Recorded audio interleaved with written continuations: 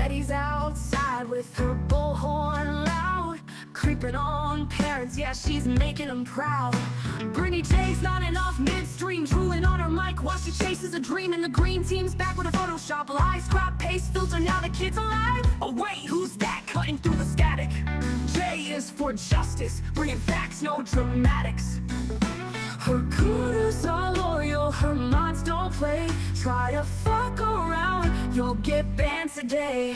Oh, Jay and the cooters run this town, while the tragedy pimps just beg and clown. They twist the truth, they fake receipts, while Jay's bringing justice. No tricks, no cheats, oh, don't fuck with the mods tonight. Betty's outside trying to bang on doors, while her chat drops cash like a broke-ass tour. She's screaming about justice, but where's that cash? Oh, right in her pocket, y'all got finesse fast. Brittany J's got a streaming mid-spin, somebody wake her up, she passed out again. Green team's out here with the fake-ass pics, turning missing kids into AI tricks. Jay's got the cooters holding it down, no clickbait here, just facts all around her mods. All the real ones blocking the trash, no trolls allowed, get the fuck out fast. Oh, Jay and the cooters run this town, while the tragedy pimps just beg and clown. They twist the truth, they fake receipts, while Jay's bringing justice. No tricks, no cheats, oh, don't fuck with the mods tonight.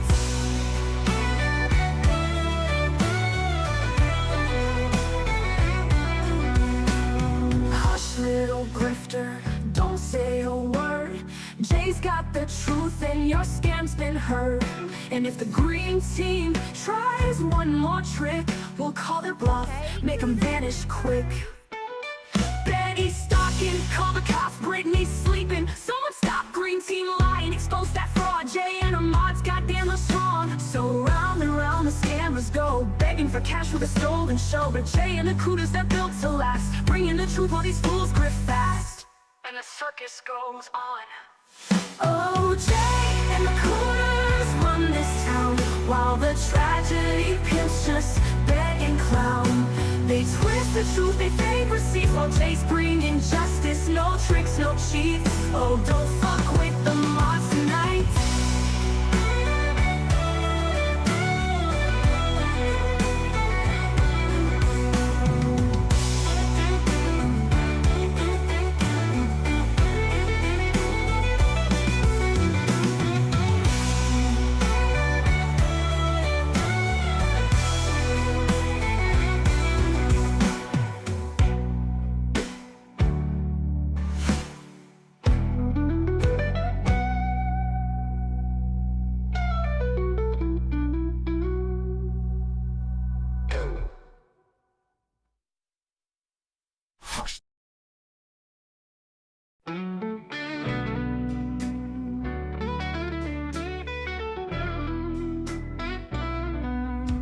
It's a late night ride down these YouTube streets, where the grifters are scamming and the bullshit repeats. Betty's outside with her bullhorn loud, creeping on parents, yeah, she's making.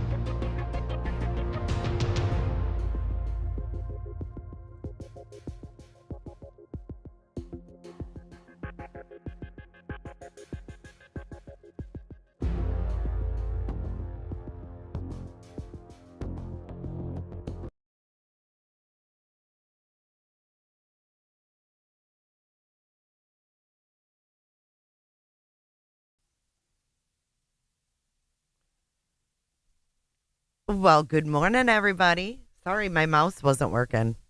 And no, I didn't drop my butter mouse. It just wasn't working right. Good morning. Hi, Scott H., good to see you. We need. Fucking fuzzy slippers and lip gloss. Hey, Janine. Hey, Tuesday. Hey, Amy C. Hey, Angie B. It is 6:16 a.m. in Clearwater, Florida. Welcome in. It is Saturday, March 29th. Can you believe it? It's almost April 1st. Hey, Chica. What's up? Our main cooter. Peekaboo. Peekaboo. Good to see y'all. Before I introduce you guys to this latest green team member, I want to share a video with you guys. Hold on. Get your coffee. We're going to have a nice stream. Hey, RLR. I am live. Went to bed early last night. You're in Lake County. What's up, Eddie? Hey, got the memo. Got the memo, and they're here this morning. Where is it? Kramit made a new song about us. It's based on this. Ready? A cooter de ville. I think the devil drives a cooter de ville. I saw the dreadlocks over the hill. Not against her will. I got time to kill. Way down in Cootersville. Okay. You ready? Here we go. Yeah, Friday night, YouTube on, scrolling. Oh damn, Brittany J streaming. Oh wait, nah, she late again. Y'all know what time it is. Cooters, unite. Friday night, got my drink in hand. Pulled up Brittany J, waiting on my cooters, but she running late. Yeah, the usual move, might be an hour, maybe fucking two. She pops on screen like, hey y'all, I'm broke. 500 likes, hit that, let's go. Cash that pin, yeah, send that bread. Praying for the subs like she heaven sent. Oh, she know the haters lurking in the dark, clipping every moment, picking her apart. Then she laughs, drops her mouth, smirks and chills. Looks at the chat, says, y'all know the deal. Devil drives a cooter de ville. I see them dreadlocks over the hill. Jay, I know you wanna clip it. Go ahead and try. Cooterville still riding high. We stand strong, we stand tall. They call us the hate channels, the dark side, but we always stand tall. And us cooters down in Cooterville, we stand with Jay, our head cooter, no matter what. Harley girl, why you clip me so cruel? Every time you post, I'm looking fatter. Face all puffed up, filters all gone. Damn, I ain't know I had more than one chin. Hartley, who even are you? Brittany screams, trying to play it cool. Fake ass prayers, hands to the sky, but we know she just grifting for that Venmo high. The devil drives a cooter de ville. I see them dreadlocks over the hill. Jay wanna clip it, Hardy wanna clip it. Creamy wanna make a song about it, go ahead and try. We know that Cooterville's all about that hate.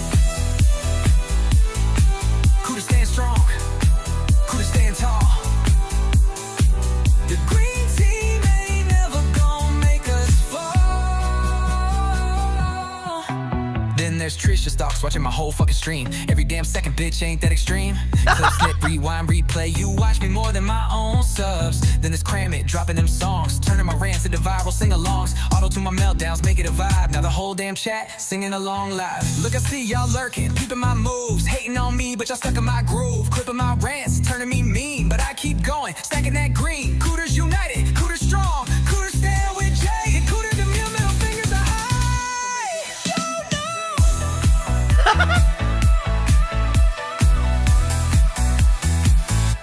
The devil drives a cooter de ville. I see them dreadlocks A cooter de over ville. the hill. The devil drives a cooter de Jay, you ville. wanna I thought clip it, Harley wanna clip it. Kramit, you wanna make a song about it, go ahead and try. We know that Cooterville is all about that hate. Cooter stands strong, and Cooter de Ville's middle fingers are high. Yeah, devil drives a Cooter de Ville.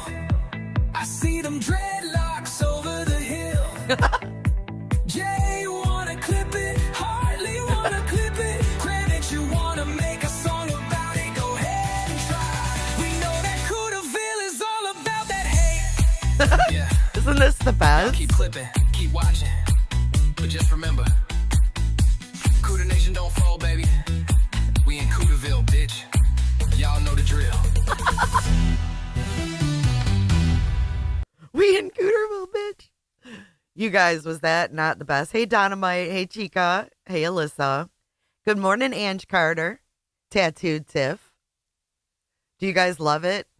I got my dreadlocks over the hill with my middle finger in the air. Nice playoff, Kid Rock. B. Tim's Flippers. A bunch of people changed their names last night to like B. Tim's Life Preserver, B. Tim's like water shoes. Hey, Kate. I hope that woke you up, you guys. Toby, good to see you. Bayou and Moxie. Hey, Janine. Yeah, I thought that was freaking great, too. I don't know if Kramit's here or not. I didn't see him. I know. I can't get the Cooterville. I get that song stuck in my head, too. Mink Coat, #1 on iTunes. Hey, Nancy. Hey, Pines. Good morning, everybody. So, I wasn't going to give this snatch any attention because, quite frankly, she doesn't deserve it. She actually is very, very irresponsible and should not be on YouTube. But since Tony Mathis, after doing this live, wanted her number, it perked me up a little bit because this is not the one, the only Jewels of Thought, a.k.a. allegedly innocent. A ratchet bitch. Ratchet as they come. And she doesn't like Jay is for Justice. She hasn't liked Jay is for Justice since the Watts case. So that's a lot of years of not liking Jay is for Justice. So this ought to get interesting. She's beyond a weirdo, Puffin. She is irresponsible and dangerous. And her Canva game, not on point. What is this thumbnail she made? What is this? I forgot to mention she's also the one that made the AI song for Britney where she called us all Nazis and talked about the pre-1939 German antics. Wonder if Jules still has a hard-on for Mommy Ramblings. Sherry, I don't think she loses her hard-ons. I think Jules gets a hard-on for somebody and it stays hard. The bitch don't let nothing go. Okay? She stalked one of the Watts' real-life family members in real life. No, you were not, Scott H. Oh, Scott gets his own soundbite for that one. Scott. Fuck directly off. Hey, little B. Little B, little bit. Who are you today? Noise. Yeah, I have a headband of a Cooter DeVille. Is that a Cooter DeVille? Why does it say Thelma and Louise? It is 6:25 a.m. Eastern Standard Time. Just my opinion. Just a B. Okay. Little bit. There's a little bit and there's a little B.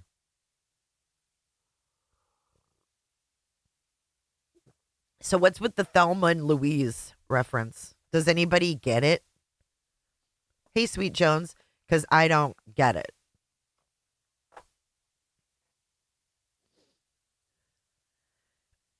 Kim, I don't get it either. And the thing is, like, this woman is a licensed therapist. I mean, I don't want to say she still has her license because I don't know. Hey, Anastasia. I don't want to say, hey, Daphne. I don't want to say, hey, Miss Liverbird. I don't want to say she doesn't have her license because I don't fucking know if she does or not. I don't think she should. I don't think she should. But that doesn't mean that she doesn't have one. But one of the Watts family members happens to live in the same state as her. Sherry, I remember that from the Watts days. Thank God I have a few witnesses here. Put a 1 in chat if you remember Jules from the Watts case. Jules of Thought. Aw, thanks, Brendan. Who's the guy? It's Chris Proudfoot. Oh, a lot of you. I have a lot of witnesses. So you guys can all testify that she was a cunt then and she's a cunt now. Awesome. Angie doesn't know who she is. Hey, Earth Dog. Good morning. So early for you. 10 a.m. here in London. Always look forward to seeing you. Thank you, Earth Dog. I love my Londonites. And I'm glad to be on it this time because I get to see a different group of people too. Just my opinion. I tried watching her once. Couldn't believe she's a therapist, right? Oh, who's the dude next to Chris? I think that's Fisher. Hey, Mocking. Oh, yeah, Chica. I don't say that. It's 6 a.m. and I don't say that word very often, much less this early in the morning. And I can't think of a better word to use. I can't describe her any less than that. That's how bad she is. I think that's Fisher, if I'm not mistaken. It's kind of a weird pick. No, it doesn't really look like him, but I think that's who it is. Hey, D-Moss. We got a lot of UK people in here. Is this General Sean approved? That's the question, Amy. Good morning. Good morning. Good morning. Come on in. Okay, so you don't have to believe me. I will put something together. I mean, if you want me to. I don't know how to give you history on her because I don't typically watch her. She changes her name all the time, and that's how you know someone on YouTube is sus. They start out, you got to name 3 names to find out who knows her from what fuck shit she caused. Right? Jewels of Thought, Rings, Watts Days. Yeah, they're just shitbags, Amy. Maybe, Maggie. Sean is live tonight, I think at 8 o'clock.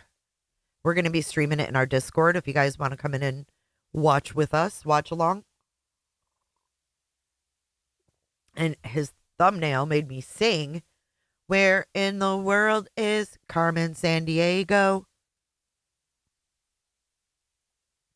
You followed her years ago. A lot of people did, Caroline. Good morning, Michigan wifey.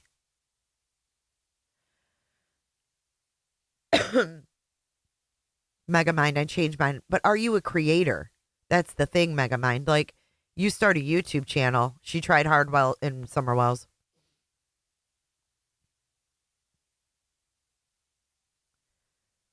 Hey, Cooter Clipper. Cranky. Good morning, Cranky. Don't be so cranky. Don't be so cranky this morning. Welcome to Cooterville. Let's give you an official welcome this morning to cheer you up. Let's cheer up Miss Cranky. She says, "Welcome Close to your legs. Cooterville. Everybody, Close close your your legs. leg. Everybody coming in, close your legs." Close your legs. Daniel Colby, you have to be a member of the channel. Dedicated Cooter and higher gets you access to my Discord. Just give me 1 second, guys.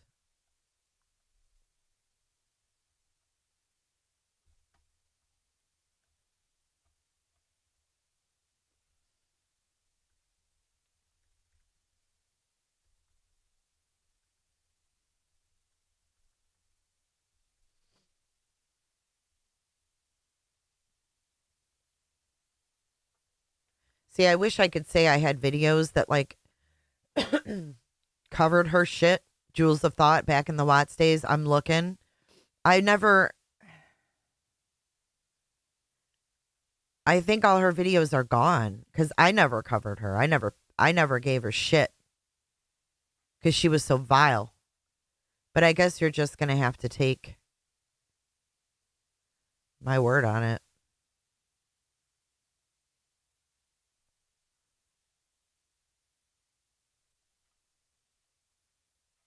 Anyways, all right, let's get into it.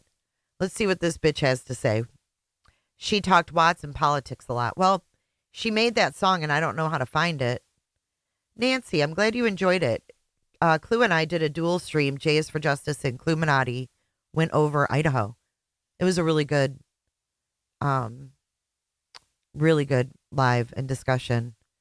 Yeah, I don't have the old videos. You'll see though for yourself. Hey, Scottish lass. That's so cool. Yeah, she is actually a therapist. It's not that she just like studied it or read a book. Thanks, Kathy. Thanks, Poco. And that's okay. Hey, Jinx. All right, let's get into this bitch. Because she went on for a long time. I don't know if I'm going to play the whole damn thing, but we'll see how it goes. I haven't listened to this. Hey, John Wallet. I have not heard it yet. I just know she talked mad shit. So this is a raw live reaction from me. Have not heard any of it. I want to thank XI for sending it to me. I don't know how she condensed this, but thank you so much because I didn't watch it, haven't seen it, haven't heard it. So let's go.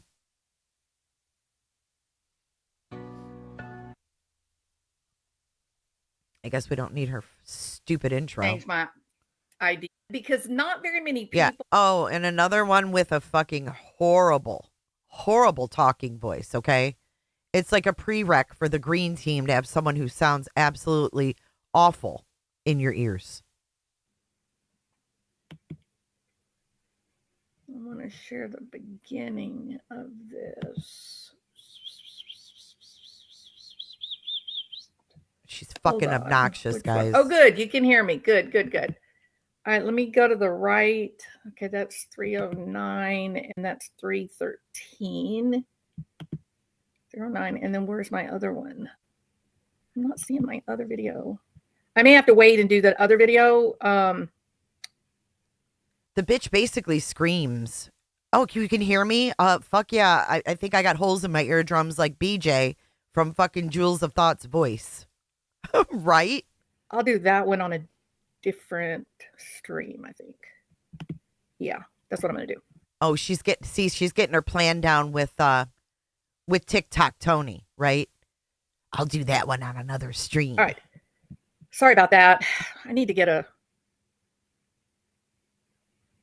All right, what y'all think of the music? Fun, right? Hell No. yeah. Your browser has blocked your screen. Click the screen icon in your address bar to allow access. Okay. But I don't want to be on this. Oh my God. All right.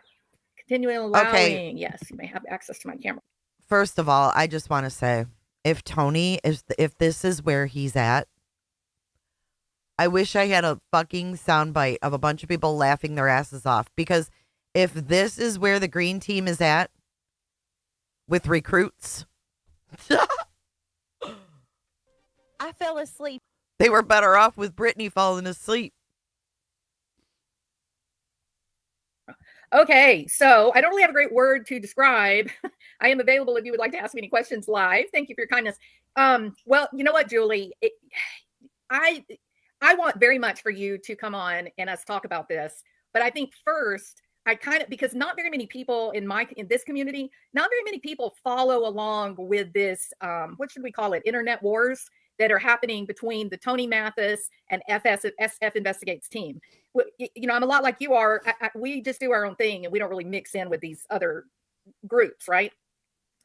Oh, you do your own thing. Is that why you made an AI song about the pre-1939 antics and directed us as Nazis? Hey, Cooter Clippers. Damn, Stevie B coming in hot with 5 new cooter ships. Welcome, Lucid, CC, Scottish Lass, Danielle is making her coffee, and Kim. Welcome to Cooterville. Hey, Cooter Clippers. When was this live? I think it was about a week ago, Island. I think it was about a week ago now. Her name's Jewels of Thought, but that's how I know her. But she knows, you know her as allegedly innocent. She's gone on Britney's streams. Well, now she's wanting to talk to Julie. She's in contact with Mathis. because Mathis asked BJ to put him in contact with her. So, yeah, you forgot she existed. A lot of us did. Hey, good morning, Chaos. I'm friends with Brittany J, and I'm not saying that I'm not, supportive of her. I am completely, and I've made my feelings known about the disappearance of Sebastian Rogers. But I have a lot of other opinions too. I don't fit a certain group, and I would never, ever allow Tony Mathis or SF Investigates to make my decisions for me. No, Yeah. thank you. I We'll have a lot see. more faith in my own brain than I do in those two. So no. And I do think, Julie, that that's where we're at. I think that when you put Tony Mathis and SF Investigates in charge, I think you're going to have a shit show before it's all over with. Because I Oh. don't believe that So it was after this stream that Tony wanted to talk to her. Starting to make sense already. this has ever been about finding Sebastian. I think both SF Investigates and Tony Mathis, they have exploited Christopher Proudfoot and Seth Rogers with the express sole purpose of, winning a popularity contest, building the foundation for future internet fame. And if you think I'm wrong on that, you guys put a 1. If you believe I'm wrong about that, put a 1. Put a 1 if you think that she's I'm wrong. absolutely accurate, put a 2. I think Sebastian has been erased in this whole absolute shit show. All right. It is terrible. Absolutely terrible. So what has gone down with, Puffin, that is hilarious. with Jays for Justice? She's sort of, I would say, if I had to get, I would say she is like the center of the wheel, right? All this. Do you hear this shit? This bitch. Who are you? Who are you? How am I the center of the wheel? I've never met any of these people. There's people that have met them, yet I'm the fucking center of a wheel. Ain't no center of a wheel, you fucking weirdo. Stuff was revolving around her. No, She's it wasn't. the center of what really went down the past 2, 3, 4 days. How am I the center of it? Julie's the center of the damn wheel, not me. Don't put my shit there. Well, I guess I did put my face in the middle of the trouble game the other day. The wheel. Are they talking about my... Do I need to bring back the little wheel where we do our giveaways again? Do I need to bring back the motherfucking wheel? And it all started by what I thought was an absolutely great idea. Okay. I thought it was perfect that Julie went up on Jay's panel and began to have a conversation about some things that had been trying to twist off. Right. And I thought, well, thank goodness there's a good new beginning. Let these people start communicating with one another. And then maybe something useful will happen. Correct. And you're going to hear this and they're having a great conversation. I thought it was. What do you think, Julie? Do you think the begin here? I'm going to give you a link to come up on She stream. wants Julie to come up. Because I would kind of, now that I'm sitting here thinking about it, I don't use a script. I don't use a script. Not yet. And so sometimes I change my ideas. You as will I'm use a working script through once this. Tony So gets a hold if of Julie you. wants to come up, I have a couple of questions for her. Oh, yeah. See, everybody, you know what this is? You know what this is? Julie didn't go up on their panel. So you know what everybody gets? Like Betty said, in the words of Betty. Everybody all big mad. Always big mad. No one comes up on your panel, Jules of Thought, a.k.a. allegedly innocent. I don't even know what the fuck to call her. I call her Jules of Thoughts because that's what I know her as.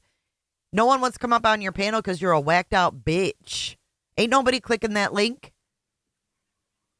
This was after Julie went on my panel. So this was...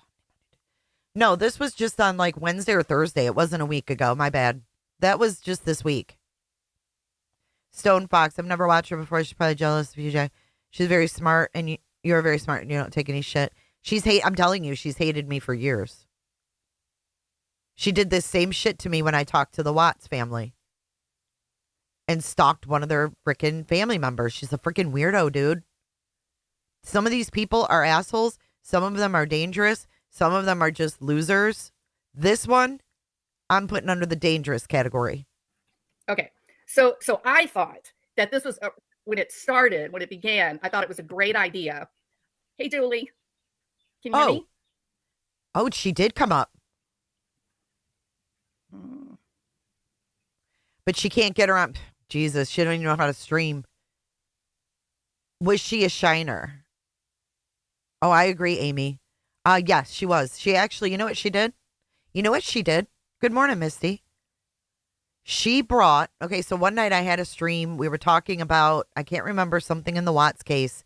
This bitch actually got in touch with the Ruseks, Shanann's family, and she brought their lawyer into my chat, or at least a screen name. Now that I'm, a little wiser to the tubes and people's antics, Jules, not the 1939 pre-World War III German or World War II German antics. Not those. Sorry, World War III is on the brain because of Craig.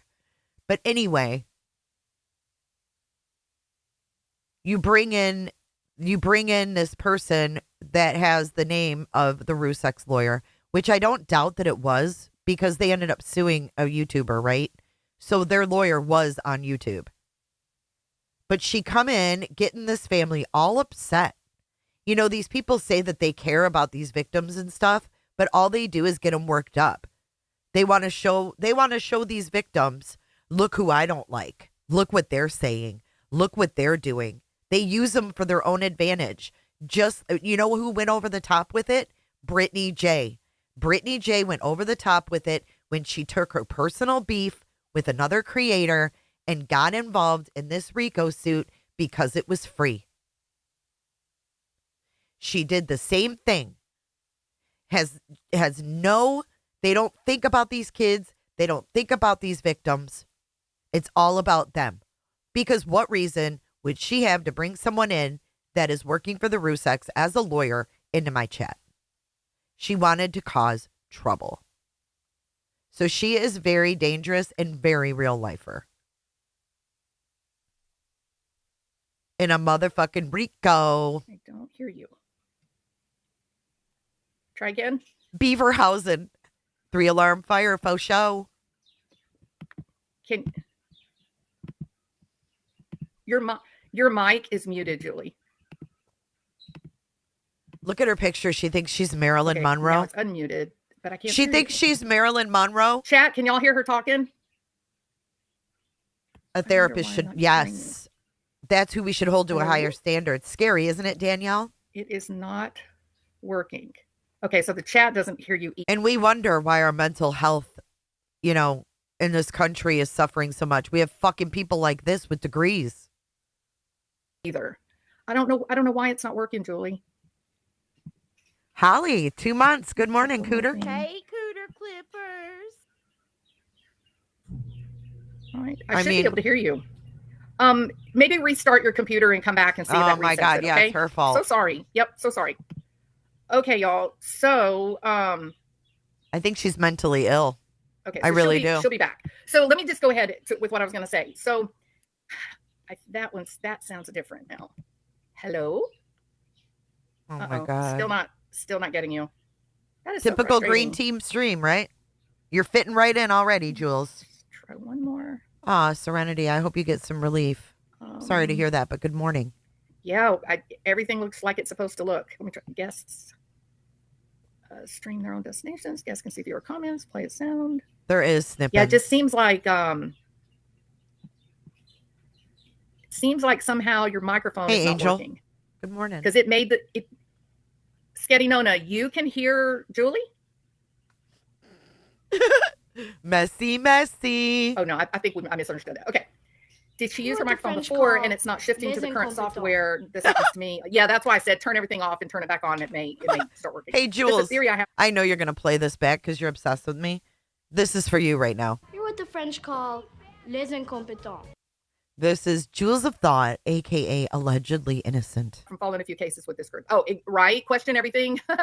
If you have watched historically, and I'm referring to SF Investigates, if you watched historically, he is definitely an opportunist. Yes.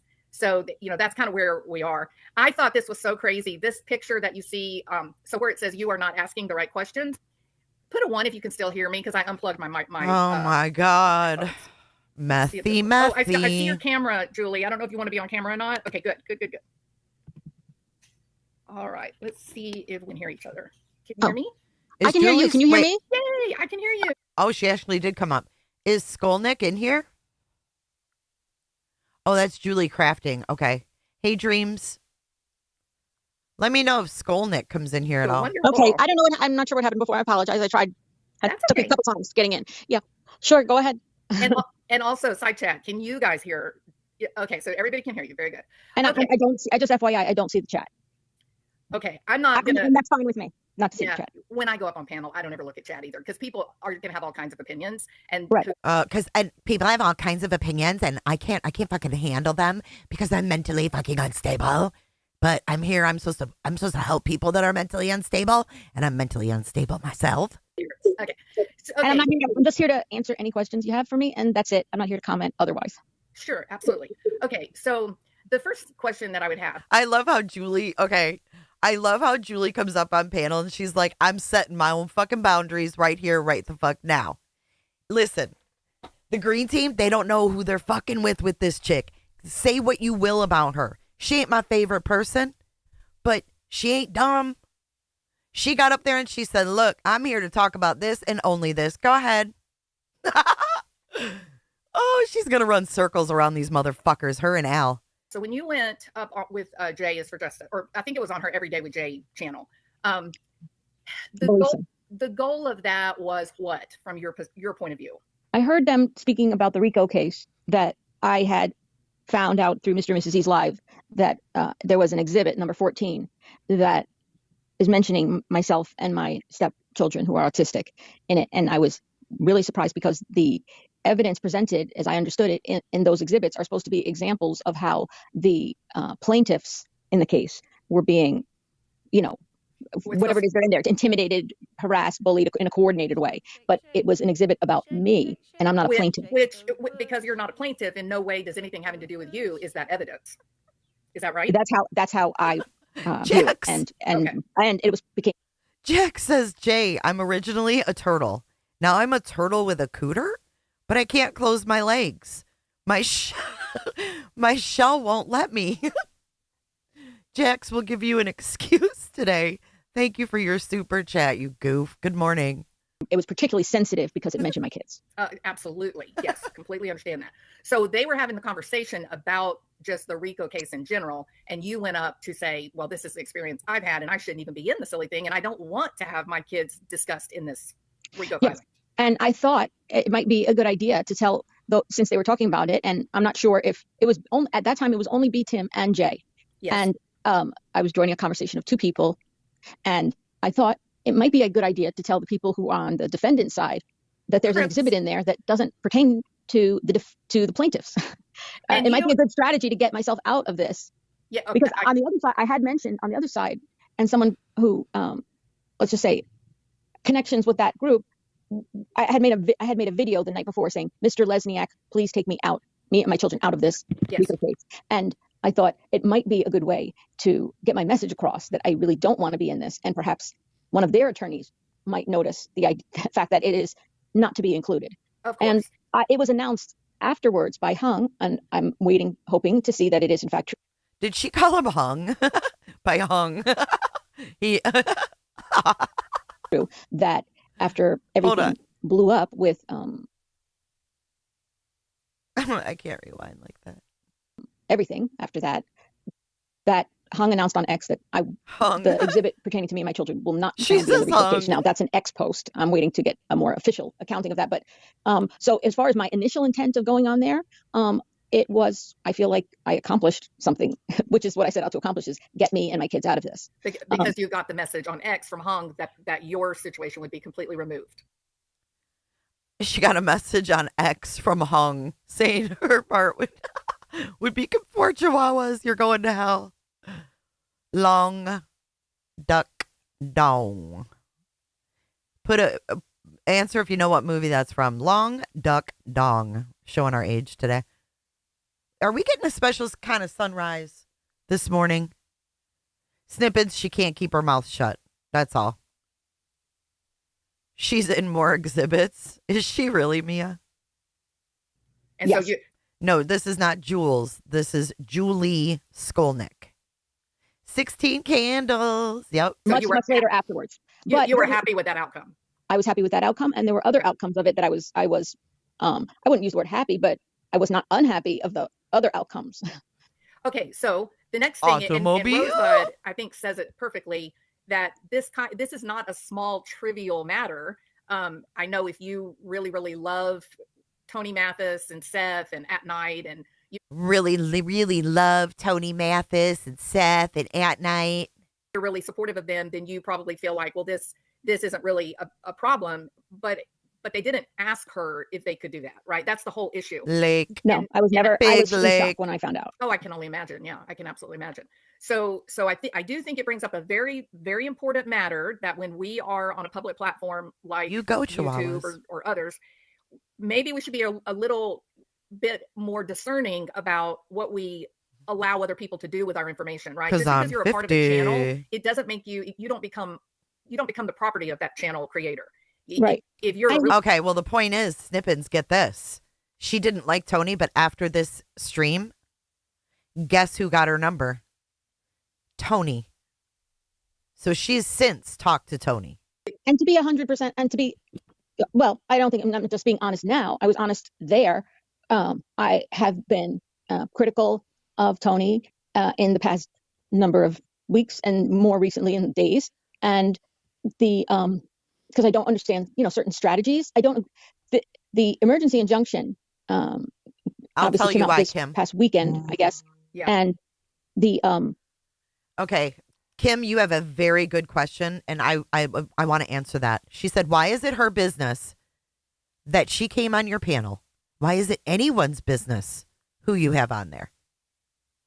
Well, I'll tell you why Jules is giving it attention, right? It's called channel building. She thinks if she talks about this and puts me in the thumbnail and Fisher in the thumbnail with Thelma and Louise and all this shit, that she's going to now get the views that everybody else gets. And she wants subs. So she's saying, oh, I don't like Tony.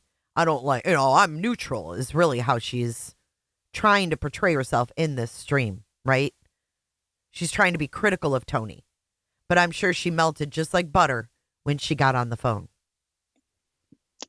But prior to that, I was already not understanding. Well, wait, hold on. One more thing. Another example, that JP bitch who went live the other day and had a fucking conniption because her wrench was taken. Right? She had a fucking conniption. Those kind of people. And then she tagged me. Well, she was going to go live about me anyway, but she got her wrench taken because she's a vile bitch to everybody that comes into the streams over there in Queens. So anyway, she goes live and she loses her shit, but she tags me a day before. That's what these people do when they want attention. I didn't watch it, but I heard about it. Of how being in a court case in Pennsylvania with Barbecue Lady and Granny's Watching was furthering helping find Sebastian. Totally agree. And including Granny's Watching seems strategic to me, because she really did they choose her because where she lives? Like, is that why she and Barbecue, was that the whole reason for it? The two people they have in court are the two people who live in Pennsylvania. It's crazy, isn't it? It's just, so I don't see how what they're doing actually helps them find Sebastian, and I hesitate to bring this up. I know there's a bit of hard feelings or discontent about questioning law enforcement. I think that Tony Mathis, that group of people, are very sensitive and they don't want anybody to call attention to Eric Craddock or any of the other, Bobby Carter, I guess. But there are some of us, me included, that I am quite honestly shocked at what the cops did not do. And if this is a kid who's on the spectrum, you've got multiple CPS investigations, and then he disappears in the middle of the night, and you've got the district attorney showing up at their home that morning. And I'm saying, I had never heard of a district attorney jumping up out of bed to go run and respond to a runaway. No, I don't think it was that morning, but perhaps. See how Jules spins things? Late that day or the following day, but I never heard that the DA was at their house that morning. Have you guys? Hey, BGs. Put a 1 in chat if you heard that the DA was at the Proudfoot's house the morning of the search or in the couple days after. QB said she came to her before and asked to be unmodded so she wouldn't get backlash. Well, whatever. I don't know what she was on then, Aisha. I thought she went off because her wrench was taken.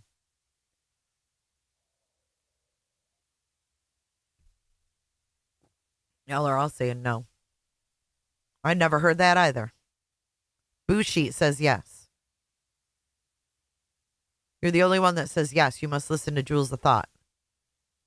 See, look at everyone's saying no. Patsy Crime, I've heard it, but with zero supporting information. Huh. They make stuff up as they go. They fucking do. Very quickly. So I'm going to defer to your knowledge. I was under the assumption that it was early on when he was there, and I made the observation that looks more like a friendship than that looks like. Yeah, it was early. In my opinion, it was. It wasn't far behind Chris Proudfoot himself showing up. So that's early enough, isn't it? Like, that's shocking. The other part that I just didn't understand is you have a kid. All it takes is one phone call to the special ed teacher there at the school, and you can find out very quickly just how sophisticated Sebastian is, and does he have the ability to turn into a ninja in the night as described by Christopher Proudfoot? And the teachers, or is he, or are they Bored and lippy based on their own not properly understanding the different levels of autism, or are they being misled by the parents because a level 1 autistic child would know not to jump into a freezing cold lake? They have a sense of danger. So were they being misled that he doesn't have that kind of understanding by the parents? Were they just not understanding, just using it? Now, had somebody put him in a lake, certainly it's appropriate to search lakes, but. Well, so we're both thinking along the same lines. My position was, why is it that you have basically the National Guard called out to look for this kid, that is appropriate. Every missing child should have that kind of army looking for them. Yeah. But my question is, it never occurred to you, you've got a kid that's got 5 CPS investigations that law enforcement can access at the drop of a hat. They don't need any special clearance from the state to get in CPS records at all. So no, and in a proper world, CPS is working with law enforcement in cases where it reaches 5 cases. It reaches 5 in 15 months. You would think at that point somebody from CPS would have contacted law enforcement, at least to make them aware of it. Absolutely. They do work. In most cities, they work hand in hand. For example, CPS can't arrest anybody. But there are people who have to be arrested for child abuse. So in those cases,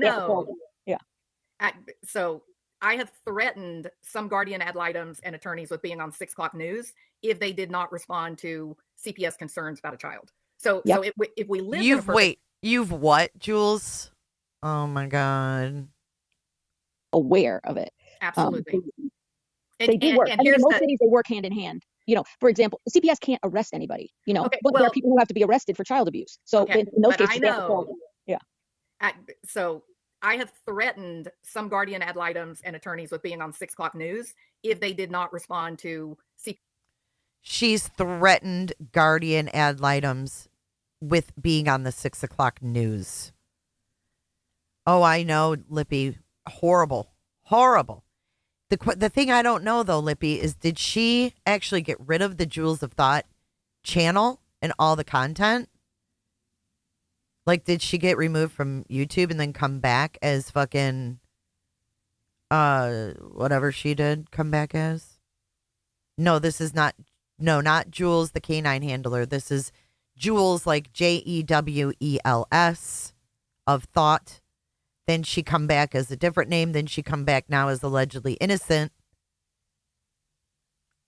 You don't know if she did it or YouTube. Okay. I don't know either.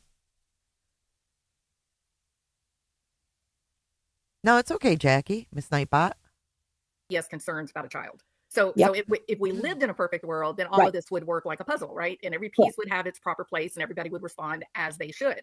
We don't live in a perfect world, and attorneys get worn out and law enforcement gets overwhelmed, and CPS is absolutely overworked, and their people are not always well trained, and it's just too big of a problem for what we have in terms of available resources. So, and particularly in the state of Tennessee, as I've come to learn, that there is a real problem with not having enough. I mean, it's a problem everywhere, but they really have a big problem in that area of not having foster homes or group homes or places to bring Absolutely. kids to.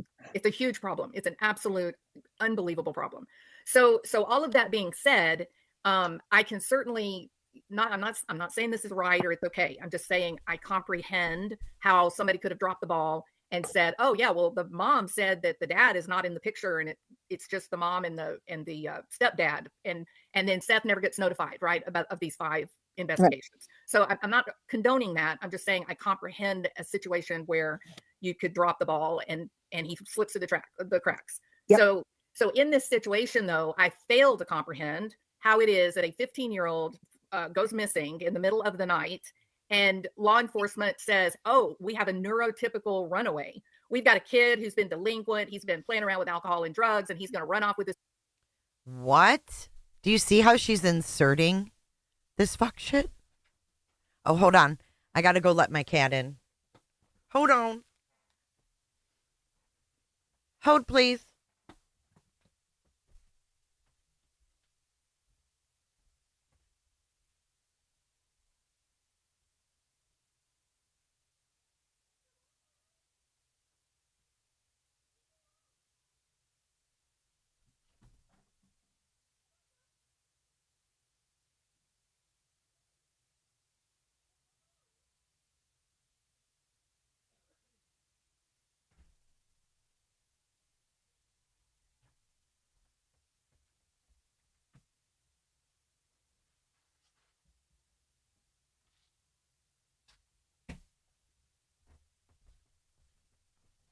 Okay, sorry about that. Cats are so demanding. She jumps up on the screen and it scared the shit out of me. Isn't there a singer named Jules? Yes. And fucking Britney sang her song. I love the singer Jules. All right, here we go. Sorry about that, guys. Friends in the middle of the night. That is not what happened with Sebastian. And it would have been one phone call to the school to know what level of support that he needed and he was receiving to quickly understand, no. This is not a kid who ran off in a moment of defiance. There's some other things that would take away from that picture. And Katie herself says his elopement has never exactly. So with 2 phone calls, it would have been absolutely chart opened right in front of Eric Craddock. This kid would not have just walked out of the house in the middle of the night. It would have been atypical for his pattern of behavior. The school says he would not have even envisioned doing that. He is not capable of the type of. How does she know what the school says? This is very dangerous, guys. She's speaking on a minor child and talking about what his school says. As a woman with a degree in social work or whatever her degree is in, this is dangerous, dangerous behavior. Fluid intelligence that he would be able to turn himself into a ninja. And you know why now? Tony wanted her number, right? Look how easy the fucking lies come out of her mouth. Listen how easy she can make up a story in her head. He wants a packet to her ASAP. He wants a packet to her ASAP. I think Chris Proudfoot said, and maybe we better handle this like a potential crime scene. Not an actual crime scene, but a potential scene where we collect some data and preserve it in case this goes south. And it turns out to be a bad situation. That is not what happened. No. It seemed like the DA showed up in a supportive fashion, as if maybe he somehow is friendly with the families. See what I mean? She's putting the DA there in a friendly fashion, being familiar with the families. Jules of Thought, you need to shut the fuck up, lady. Somehow. And they failed. My understanding is that there was really no data collection within the home, that they had the dogs in the outside area and the dogs don't pick up on Sebastian. Oh my God. She's saying that they didn't have dogs inside. These are all lies. This woman is dangerous. They do not track Sebastian. And I'm sitting there going, those critical moments are lost forever. So you had, with Gannon Stout, the cops came in and they recognized the situation as something highly irregular and they used luminol and they found a bunch of blood in the child's bed. So that information can never be found now. And with the curious, how do I want to say this and be accurate? With the curious rise to power of Eric Craddock. Mm-hmm. That's a good way of saying it. It looks like maybe the priority was not to answer the question, what happened to Sebastian? Maybe the priority has been, don't look at Katie and Chris. Maybe what they have been doing has been an act to insulate them from accusation rather than what happened to this kid. I agree with you. And I think, I mean,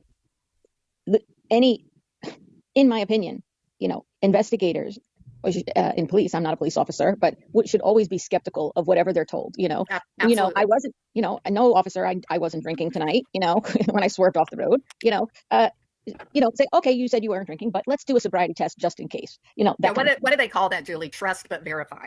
Exactly. Trust but verify. So I think, what I saw happen was there was bias, towards we're going to accept whatever it is you tell us. Thank you. I love that you put it that way. It was bias. Yes. Okay.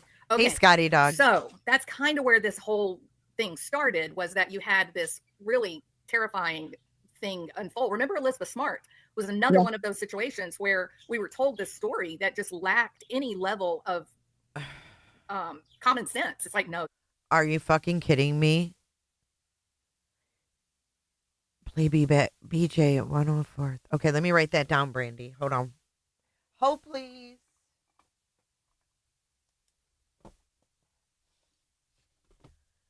$104.37. The true crime one? The true crime channel? Saying, who's that beautiful lady on the thumbnail?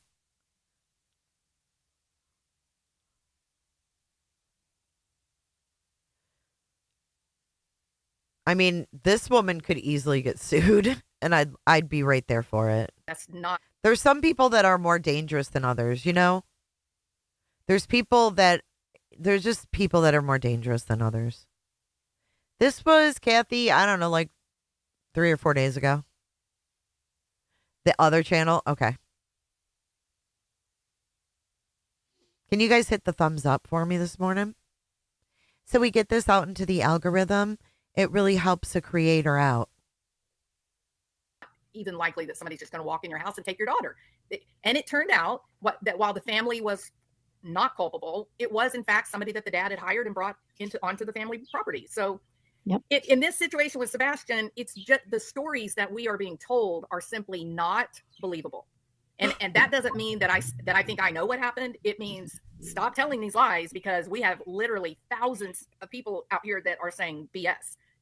We don't know what did happen, but what you're describing absolutely categorically did not happen. He did not get up in the middle of the night and walk out the door with no shoes on and lock the door behind him and evade detection by any of the cameras. Hundreds of cameras, right? Thank you. And here we are now. Well, we're at 13, 14 months after the fact, and there is literally not been one bit of evidence, not even showing the kid anywhere.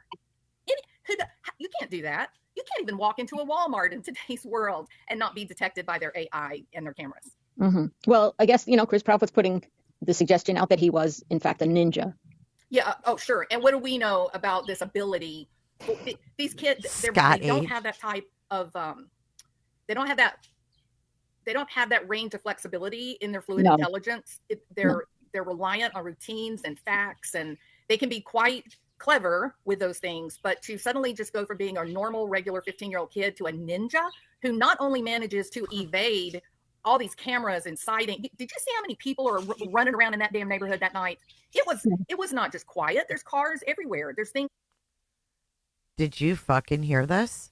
Did you see how many people were running around that neighborhood? Tell us, how many people were running around, Jules? How many people were running around in that neighborhood? Show us all the traffic. Dangerous. Misinformation. Happening all night long. Now we know that because SF has put out all this, what do you say? I've seen 200 hours of video. Okay, why are you bragging about that? Because you didn't see 200 hours doesn't mean there was tons of cars and people running around everywhere.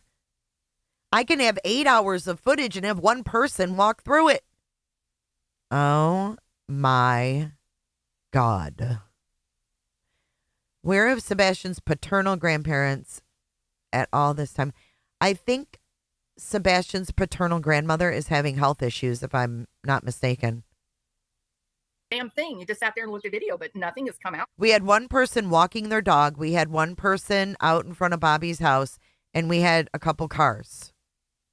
That helped. So how is this kid supposed to be able to evade the cameras, not be seen by the various people that are coming and going? And please, Jules, if you do anything as a streamer, as whatever the fuck you want to call yourself, get a goddamn de-esser and get rid of those sharp S's, because I think that might be why we all are getting holes in our fucking eardrums.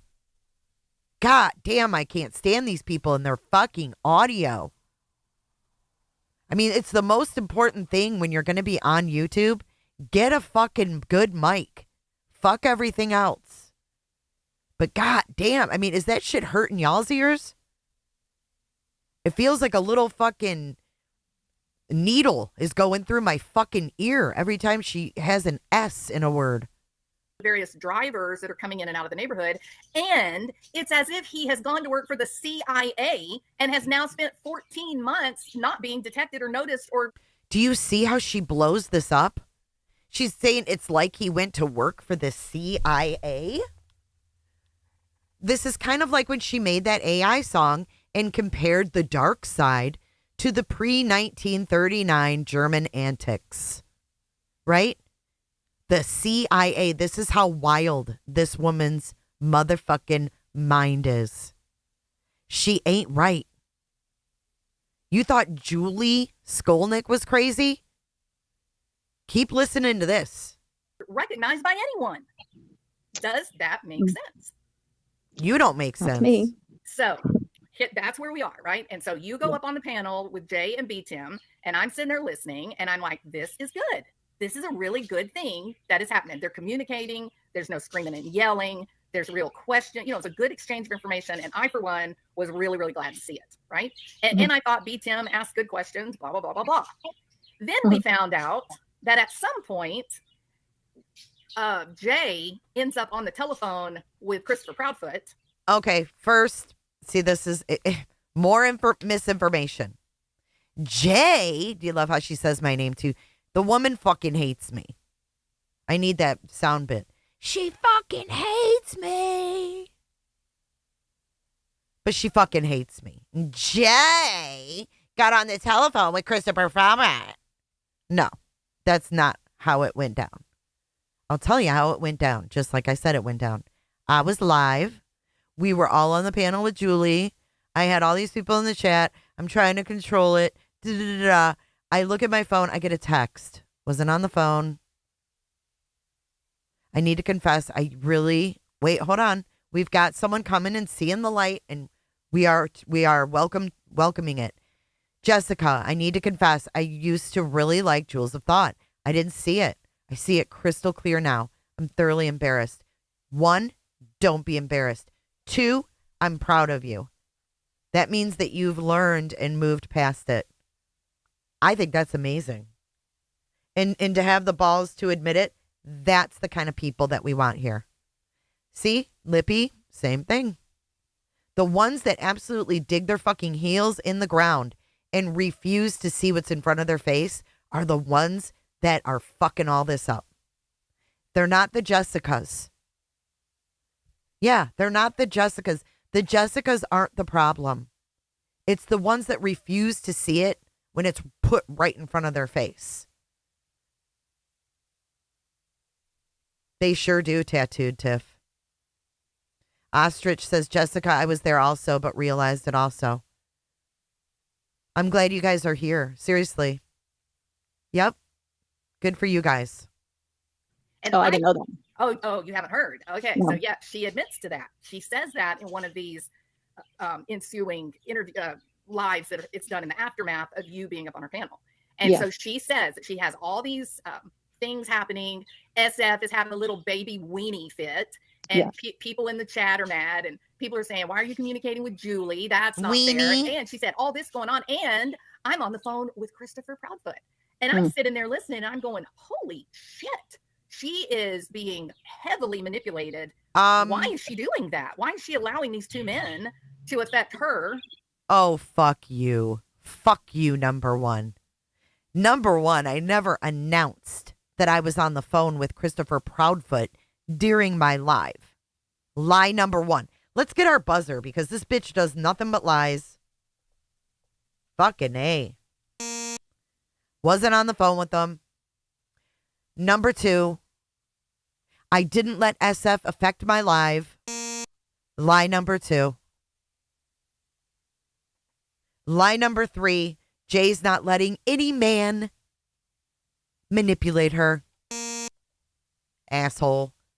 She projects every fucking insecurity about herself onto everyone else. She was calling SF a drunk, saying he was an alcoholic without even knowing him. She always puts these nasty accusations on other people. And then, like, it's all about her. Like, I bet you her dad was a drunk and she's got this trauma she can't get past. So every man's that talks a certain way or acts a certain way is instantly an alcoholic. That's how these fucked up minds think, like her. You know what I mean? Oh, my mom did this, so every person that reminds me of my mom does that. Just like she's comparing things to the CIA. What in the pure fuck?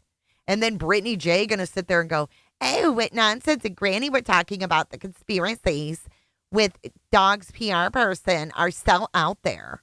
But you got this bitch talking about fucking comparing this case to someone being in the motherfucking CIA that's on YouTube? Fuck. You want to talk about delusional? This is delusional through and through. Through and through. Good luck, Tony, with this one. Give her the packets, baby. She gonna take them and she gonna run with them and add her own shit. She gonna add her own shit. You just wait. And then that's affecting how she's interacting with you. And then I do think there is no politics. There's a period of time where the quality of the interview dramatically changes, doesn't it? Like well, from my perspective, as I'm not seeing the chat, I don't know who I'm talking to. I can't even see the panel. I recognize voices. So from my perspective, there were a couple things I heard on my end. One is someone comes in the chat with a different voice I don't recognize, a woman. I said, who is this I'm speaking? Who is talking this about UA? Who's talking? And it said it was UA Crimson, who I remember to be a person who works with SF Investigates. And I said, I don't want to speak to that person. And she says, well, then just listen to what I say. And I said, no, I don't want to listen to what you say. And that was so her comment was just dripping with arrogance. And it was like, just listen then. And I said, no, I don't want to listen to you and I don't want to talk to you. And she leaves on her own. It sounded to me that she's like, fine, bye. But at some point, so Cletus joins, and I said I would rather speak to Cluminati, and but he stays, and I stay too. Cluminati comes on. I do hear her. I thought Cletus and Cluminati were communicating. I didn't think they were like coming for you. No. I think it was.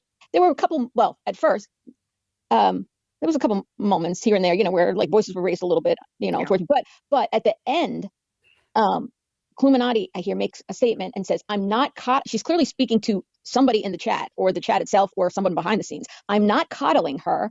Okay. She's not talking to me because she uses her. I'm not coddling her, but if I don't do this, she's going to be like Butterball Brittany J or something like that. She says something like that. She's going to cry and fall apart if I don't do this. If I don't talk to her. You know who that was? That was SF Investigates, dumbass. Now I realize this was SF Investigates telling, after the fact, I'm putting it together. Okay. Because right after that, she did this kind of performative thing where she tells me off, she curses me out and says I'm evil or something like that. And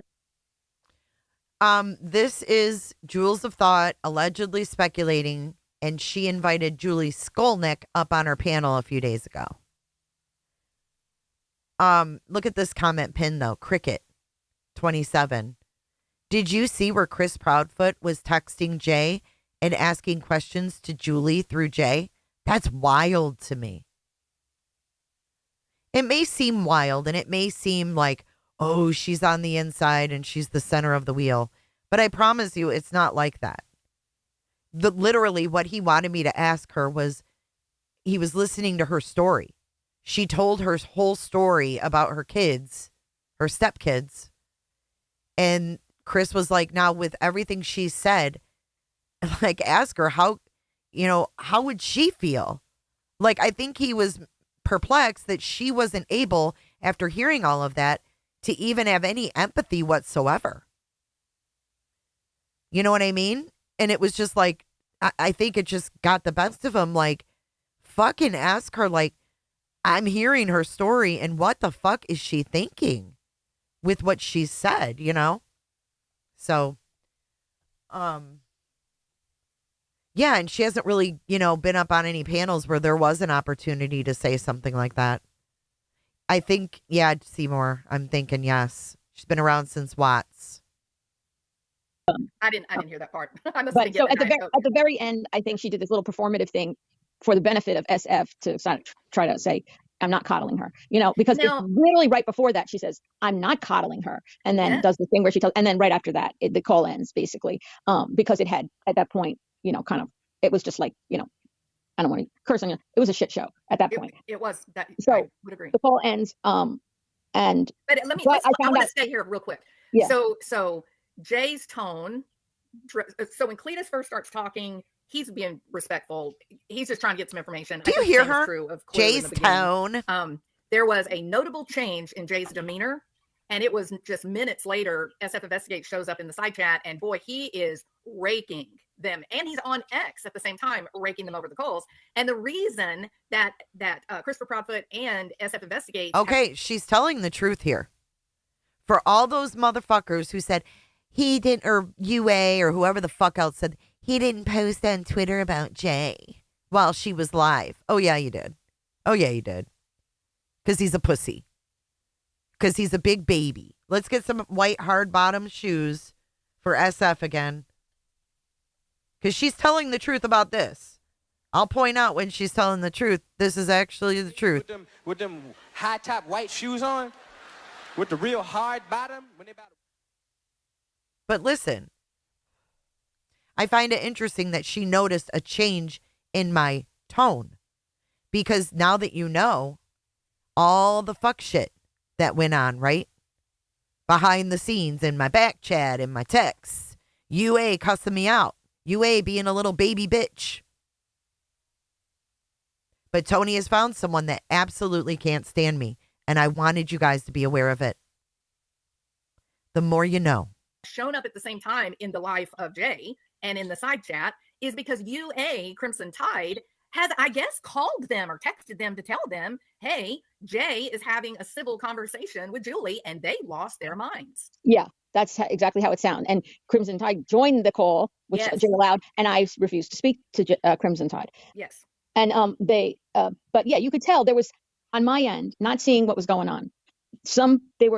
I didn't know if it was coming from the chat or behind the scenes, but something was going on that it was like they were reacting to something, some external persons talking to them, telling them things. And wait, one thing I did learn is at that point they did question me about don't I feel bad about that, SF, hold on. who I think was crimes under investigation. I know once again you are being paid by Proudfoots, but they all signed NDA. Why? Excuse me, lady? Are you saying I'm being paid by the Proudfoots? Please clarify crimes under investigation. Because if that's what you're saying, you got that shit wrong. I ain't getting paid by no parents of any missing kid. Paid for what? Hey, Debbie. I mean, paid for what? To stream like I've been doing for the past 7 years? Well, I mean, what exactly do you think they're fucking paying me for? It's stupid, right? Fuck can I do in Florida? They're going to pay me for something. Cluminizes how many people he has saved. And oh my God, if Illuminati only knew the truth. I've heard them how many people his phrases. And oh my God. How many people he's saved. And here I am instructing people. And don't I feel bad that because of what I did, which they tell me I did something illegal, which I did not. Maybe it was sarcasm. Show people how to file sorry. Again, they have a licensing board. You guys were right. Sorry, crimes. I was just like, what? Because I have been accused of that many times. So sorry about that, crimes. I take it back. But people have accused me of being paid. And I'm like, for what? Paid to make posts for 2 weeks? No. Exactly, Chris. in the state of Tennessee, which I find, and how to make a report if you see something that violates. And I literally did a Hey, live Pet A. where I read the guidelines for people who are granted Pet private A. investigator licenses. It's Okay, part of let a me- larger board. And Okay, I let me showed tell you people how to this, do it. Julie. Shut up, But Jules. I just want to say that they said to me, and I don't know if it's true, don't you feel bad that there's been like 50 reports, which I never knew if anybody reported after I showed them how to do it or not, if they had reason to. I didn't instruct people, but I said, if you should have it, here is how you do it on this public website, which they have for a reason. Okay, so I guess SF is claiming 50 people reported him, is what she said. Is that what I heard? Pet A, good morning. I love saying her name like Somebody that. reported after I showed them how to do it or not, if they had reason to. I didn't instruct people, but I said, if you should have it, here is how you do it on this public website, which they have for a reason. And if it is true that there were, let's say, somewhere in the realm of 50, well, then I was happy, frankly, to hear that news. Yeah, But well, clearly he's upset about that thing that I had done, which is show people. if Have you're a good day, upset Miss with Liverbird. this, you think he's done something that has violated. And I literally read out the guidelines and I put them on the screen. Here are the guidelines that you have to follow. Here's what you're allowed to do. Here's what you're not allowed to do. And so if you are, yeah, so and you- he's upset with this because people have in fact reported him. okay, so he does, if you investigate, if you just dig a little bit, not even deep, just a little bit, he's had some problems with people reporting him in the past, including he was reported by his own supervisor. Yes, So I was there well are, aware of that. yeah, so he has a little bit of a history that is completely unrelated to. Okay, and I agree with you, Sane. I think it's weird that he got all worked up over this because if it's not legitimate, I mean, she did it. She reported him. If you're not doing anything wrong, I mean, I know it's a pain in the ass. I know it's not cool, but to take it out on me that this woman reported him was so wrong. Deal with her. Has nothing to do with me. The stream wasn't even about him, but he somehow made it about him, didn't he? Disappearance of Sebastian Rogers. You also know this already, but a lot of people may not. So if you are licensed by the state as a professional, if you are a licensed caregiver of any sort, then you're required to post in your office, in your place of business, which would extend to your professional website. You're required to post who they should, if someone has a complaint about your services, who they should contact and how to do that. That's part of the licensing guidelines. You have to do that. So I don't think that that this was the same thing as like making an erroneous false report to CPS. That is breaking the law. Yeah, you can't do that because there's children's lives that are at stake. But a licensed professional, someone who's being licensed by the state, they are tested and researched, and a full background picture is developed by the state to ensure that this person who's going to hold this license is not, that they are well trained and they have the proper education and experience to do the job that they are asking to do. And so when you show your license, you're showing, hey, the state has researched me and has looked at all my education and experiences, and they've determined that I am a sane, sober expert who's able to provide proper services, and that I won't exploit you and I won't harm you. I'm just going to do the job that I'm licensed to do. And that is why we are required to have the phone number and the address of the licensing board and how people can make complaints. And listen to this, y'all. If someone does want to make a complaint, I have to offer to help them find the information and tell them how to do it. That's part of being, when you're a licensed professional, your boss is the state government. That's the way it unfolds. There's an office in the Capitol building that is in charge of certain licenses, and they maintain that website for the complaints, and they investigate those complaints. And the investigations are done by other professionals that hold that same licensure. So if his license as a PI, if something happens, he gets reported, the people that are going to be doing the investigation are going to be usually around 6 to 8 other PIs. And they're going to look into what happened. They're going to question people and that kind of thing.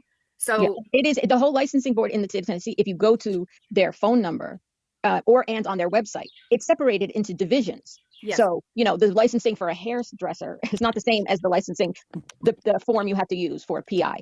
Correct. And it is governed.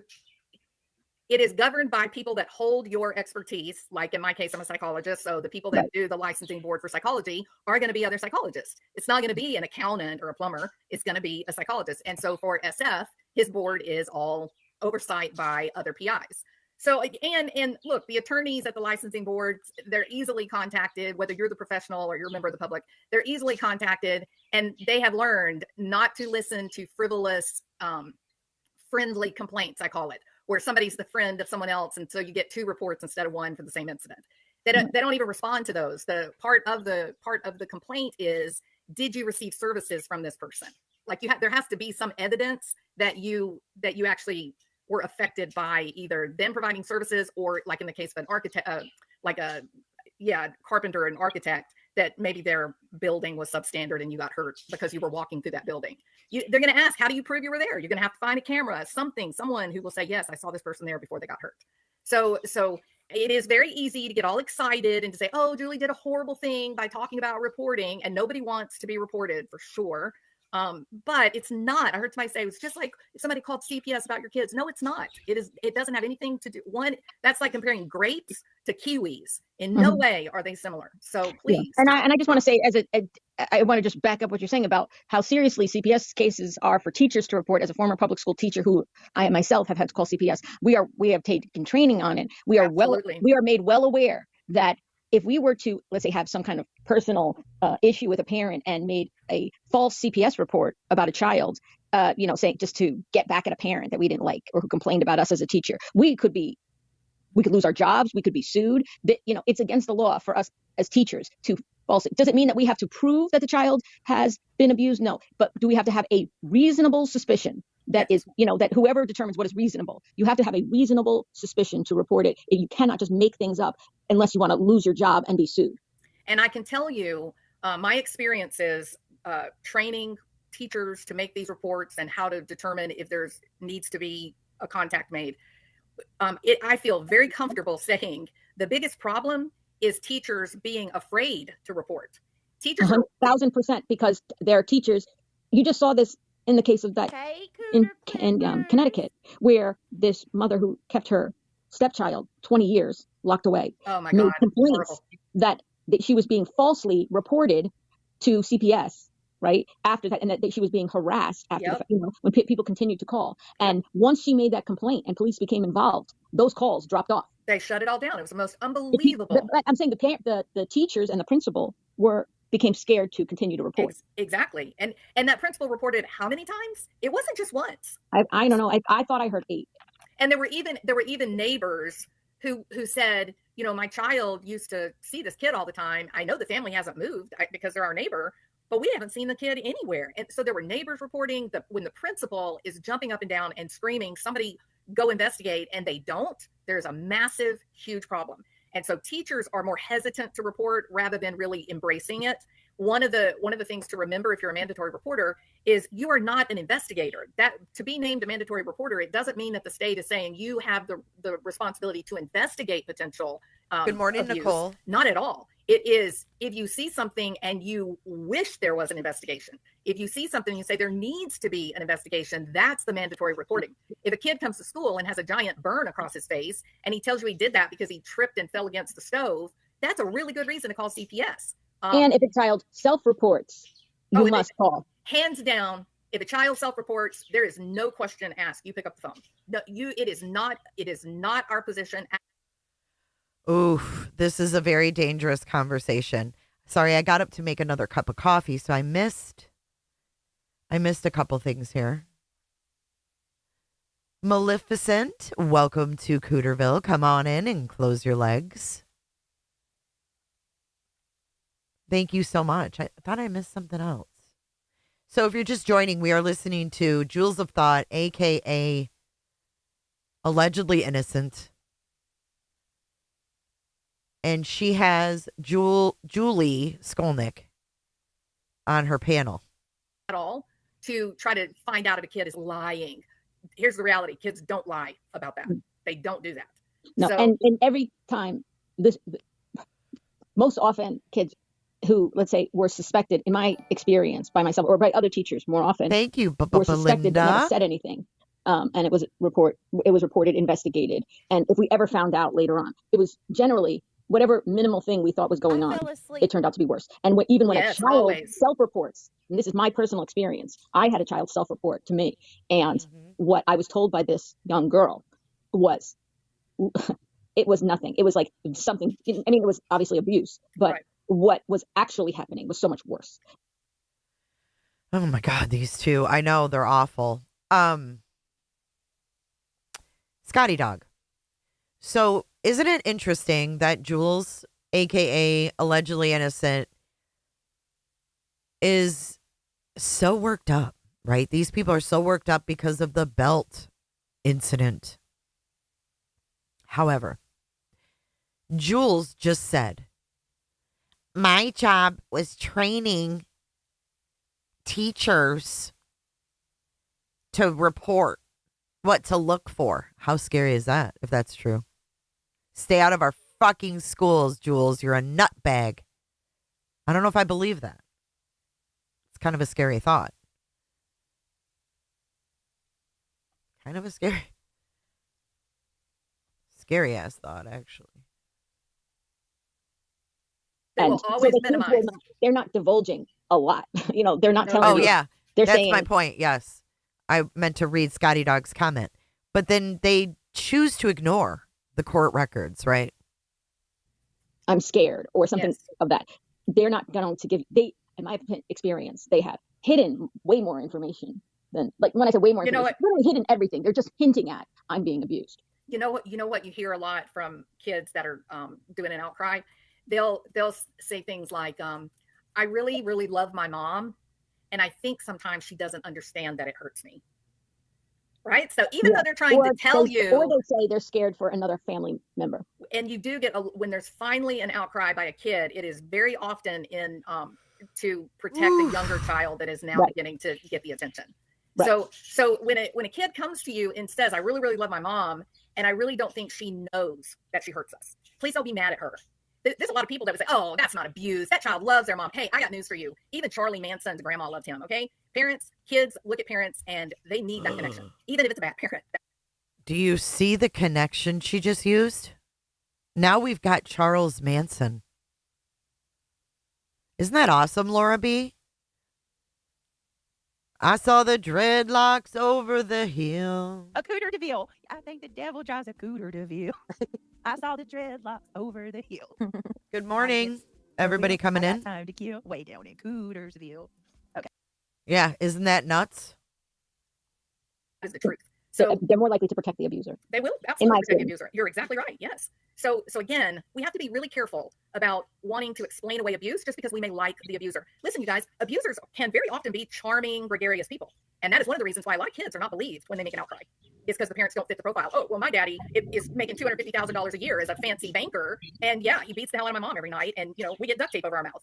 And the neighbors are saying, oh, that's not true. That's not true. He's such a nice man. And look at that fancy job he has. He could not be a monster and be able to do that job. He's so friendly. He helped me buy my house last year, right up until the moment his wife walked into the bank, completely lifted her dress up over her head and off her body, and stood underneath the most magnificent chandelier you have ever seen, held her arms up over her head, and just slowly did a circle so that everyone in the bank, the tellers, the customers, the loan officers could see that she was black and blue from her armpits down to her knees. That's true story. Yes. So kids are not likely to make frivolous claims. They're not sitting around saying to themselves, oh, I don't like my stepdad and I want to get him out of the house. So I'm going to concoct a lie and go and tell my teacher a lie about my stepdad. Julie, is that some behavior that you would expect to see from a kid with autism, even if it's just level 1? My experience with the students I've had who were level 1 autistic, and my own experience with my own children, is that they have a difficult time sticking to, if they were to say something untrue, they have a difficult time keeping that up. Yes, that's right. Most of the time, they're so dependent on the facts and the routine that they don't generate a lie very well. It's not something that they can really, even if they have a high IQ and they're really smart, they're not comfortable with it and it doesn't work for them. They can't manage the ruse. Yeah, they can't manage the ruse. They can't act it out. They may say it, but then it's gone. So the minute that I heard Christopher Proudfoot, in his own words, say, oh, Sebastian was trying to get me kicked out of the house, and the CPS worker came and she chastised Sebastian, and we sat down at the table, and I looked at Sebastian and said, see? You know what he really said, y'all? He looked at Sebastian and said, see, I told you nobody would believe you. Think about that. But, I don't. That's not what I was have said. This in a live where Seth was listening.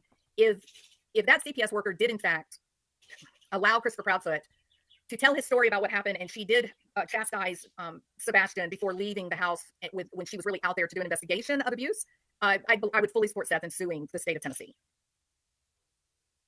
I told Seth on a live stream. Wow. This is not the actions of a professional. Okay? She may have a degree and certification, but these are not the actions that come out of a legit professional. Because I don't believe. I'll just say this: I don't believe a CPS worker did that. I don't believe it either. I think it's the tip off was she took him outside and said That's that. right. That is exactly right. Yep, totally. That didn't happen. He told that story in a way to make himself look like the good guy, just like every story he tells. And when he can't, make himself look like the good guy, then he says some nonsense about, oh, well, because of HIPAA or other nonsense. So, and I felt nauseated even now repeating it. I felt literally sick to my stomach when he said that he looked at Sebastian and said, see, and he's grinning ear to ear. And my heart broke for Sebastian in that moment. So, so back to this whole conversation that you guys had on Jays for Justice. I thought it was a great conversation. And I think more of those types of conversations online where people have different ideas, not just an echo chamber, I think that would cut down quite a bit on mindless bandwagoning. Where just because a creator has an opinion and says something, then you end up with 1,000 people who say, yeah, you're right, and they're just really like a bunch of seagulls going, mine. we need people to actually communicate and think and talk, and the only way that those things can happen is if you're hearing multiple sides of the same problem, right? So I was very happy actually to hear you and Jay and B Tim having this very interesting conversation that was very respectful from all sides, and then there was a change. It started out, in my opinion, respectful. Yes. And now we know, I watched this and I saw the change happen, and I went, well, damn it, I hate that happened. But then it was the next live or two that Jay actually lets the cat out of the bag, and she says, I have this happening and this happening. And SF is in the side chat, and he's yelling, saying I'm coddling her. And I got Christopher Proudfoot on the phone, and he's yelling. And I was like, oh my goodness. No, Jay is the puppet master, I suppose. What? So I thought this was so interesting, this epiphany of, I didn't really think Jay was. SF wasn't in the back chat. What is she talking about? Dude, she rewrites history. The live is still up, bitch. Have you watched it? Very interesting conversation that was very respectful from all sides, and then there was a change. It started out, in my opinion, respectful. Yes. And now we know, I watched this and I saw the change happen, and I went, well, damn it, I hate that happened. But then it was the next live or two that Jay actually lets the cat out of the bag, and she says, I have this happening and this happening. And SF is in the side chat, and he's yelling, saying I'm coddling her. And I never said that. Christopher Proudfoot on the phone, and he's yelling. And I was like, oh my goodness. I never said Chris Proudfoot was yelling. What? Oh, no, bitch. You're not going to make that fucking lie up. Number one, no, Chris Proudfoot didn't yell at me. If he would have yelled at me, I wouldn't be talking to him. Number two, I never said he was yelling at me. Oh, my God. The blatant lies. Was very respectful from all sides, and then there was a change. It started out, in my opinion, respectful. Yes. And now we know, I watched this and I saw the change happen, and I went, well, damn it, I hate that happened. But then it was the next live or two that Jay actually lets the cat out of the bag, and she says, I have this happening and this happening. And SF is in the side chat, and he's yelling, saying I'm coddling her. And I got Christopher Proudfoot on the phone, and he's yelling. And I was like, oh my goodness. So Jay is the puppet master, I suppose. So I thought this was so interesting, this epiphany of, I didn't really think Jay was in it that deep. I knew she had opinions about it, and I knew that her opinions flip-flopped dramatically at some point, which I found to be shocking. But it didn't occur to me really that I didn't think that she had phone calls with Christopher Proudfoot. You know what I mean? I thought it occurred to me when she in recent days said, over the next 2 weeks, I'm going to be putting out pictures of family pictures. That to me was a tip off that she was in direct communication with them. Well, so I agree. Yeah, and I think that's what I thought. When the picture started, I said, oh, okay, so she's gotten in with SF, right? Because it seemed like to me that SF was the one that was driving all of this online messaging. Christopher was online a lot in the beginning, and there was a lot of screaming and yelling. It was very antagonistic and I guess exciting. But then they went quiet for quite a while, and then SF emerges, right? And when he emerged, that's when you got Crabtree, Clue, and Illuminati, their inner group. Mm-hmm. But I didn't think that. Hold on. Out pictures of family pictures. That to me was a tip off that she was in direct communication with them. Well, so I agree. SF. Yeah. Okay, number one, I had nothing, SF had nothing to do with me talking to Chris Proudfoot and him texting those pictures for me to use. How it happened was Chris Proudfoot heard that I had this idea to share pictures with the flyer. So he sent me pictures. Misty, I don't know what the fuck she's talking about, side chat. Who the fuck knows? Who knows what she means? I think that's what I thought. When the picture started, I said, oh, okay, so she's gotten in with SF, right? Because it seemed like to me that SF was the one that was driving all of this online messaging. Christopher was online a lot in the beginning, and there was a lot of screaming and yelling. It was very antagonistic and I guess exciting. But then they went quiet for quite a while, and then SF emerges, right? And when he emerged, that's when you got. There wasn't a lot of yelling online. When was Chris yelling besides Web Sleuths? He lost it. Crabtree, Clue, Illuminati, their inner group. Mm-hmm. but I didn't think that they were like, I don't know why. I don't know. It just didn't occur to me that they were Allegedly actually innocent. phone calling with Christopher Proudfoot or maybe Katie Proudfoot. I can't, you know why? It's not, you know, I'm not naive. Here's why I think it didn't occur to me. Because why would Katie and Christopher give a damn about messaging on YouTube? Wouldn't they only just be worried about where the hell is Sebastian? If they have SF investigates. Oh my God. Are they just supposed to sit in their house and twiddle their thumbs and look at each other and go, oh my God, where is Sebastian? What do we do? I mean, these people are still human beings that are living. And unfortunately, this case has wrapped them up in the YouTube streets too. God. Oh my God. Asshole. So what is that? What is that? You know, when they were talking with you, at one point, they got very aggressive. After SF starts screaming and Christopher Proudfoot is calling, then they got really aggressive, right? Right. And B. Tim, you know, at one point was, where's the evidence? Where's the evidence? Show me the evidence. You don't have that, do you? And then you go to say something. He'd say, oh, I said, you want me to prove a negative. You can't prove a negative. And then he kept repeating, oh, well, you're proving a negative. No, B. Tim, you got all messed up. Okay, here's what you wanted to say, B. Tim. And then he dropped down, by the way. He did. Yes, he did. But what you were looking for, B. Tim, you were looking for the phrase straw man's argument. That's what you were doing. It was a straw man's argument. When Julie would begin to answer your question and she would start telling you what she thought or why she thought it, then you would jump in and say, oh, yeah, but that happened with Seth too. How do you know that Seth didn't do that? That doesn't matter. Let's say all three of them were beating this poor kid. All three of them, okay? Does that, just because Seth is doing it, does that in any way minimize Chris and Katie doing it? Absolutely not. They're all three culpable. I remember at one point, you know, I said, you have no evidence, and something to that effect. And I said, well, I have Chris Proudfoot's own words that he spoke about it. You know, like, he goes, are you referring to the belt? And I go, yeah, the belt. You know, and he lied about B-Tim multiple times.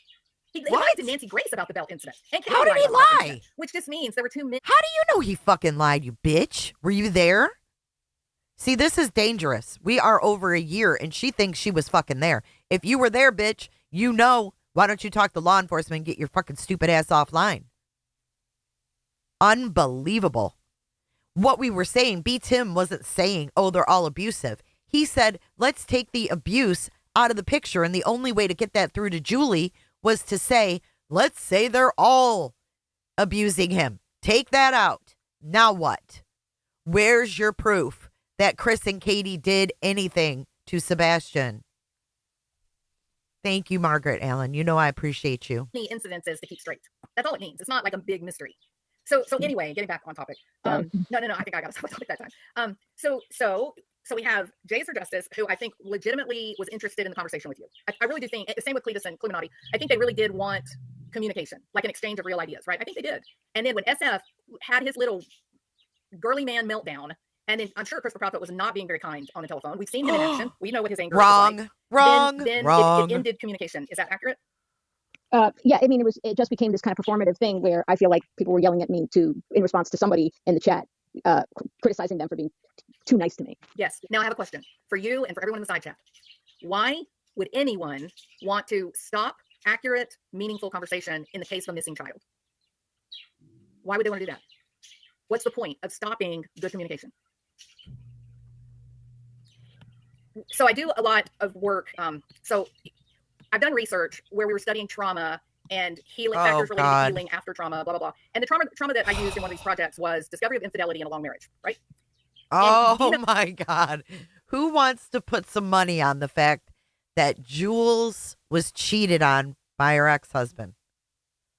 Put a 1 in chat if you're willing to go out on a limb and think that maybe she was cheated on in the past. God, these people, they just bring their own trauma right to the forefront. And it's like, come on, lady. Fucking weirdos. Fucking weirdos. What's the point of stopping good communication? I am the puppet master. So I do a lot of work. So I've done research where we were studying trauma and healing factors relating to healing after trauma, blah, blah, blah. And the trauma that I used in one of these projects was discovery of infidelity in a long marriage, right? And do you know it is just about standard? The cheaters, the people who choose to step outside the marriage for sexual activity, they will tell you that one of the most effective ways of stopping an accusation is to scream and yell about how wrong they are. It was like a playbook. It was like, and I remember saying to one of my friends, how is it that these people that choose to cheat, why do they all say the same thing? That is crazy to me. Thank you, and yet Flobo. They all use the same Appreciate tool, the same you. tactic. That if the wife, girlfriend, husband, whoever happens to be the Sunday, the spouse, if they say, I'm feeling a little uncomfortable, I'm a little worried, can you tell me about this? That their reaction is, what? Are you asking me if I'm cheating? Are you crazy? What's wrong? How dare you talk to me that way? I don't even know you. I don't even know that I can even stay in a marriage with you if you would even think that. Oh my God. Jules, holy fuck. Look at Flo. She's doing the fucking leg spread this morning.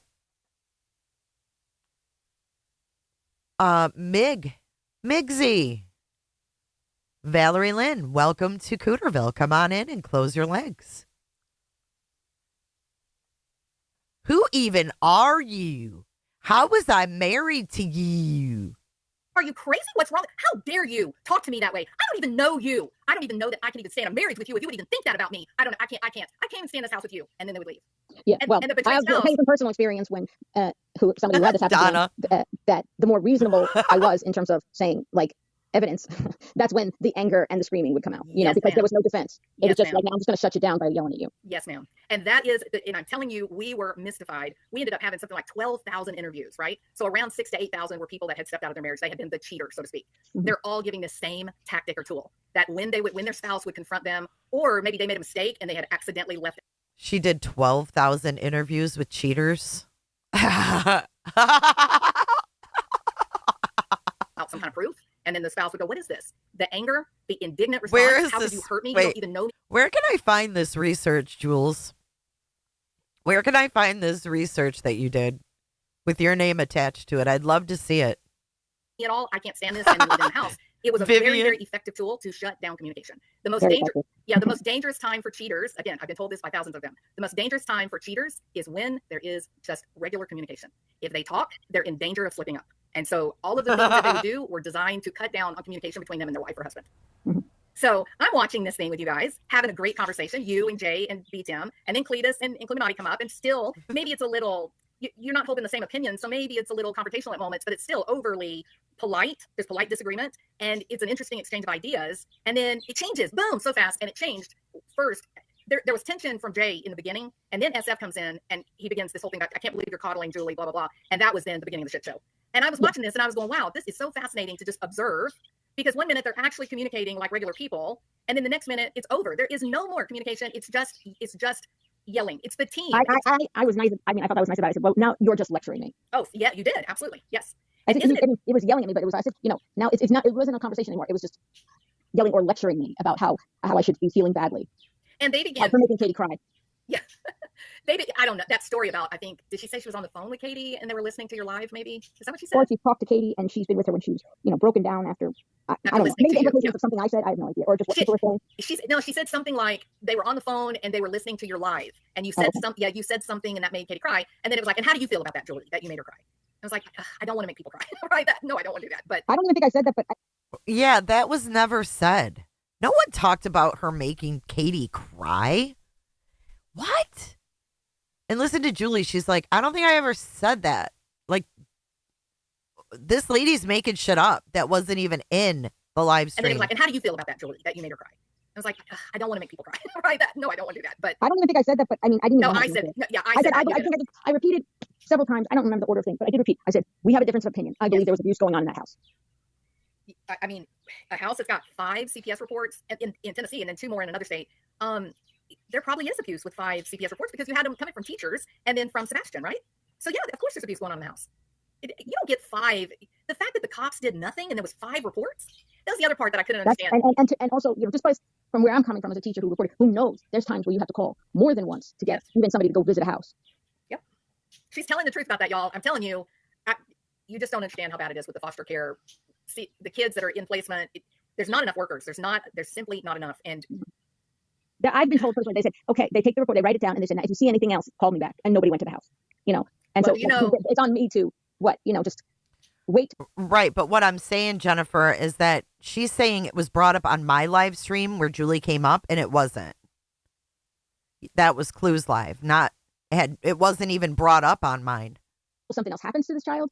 They're not going to respond with the first report unless it's something like a emergency room physician that's making the report, or I've seen an ambulance driver or EMT make a report, and that one was the first report that got acted on. For the most part, my understanding, what I've been able to surmise, the first 1 or 2 reports is simply just going to get a file opened in the computer, and that way, if they get any other reports, then they can say, we elected to do a house visit because there was an established pattern of behavior, right? So that's my experience. And so then, what we would do in our school is we sort of had a system where we would have a first reporter who was the initial reporter, and then we would have a secondary person who would be the second reporter. But we would Oh, keep our own did she? files, but we knew who was the first person mandated to call, and that Did she really, Jennifer? I don't remember that. I'm sorry. I didn't hear that brought up about Katie crying. was the first one. And then the second call would be done by 2 teachers. Yeah, I mean, there's a lot of different tactics. Thank but you, just guys. In general, yeah, if a person makes a call and there's not already a report or 2 or 3 in the computer system, they're just going to document it, and that then serves as foundation for the next call when they would actually go house visit. There have been situations that I've heard about where there would be an urgency to the home visit, right? Like, so somebody would be in communication with CPS saying, look, I know you have never had a report on this kid, but this is what I'm seeing, and the kid is in imminent danger, and you must respond if the child's in imminent danger. And so there'll sometimes be some pretty heated confrontations between doctors or CPS workers, whatever, trying to kind of get them to override that established foundation. And then they'll say, okay, we'll go and make a house visit, and then I'll call you afterwards. And then they get there and the situation is so dire that they'll actually remove the child without having everything in place. So I have seen those situations too. So the name of the game is, if it's Lou said clearly it is the kid weird, in a dangerous isn't it? situation, then you may need to call the police and explain why they need to intervene on behalf of the child, because they are the ones that can really force the intervention by CPS. That was something that was said. The kid, was it Connecticut, where he was 30 years old? So late last night on Queens, something came up about swimming pools. You know how a small town girl has the swimming pool? Then they all made swimming pools. Then they started talking about BTM and Crocs. And then it just went from there. Names started changing. It was funny. Old and been locked up. That was something that they said about the chief of police. It's something like, Good we morning, didn't know Sherry. about it, or he wasn't there. And everybody's like, excuse me, the principal and teachers and neighbors are all over telling their stories, and you guys didn't do anything. And he was just like, I don't know. I was I said on a live of mine, I'm not talking about that case, but I did mention it. And I said I was disgusted at that press conference where either he was the assistant chief or chief of police, where he said, they asked about the process of the police working with CPS in investigating these things. And he said something like he didn't know the exact, procedures or whatever. And I was like, well, this guy should resign right now. If you don't know what the procedures are or how it works, just quit on the spot, because you are supposed to know this. How does it work? I don't know. And to be fair, these workers are the ones that are doing the initial reports, and they're doing the first home visits and all that. They are young, and they're not getting paid very much money. And there is supposed to be supervisors that are supposed to respond to these immediate, questions. So they're doing, in my opinion, they're doing the best they can, but the resources are just not there. They're just not there, even for the most dire circumstances that you can imagine. Imagine a child who's in so much need to be protected that they're basically, the hospital takes them as a foster ward of the state. And so the kid is kept in a hospital just so that they're in a protected place, because there's not a single bed with an expanded level of care available. So things are really rough out there. And it's one of the reasons why so many people have spoken up and said, we really need to do better for our foster kids and for those people that are working within that system. We have to have more of those workers. They've got to have more training, and they need more money. So and all of this, by the way, leads to the extremely high turnover. Yes, and there would be cases that I know of where you're not, the second time you call, the first person you talk to no longer works there. Exactly. Yeah, you can get a file and it'll have 6 or 7 historical workers that have been responding to the same situation. And if you've got that much turnover, is it easy for cases to fall through the cracks? Mm-hmm. So when they said that he had 5 cases, while that was shocking to me, given the certain, like the socioeconomic level of the Proud Feet family and their level of education, and 5 was expansive to me. Like, I was just dumbfounded that was 5. And there are also a lot of people who say, have you seen them? Did you see the 5? Oh, they said that to me over and over. Yeah. And my response is no, of course not. But Seth Rogers knows that he is being seen by law enforcement. He's not been cleared. None of them have been cleared by law enforcement. And it would make him stupid for him to go public and lie about 5 CPS. Hey, is she? Eric Craddock can absolutely pull it up on his computer right now today and see that, oh yeah, look, there are 5. So why would Seth lie about it? That would be foolhardy to do that. So no, I believe him. I fully believe him. And please, if you're someone on the other side and you think I'm just outrageously ill-informed, please remember this. Seth didn't just walk up to the state and say, hey, I'm the biological dad. Give me what I'm legally entitled to have, which is these cases on my son. They wouldn't do that. He was forced to hire an attorney, and the attorney petitioned the state. And before it was all over with, the people that screwed this up, they're gone now. They're working for CPS. So was this a situation where, once again, Proudfoot Bowersock somehow were able to level influence on a state worker? I mean, it's really hard they seem like a powerful family somehow, and I don't know where, because you have a kid who's got that many CPS reports in his background, or not reports, but 5 full investigations. There could have been 50 reports. Hey, Quinny. That were just documented and never acted on. There were at least 5 investigations, correct? So hey, Kimmy. Why is it then, when he actually does go missing, he's called a runaway, where was law enforcement saying, okay, this looks real bad. This kid has been under the watchful eye of Child Protective Services. Now he's gone. We need to get everybody out of the house. We need to separate Katie and Chris and Seth. We need to question them apart from one another. My God, now she's a detective. Scene just in case. And none of that was done. None of it was done. I do have to go, and I want to just say one final. So Julie, artfully open, in the comment says KP may be threatened. These bullies do not hit. More mental cruelty and emotional or financial control. Katie's not under financial control. Real quick, unless you have other questions for me, but because this is, one of the reasons I involved myself in this to begin with, obviously, it was misinformation about autistic kids in this case of a missing child. You know what I asked Chris Proudfoot? I said, if you're related to Robin Leach, you need to let me know now.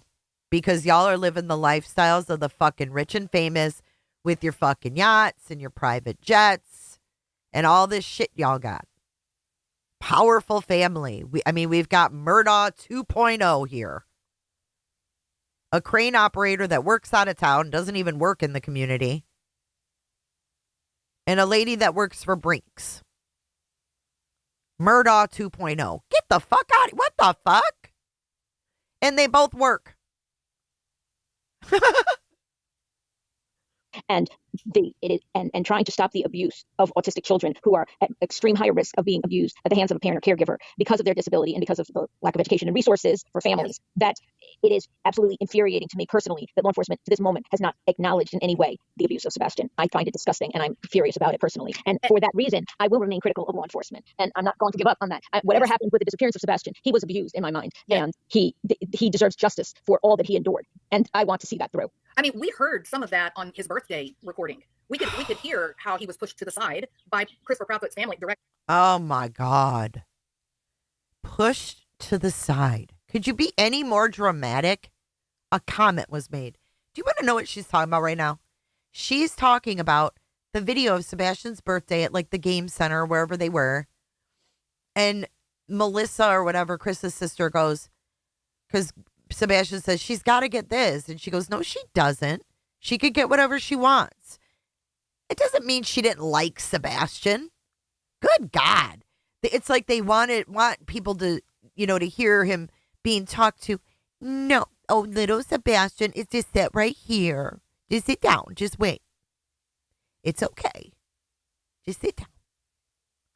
Fucking weirdos. Family members. And it was his birthday. Can you imagine if it wasn't his birthday in a public place? So I would agree with you. I do think there is evidence that something unhealthy was happening to Sebastian within that family, within those boundaries. So, yeah, I think so. And there were a lot of neighbors who did come out with personal stories for what they had seen and heard. And I don't think that they should be categorically just ignored simply because they're neighbors. Why would you ignore what a neighbor's saying? That's someone who's sharing a life. There's a parallel existence, right? I've seen my neighbors do a lot of funny things. Neighbors? What neighbors? What neighbors are we choosing to ignore? Bobby didn't even know Sebastian existed. So what neighbors are we ignoring? I would love to know. They're fake neighbors. What is she talking about? That no one in the world would believe if I told them what, one of my neighbors loves in the early morning, because we're right on the ocean, right? And in the early morning, he goes out into his backyard. He's got his bathrobe on, nothing else. He's naked as a jaybird. And he goes out to the edge of the water. He looks out across the water. He lifts his arms up like he's being crucified, right? He lifts his arms up and out, and the wind blows the back of his bathrobe up. And he's standing there. He's got his head up to the sky. He's got his head up to the sky. And when I first saw that, I was like, man, he must be really drunk from the night before. Every day, Julie, every day, he's out there with the night herons, and they're all out there worshiping the sun as it comes up. Now, listen, do you believe that anyone in his family, any of his executive friends, do you think any of them would even believe that he does? What the fuck is she talking about? What's an executive friend? What?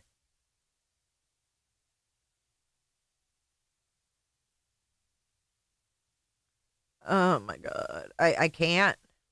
This woman is probably the worst with misinformation. No, they would just be like, you're crazy. He's such an important executive. He would never do that. Oh, yes, he does. I watch it. I know he does. So why are we going to dismiss what the neighbors are saying? We live together. We share lives together. We should believe them. When they and it's not just one. That's the other thing. It wasn't just one neighbor. There were more than one neighbor. There was more than one neighbor who has spoken out. And exactly right. And you have neighbors who don't know the teachers, right? They don't. There's no collaboration between them. Right. So that's also lends itself to that. There's some validity to it. But as far as the outcome of that conversation that I had yesterday and the fallout with SF attacking Jay, Illuminati, Cletus, and everybody else. Yeah, crazy. I wish he wouldn't tease us this way and say he's going to quit and he's so mad at them and everything like that. I wish he would just actually do it, just leave. But he definitely made a rift. And listen, I don't know. I don't claim responsibility for causing that rift because this is his own issues. But if I played any role in that, I'm happy. Well, you see my Thelma and Louise poster that's up on the thumbnail? Yes. So that's supposed to be you and Jay. Oh, okay.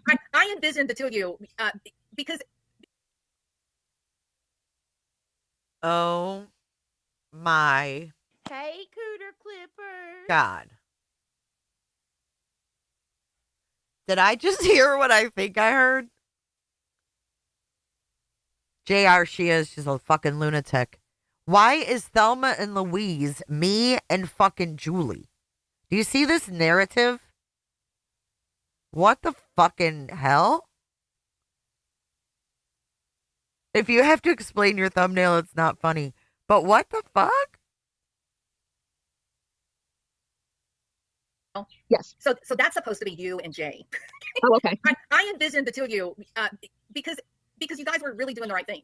You went up and you started this conversation. Even though you didn't have the same belief, you had opposing beliefs. You were still communicating, and it was really interesting. It was really the right thing to see two people that believe something different have a polite, but sometimes a little. And if to make an analogy, since you were talking about cheating spouses and things like that, the way SF reacted, it's almost as if his wife and mistress were, ran into each other and started talking, and he's in the background flipping out. Somebody's gonna, say the wrong thing. Oh my God, that's so good. Yes, you want to know what he was doing? He was frantic, and Christopher Proudfoot was frantic to shut it down. They didn't care. Listen, SF Investigates proved. No. Chris Proudfoot never wanted it shut down. I want to clarify that as well. That's why I was so confused by SF's fucking antics. Was that Chris Proudfoot never texted me and said, shut the shit down. See what I mean? Like, she's like, oh, he was on the phone with her yelling. We weren't on the phone. He wasn't yelling, and he never told me to shut anything down. Oh my God. One fell swoop, he proved everything that we've been saying about him and his history and the way that. What? He proved everything by not doing anything you just said? We need the buzzer. Oh my God. What? Jesus. You want to know what he was doing? He was frantic, and Christopher Proudfoot was frantic to shut it down. They didn't care. Listen, SF Investigates proved in one fell swoop, he proved everything that we've been saying about him and his history and the way that he gets into these cases, that he is not looking for these kids. He is a disruptor, and he's getting money to fix these bad circumstances, not to find a kid. That is not why he's being hired. So he has been shady as hell in every case that he's gotten involved in. That was something that I knew about, and I'm sure that he was involved in cases I didn't know that he was a part of. But you mark my words on this. Pay close attention. The next missing kid or a dramatic problem that takes the national stage, just you wait and watch. SF Investigates will rear his ugly head, and someone will be paying him a minimum retainer of $15,000. Watch what I'm saying. What? He'll never get messed up with the kids that don't get the national spotlight. He will not go out and help. That's like true. there's a family across town who needs some help. He will not. You mark my words on that. And I don't know about that. I don't know, because I don't know what he if you're does. going to be talking about this, but the most upsetting thing that has happened to me in the past few days was it started Friday on a live I was doing on my own channel in my own lane, and there were other creators came into my chat in a hostile way. In what? Lucid. Oh my God, I just remembered my dream. Jay and Clue were driving around the mall in a Tahoe. I was in the back seat. Jay said, you know who the mole is? I said, Body. Jay was like, yep. Woke up, I need a break. Roller coaster. You are definitely on a tilt-a-whirl. That is fucking funny. Oh my God. Yeah. What they tried to make me feel like I'm crazy that I said, you all came in at the same time kind of thing. It's just not a big conspiracy, Julie. It's not a coordinated effort. Okay. Yeah. And it felt very coordinated. And there's not like, oh, everything happened just, every individual on their own had some, desire. It just happened like that. And then to be followed up by that with creators who, again, just really were saying, I have screenshots of the hateful things they were saying, including against my saying things about like hurting me. Okay. Basically, whether it was just bluster or not, it's not appropriate. And it was wrong. Nobody was calling them out for it. Hey, So McBooters. You're going to find out that the YouTube platform, I don't know about other platforms because I don't really do them, but the YouTube shit. platform that they operate on, let's say we're kind of like the NFL. Each channel is its own team, right? Oh my God. See how dramatic she is? Now she's comparing our channels to NFL teams. These analogies are fucking wild. Does Cooterville have a church yet? No, we're still discussing that in the chamber because we're not sure about mixing religion and Cooters. So I'm thinking the neighboring town is going to be where you go to church and then you can come back to Cooterville. Because we don't like to mix church and cooters. And so some teams are cordial to each other, and other teams, there are these massive rivalries. And then the subscribers will sometimes just blindly follow into any argument or fight that is to be had. I don't like it, and I can tell you, But it was, and then somebody who is not a creator, and I think, in my opinion, is, I don't know what you want to call it, it's reasonable to be discussing Tony Mathis because he acts in, an official capacity as a spokesperson, in this case representing, the father of Sebastian. Well, he names himself as PR guy or spokesperson, right? Right. So if I'm having questions about the strategy, what is the strategy here? How is this case in Pennsylvania furthering us finding Sebastian and getting justice for Sebastian? I'm unclear about how this helps, and I don't understand some of the motivations, the actions, and things like that. I don't think I don't think questioning this is inappropriate, and I'm not questioning just like, it's not. I wasn't talking about other creators. I wasn't talking about other creators. I was talking about law enforcement. I'm talking about parents who are like crowdfunders and whatnot involved in this. They were the last people to see Sebastian. They're living with Sebastian. We have this evidence, and people who are acting in an official capacity as a spokesperson, representing somebody involved, as whatever, one of the parties. Okay, and I don't think it's. If you know, why? It was just like, why are you attacking Tony? Here we Tony's, go. Helping Seth, he's his Who's friend. here? We're all grateful to him. Okay, and I agree with all of that. I do. Look I really who's do. I in think he has chat. been Hold on. a support system. Look who's there. See, I told you. I told y'all. I told you, did I not? Motherfucker. There he is. Bing bong. Tony Mathis, you didn't just question the strategy. You accused me of things that were untrue, just like people did to you. Yeah, he's watching Jules. I told you. And then after this, he wanted her fucking phone number. Can fucking predict these motherfuckers. And beyond. Okay. But he does act in official capacity. And therefore, I don't think it's unreasonable for me that he's above questioning and trying to understand how are the steps that you are advising your person that you're advising to take? Is this the right strategy? And, look, Seth says he's fully in charge. He is whatever. He came out with a statement later in the weekend in response to everything that was happening. Fine. But yeah, I think Seth has been very specific and firm and vocal that he and Tony Mathis they're not just working together. They're very, very good friends, and that Tony has his trust. So I think that's clear. Right. But is it? So he trusts him. But I mean, is it unreasonable to ask? To be honest, has she been live since then? Probably, but I can't even find her channel. Someone sent this to me. I can be above board, if you will. Yeah. I can't believe that me and Julie are Thelma and Louise in this fucked up lady's mind. That's weird. How is this finding Sebastian? I mean, Brandy who's watching doesn't know where Sebastian is, nor does Barbecue Lady. Okay, so I just don't get it. It doesn't seem to be helpful, in my opinion, and I'm entitled to my opinion. That's it. And it's not okay to come and get all these people and then to go on and do 3 subsequent lives with 4 different creators, and Tony coming in and challenging me to a debate in the comment section of one of my videos on Josh the Labs live to debate him. Like, you're not timed out. I just responded online saying, respectfully, I think your time is better focused on finding Sebastian than debating me and worrying about me. I have 3,500 subscribers. Why don't you just ignore me and treat me like I'm a nobody? You guys could combine together, have 10 times, 20 times the amount combined of people who are listening to. That's what I wonder too. Like, Julie has a good point. I'm such a small channel. Why are you worried about me? She's like, I can see the ones with more subscribers, but why me? Because just ignore me. I'm allowed to have an opinion. Well, yeah, absolutely. You're allowed to have an opinion. And this is the nature of the whole YouTube platform. I think this is the way that it was established in the beginning. And when people get up on their channels and they kind of play the role of talking head, like the CNN or Fox News, people get up there and do their political commentary or whatever. Hey, Sherry, baby. Channel, when we get up there, we give our opinions. Part of giving our opinions is we're kind of calling out the behavior of other people as some form of evidence or at least a catalyst for why we believe what we believe, right? And other people get frustrated or angry or hurt. And so then they go to their channels and then they put their opinion out. And so it's almost like this weird kind of macro debate. It's like this big conversation that we're all kind of having together, but in this uber public, platform. Right. But I hope you're aware that what the thing that upset them in that particular live had to do with me talking about going to the DA with certain information and also going above Carter's head to his boss and the discouragement that is not appropriate, that I should do that. And that all of that has been fully investigated by, I guess, the DA and Carter's boss, although that's not the impression I got from the DA's office nor from Carter's boss. And that, trying to shut me down from talking to these agencies. And it's just like, why, what are you so concerned about me saying to them? I mean, Tony Mathis, I was in bed for over 3 hours before Josh's live even started. Does that remind you of when Smiley got hosed by Tony? Smiley, I don't even know you. I don't know who was in your chat, but that wasn't me. I've been with Seth all day. You want to say, and why? Just because this creator or Tony himself says this has all been dealt with, and we should just trust it. Okay, well, to me, it's not enough evidence of trust. I'm sorry, like I need a little bit more than just your word that we should trust it. Well, again, we're not technically friends I'm talking about we, the collective YouTube community. We're not technically friends because friendship is built on a shared foundation of trust. Oh, I don't want to be friends. I definitely don't want to be friends, but it just seems suspect to me. What are they afraid of me saying? Leave me alone. If you're scared of something that I'm going to say to the DA, what is it that you're afraid that I'm saying that is going to be, if it's meaningless, if it's already been investigated, they can hang up the phone on me or never take a call from me again. But they haven't.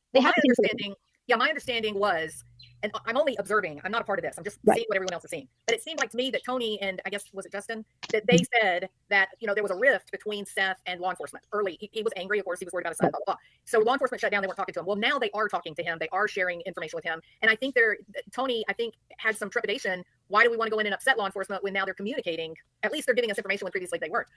To your credit, on your side of it, though, we're not like, at least as far as I know, there's not a team. Like our channels, we didn't have an agreement to discuss certain things within certain parameters, right? We can edit ourselves or modify our topics based on, I guess, a type of just scooters. ethics. But there's something that here's one important thing I think that people need to really, really understand. You're not, and this, I'm just going to say what I think, like my view of it, and then you tell me if I'm wrong about this and correct me, okay? It looks like to me, from your perspective, your fight is about law enforcement failing to respond to the investigations for abuse. Correct. And I may never know what happened in the abduction. I mean, I don't know if law enforcement will ever know. I hope to God that they do. But as far as Sebastian's abuse, they're not acknowledging it. They're not, in any way, they're not acting on it. They're not enforcing the laws. This needs to be spoken on. Everybody's unblocked. Why did they not respond to any of these abuse allegations? And even someone goes to jail for the abduction of Sebastian, which I hope happens, I still want to see justice for Sebastian for what he endured. Period. That is my cause. My cause is the abuse of. You are absolutely 1,000% correct. Okay. Obviously, I'm interested in everything that happened to him and finding him. But as far as like my petition, let's say, okay, which was I had explained. If Sebastian were the last kid who was ever going to face abuse in their home or autistic or neurotypical in that county, I wouldn't have to worry about it. But he is not going to be the last. And failure to enforce child abuse laws is a serious issue. And if they're not being enforced for Sebastian, they won't be enforced potentially for other children. And I'm thinking of that. And you were 1,000% correct. And it is something I've talked about it for years on TikTok, and I've written about it. Yes, that's true. I have studied it. I have, I've investigated it. This is Julie's. This is her passion. That because kids, young adults that are on the spectrum, because they very, very often experience abuse in ways that neurotypical children do not, for a lot of different reasons. Even their lifespans are reduced over neurotypical children, not from medical reasons, but from abuse and worse. So she dedicates her life to this. She doesn't follow true crime. She's not part of the true crime community. She actually does autism. She even has a platform. Maybe she'll take time and explain it to us, but she has these contacts with other mothers, other fathers of children that are on the spectrum, and they can call one another for support and help, or just to get ideas. Like if they're having a child who's having like a really, really severe meltdown, and the parent feels frozen, doesn't know, they tried everything, they don't know what else to do to help the child, then they can reach out and they have like multiple people that they can support one another. Yes. This is what she's spending her time doing. While me and you were talking about Barry Morphew or Chris Watts, Julie's over there, they're talking about autism and trying to be supportive to all the different parents with kids that are on the spectrum. So I'm not putting this in to pat myself on the back. But I spent 7 years trying to get a law passed in New Jersey, which I got passed. And it wasn't just any law. It's a law that comes with hundreds of millions of dollars of funding over, from $50 to $100 million every 5 to 10 years for people who will never be able to vote for these politicians. Okay, these are people with severe intellectual disabilities to get respite, which I achieved after 7 years of protesting and fighting. Much bigger bullies than anybody I'm here. Okay, if Julie did that, she ain't scared of fucking YouTubers. Good morning, Audacity. Good morning, everybody just coming in. If Julie did this and got a law passed and went up on politics and shit, she ain't scared of no fucking YouTubers. Some SF investigates. Fucking Tony Mathis. She did actually do it? Yeah. No. They fucked with the wrong one. Politicians in the state of New Jersey, they don't call it Soprano State for nothing. Okay, Right. These are some serious people, and that I had to stand my ground against, and force them to do this. And I ultimately got a law passed that increases the number of respite hours by 10 hours a month for parents and families with the most severely disabled children. Okay, it's not level 1. So, so they don't. Hold on a minute. They don't know what respite is. Okay, I just want to say, but the impact of it is, all right, you explain what respite is. The impact of getting additional respite hours is that one of the reasons kids get in danger of abuse at home is because the parents don't have a break. Yeah, they are overwhelmed, frustrated, and lash out because they don't have a break. And by getting them just 10 more hours a month, it could possibly make it so at least those 10 hours a month that kid isn't being abused. So will you do me a favor? Just will you take a minute and just just explain to the side chat what respite care is?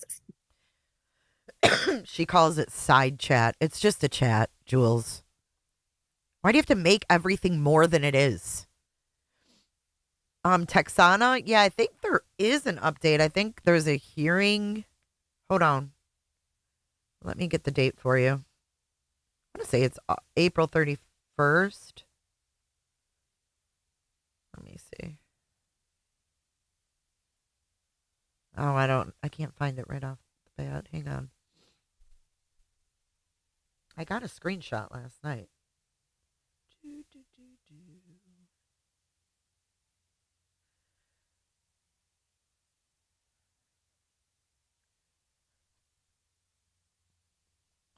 Achilles. I don't know why people are scared of YouTubers anyways.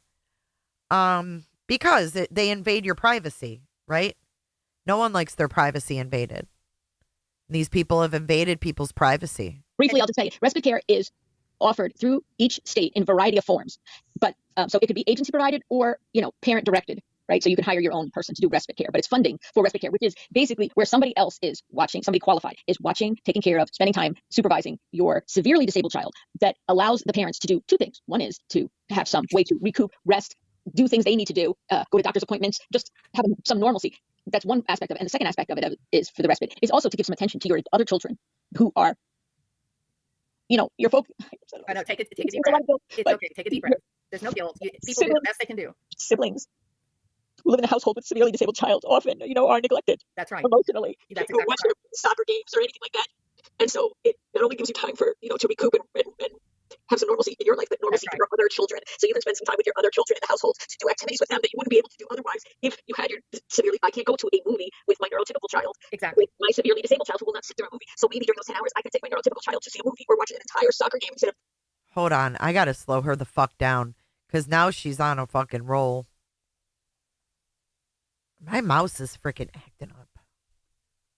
You ever heard of a mouse pad getting worn out? Because I think it's my damn mouse pad. I don't think it's the mouse. Okay, god damn. 15 minutes. That when I have my disabled child with me, they will only tolerate 15 minutes of being there.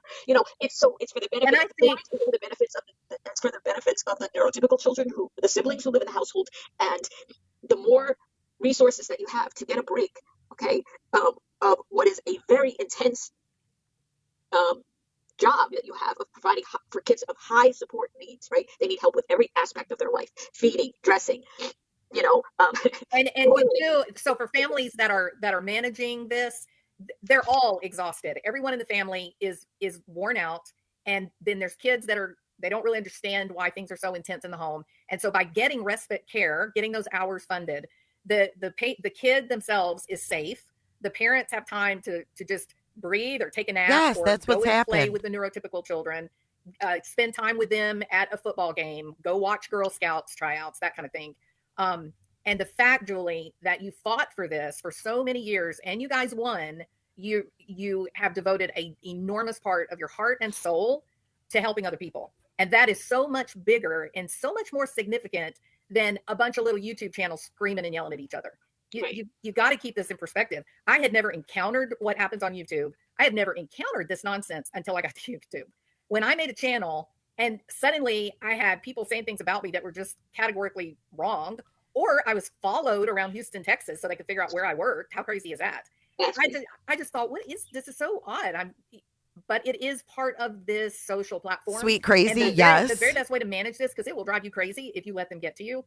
Best way to do it, just turn your comment section off. Do your shows, talk about the things you want to talk about. Don't pay attention to the side chat. And then when you're feeling a little bit stronger, then you'll begin to realize when the trolls come in, when people start coming in and saying unkind things, just immediately block them. Don't even have a conversation about it. Don't listen to this lady, Julie. There are people, as you know, they're making clip channels or playing my videos, and I ignore them all because it's just their opinion. Who cares? It was different this weekend because it was just a different. Hey, April. It was different. It was just different, and but the other thing to understand about me personally is, yes, I'm a self-admitted crier, and two, in the life of a caregiver of somebody with high support needs who will need 24/7 care for life, you literally go from crisis to crisis often. Right, exactly. And at any given point, like we are right now, with Spencer aging out of school, there's a lot going on. Yeah, and but the thing is, like they say, well, you should take. Look at Nathan. All parties in this case, Tony, Seth, Chris, Katie, should all get off YouTube to avoid all this stuff. A break and you should take time for yourself and you should just relax and everything like that. But you know what happens when I come back? My child still has profound autism and will still need care 24/7 for the rest of life. Nothing's going to change that. So and it's not going to stop the next crisis from happening in the life of somebody who is the guardian of somebody who they care for forever. I mean, if there was some therapy I could go to that would fix everything, I'd be there. But I mean, not that I don't see a therapist, but it's just like, yeah. And sometimes people see it as fragile, things like that. It's just, I just say, don't mistake my tears for weakness. Okay, it's not weakness. It's just a way I react, and it's maybe it's uncomfortable for people to hear and see. For that, I say, don't listen. Don't watch me. I don't need it. It's fine. You don't have to watch my channel. And they're concerned for me, but they're not really concerned, because if you're really concerned, you would offer to help in a certain way. Yeah, Julie, I really think that on YouTube or any of these social media, or even in your own personal relationships, I think we have to be really, really careful about trying to be a mind reader. Like, we can watch people, they can act in a certain way. We can observe, hey, they just did X, Y, Z and it hurt my feelings. But we are going to run into a lot of trouble when we start saying, well, they hurt my feelings because they were doing blah, blah, blah. I don't think we can always name why people do what they do. But I do think that, establishing some boundaries so that what they do doesn't actually come into your life and be another burden that you carry. Yes. I think that can be really important. Yeah. And it's, look, believe me, I have gone back and forth in my mind hourly, stop, don't do this anymore. It's whatever, just not worth it. It's this and that. And then I say to myself, now you're letting somebody push you off the path of what you set out to do, and why let other people do this. I do have an internal debate going on about what's worth it and what's not. But the idea that if I'm not talking about these things, that things in my life are going to be perfect, that just doesn't happen in the lives of but do you agree that one problem or two problems, that's manageable? But when now you've got 100 problems or 200 problems, now Hi, Julianne. It's the straw that breaks the camel's back, right? Yes and no, because it's like in the case with the respite bill, which took years of work and a lot of battles that were very difficult, really took a toll on me emotionally, and sometimes I felt very defeated at points, like it's never going to happen and stuff like that. See if I wanted to just walk away from it. But sometimes in the end, it does. You do see justice, you do see victory, you do see this, and actually feel like I've given back to the world. And I just think that this woman has a lot on her plate too. I think anyone who is a caregiver like this, look at Kelsey, says, Julie, I deleted the Tony Fire or whatever. It was not Tony Mathis. A lot of caregivers are very unstable and burn themselves out. And I mean, I don't know this woman's complete story. I don't. But it's very unstable. Accomplish something, if they want to take away those additional 10 hours, reduce it back to 20 hours a month instead of 30s, they literally have to change the law. I created a law that has to be changed. It is permanent until someone changes it. That's so right. I do have an internal debate. I'm not unaware of these things, and I go back and forth. I will tell you this. I don't know what I'm going to do. Thanks, Butter. I just take it one day at a time and see what I can do. So, but I might step back from this. I might, and I hope people aren't disappointed. Well, it comes down to this, Julie. If you're enjoying doing your channel, then I think what you've got to do is figure out a way to put some boundaries in place so that you're not caught up in the drama of the extended community. So that you come in, you make you a video, you post it on your channel, and then you walk away and don't. Yeah, that's dangerous, Hartley. Talking about that Tony Mathis said this to someone and then Jay said that. I don't think it's too big. It's too big. I ask people not to. I say, please, if somebody is making a clip channel of me, if somebody is playing something about me or saying something, don't send it to me. I don't want it. I don't care what they say. Exactly. This was a case this week of kind of like, I can tune out those because they're not. Hold on. These were people who had What time is Queen going live?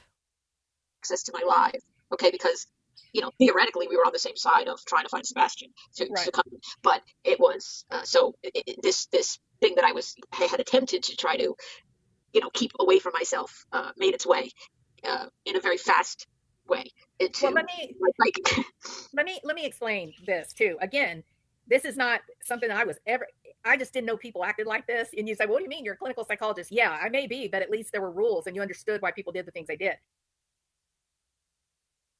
Oh, did you hear that?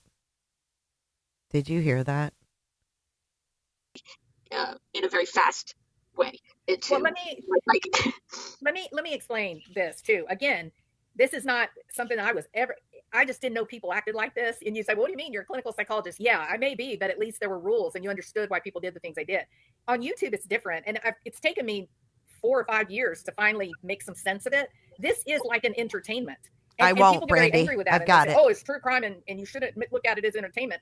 Yeah, but for the subscribers that like you and they're interested in what you're putting out and they're coming to listen, they're making a choice between listening to you or watching the newest, Thanks, Netflix guys. movie. They are making a choice to spend time with you based on preferences and entertainment. So, and see, the part I like about it is when I can talk about issues I care about, be a resource for. I do have a lot of followers on YouTube who do have family members, children, grandchildren, niece, nephew, whatever, who are autistic, who do ask questions about autism. I like that I can kind of set the record straight when people are putting out misinformation about autism. I feel like I'm helping.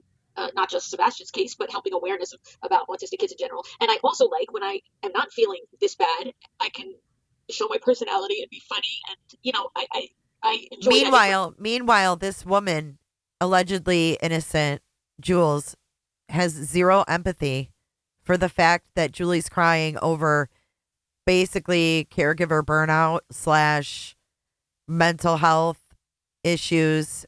And this woman just sits here, pinning comments, letting her expose herself. I'm going to tell you right the fuck now, Jules, you have zero boundaries and zero business having these kinds of conversations. Action with people because, I don't get to, I like to be funny and I like, and that's okay, right? Well, you know what? Be nice. Try it. If it's an excuse for SF, why isn't it an excuse for Julie? SF, oh, he was upset about something in his personal life. He drugged my business because he was upset about something because someone he was looking for was found. Hey, Cooter Clippers. Julie's under a lot of stress at home right now. I heard her say her son was turned down for the home she was trying to get him in, now have to apply for a different one. Well, if we have empathy for SF, he's just having a minute. He's just having a minute. He had personal things. That's bitch behavior. If SF can have personal things, so the fuck can she. So either they're both wrong or you accept them both. You can't have one without the fucking other. What's good for the goose is good for the motherfucking gander. Because one person is a shitbag doesn't automatically make their opponent good. Audience, and that is okay. And people come to your channel, they can tell that you've got a lot of good information, they're interested, and you've got a great personality. But here's where it's going off the rails. Right. You're not just focusing on your content in your channel, you're getting pulled aside by these other channels and other creators and their opinions. And so if you turn off the comment section under your video, so you do your live or you put your video up, then you're not going to come back 10 days later and see some nasty comments under it. Nobody can leave any messages. That's one way. I'm going to try. There's multiple ways, and I'm trying to strike a balance here, and I'm still figuring it out. Literally, I know it seems like I've been on YouTube for 300 years. I've been here 3.5 months. It feels like 300 years, doesn't it? It does. But I've been here 3 months. 3 months, and she's already stirred the pot like this. This is allegedly innocent, aka Jules of Thought. I'm still figuring it out. Literally, like even just the technical aspects of it. Okay, yeah, it's very hypocritical. I haven't had a lot of time to sit back and analyze everything, but I'm learning, and I am a sane person. I'm taking it in, and I am learning as I go how to set boundaries and protect myself. And but it's only been 3.5 months, really. It's all coming up on 4 months that I've been on YouTube. And I am telling you, we need a book or we need a channel that is for small channels that are growing rapidly because they seem to attract a lot of troll activity. Right. Oh my teach God. them how to limit. Oh my God. So she thinks that there's a way to eliminate trolls. Do you not realize that every YouTube chat gets trolls? Are you this lady? Ah! Good morning, Cooters. Just joining. Happy Saturday. Communication. Don't pay attention. Also, here's another one. So I know that like Elevated Truth and a couple of others, they had this thing where they said, oh, we can just have fun and not be mean. And then they followed up by making fun of creators, right? They like dressed up, did parodies and that kind of thing. Oh Okay, my God. I'm sitting there going, oh, come on. That's not making fun of creators. They're so dramatic. Have they never watched a Saturday Night Live skit and laughed? Oh, that's banned Saturday Night Live. It's bullying. That's what these people would like. Let's cancel Saturday Night Live because it's a bullying show. They bully people. Fuck. Are you kidding me? Elevated Truth, you're not an idiot. If you dress up like another creator and then you say and do stupid Oh, by the ass way, things, there is Saturday Night Live tonight over on Truth's panel, I believe. you're going to hurt their feelings. And when people get their feelings hurt, then they get angry and they act out. So I feel like doing parodies, doing game shows, stuff like that, while it's fun for your team, your tribe that likes you. Good morning, all it's marching gonna band. do is alienate you from the wider community. People are just going to get mad and get their feelings hurt. So I really think because Good morning, you Jennifer. really and truly have some amazing experiences, you have some great information. I really think that you could do so much in terms of focusing on the things that you know, the things that you're interested in, and try to limit your attention on the other channels as you're getting a handle on what YouTube is and how to manage it the best. When my dad died, so I was doing YouTube videos on this case, and there was a lot of yeah, kind of like with this thing around the case of Sebastian Rogers. Here she goes. When my dad died. Everything is projection about this woman. You know what, Jules? I went through both of my parents passing away. One in 2019 and one in 2021. What in the fuck does that have to do with Sebastian Rogers and the fucking conversation you're having? You fucking weirdo. Find a good therapist. A person that got weirdly obsessed with me. Like, it got so strange that my friends were laughing about how strange it got. And so oh, your friends laugh when things get strange. You are fucking weird. You know, it was kind of fun because it was silly and you were just kind of in shock that it was fun. You were stalked and you say it was silly. This is like laughing when you say your clothes were found in the fucking corner and you felt assaulted after a night out drinking. What the fuck is this? Is a licensed psychologist. Someone could act that way. But then my dad died and he was like so dear and important to me. And it was a big loss. Oh, well, no shit. All of our fathers are dear and important to us. You're not the only fucking one. No, she is. Bulldogs. She is for real. I don't know if she's practicing. I can't say that.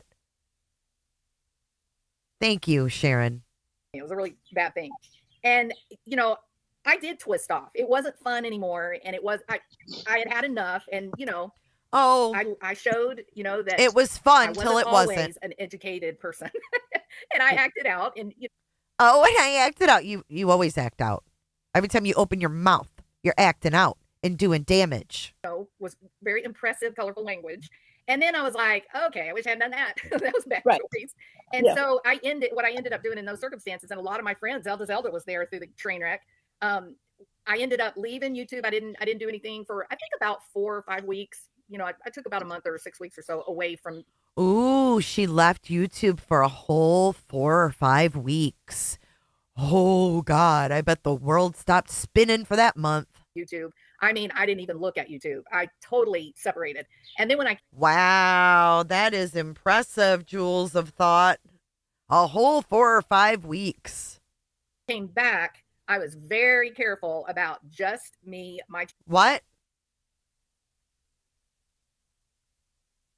What, JR? Is that true? I recently heard Crabtree asking his ghost machine to contact Maddie Soto. Is that fucking real? I just felt like I was going to throw up. Why do they always got to do this shit to Maddie Soto? Leave Maddie Soto alone. No, fucking no. How many men are going to fucking exploit Maddie Soto?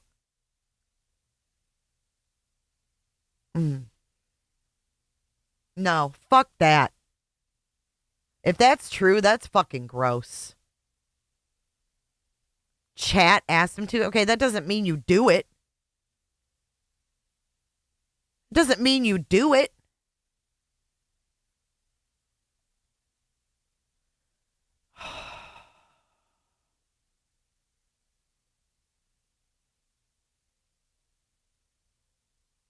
I trust JR. I mean, why would JR?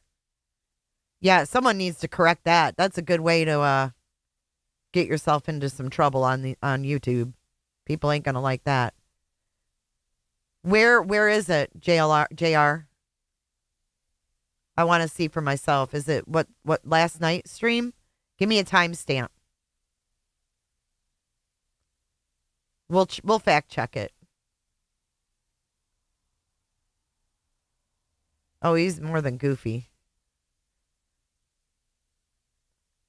Okay, let's keep going. We're getting off track. I want a timestamp if that happened. I want to watch it for myself. Channel, my topic. I just didn't even allow myself the luxury of interacting with the people that were so frustrating. And I do think that has served me well. And at times I do get irritated with people and make JR. commentary on it, but then I try to get back on the straight and narrow. If you get sucked into the morass of this shit show, no one survives it. No one. There's a channel. Let me tell you this.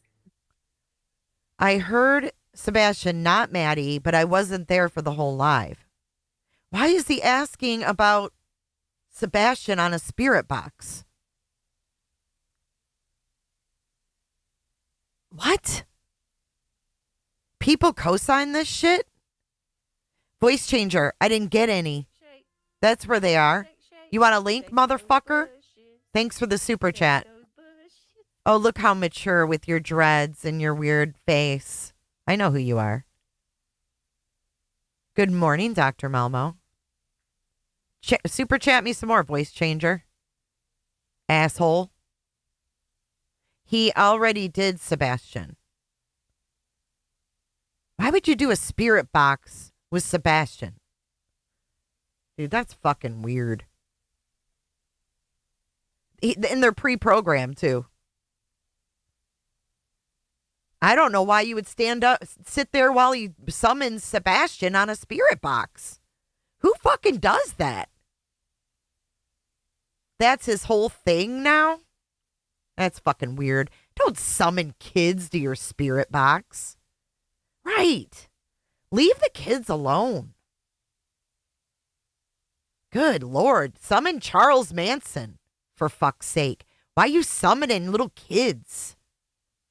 A teenager that was, oh man, I can't.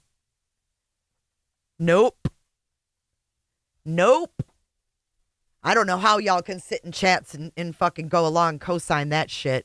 You care about kids? You gonna sit there and listen to someone summoning little kids on a fucking spirit box? No, it's not summoning them. Saying, oh, is Maddie Soto here? Is Sebastian Rogers? Can I talk to Sebastian Rogers? That's a summon. Look up the definition of it. Why is it okay? Oh, because we like Crabtree.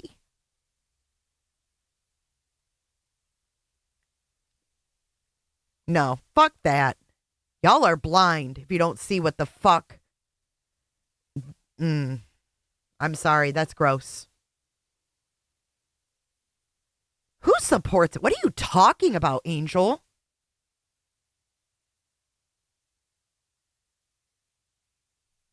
I mean, there's ways to do things, right? You can do a spirit box. Why are you summoning kids? Kids that you don't even know are dead.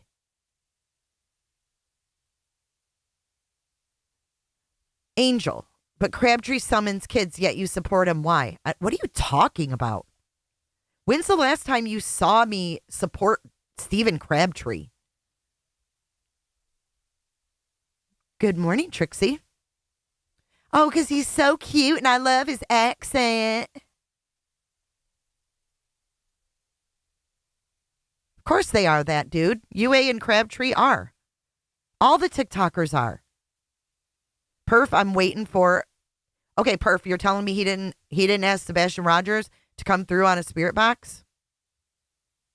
Diddy or diddy not summon Sebastian Rogers on a spirit box? I gave him chance after chance. He kept fucking up. It's gross. When I saw it 2 days ago, he only asked about who harmed Maddie. He never asked for her. That's weird. Okay, people are saying he has multiple times. Crime says he did. I want a timestamp about Maddie.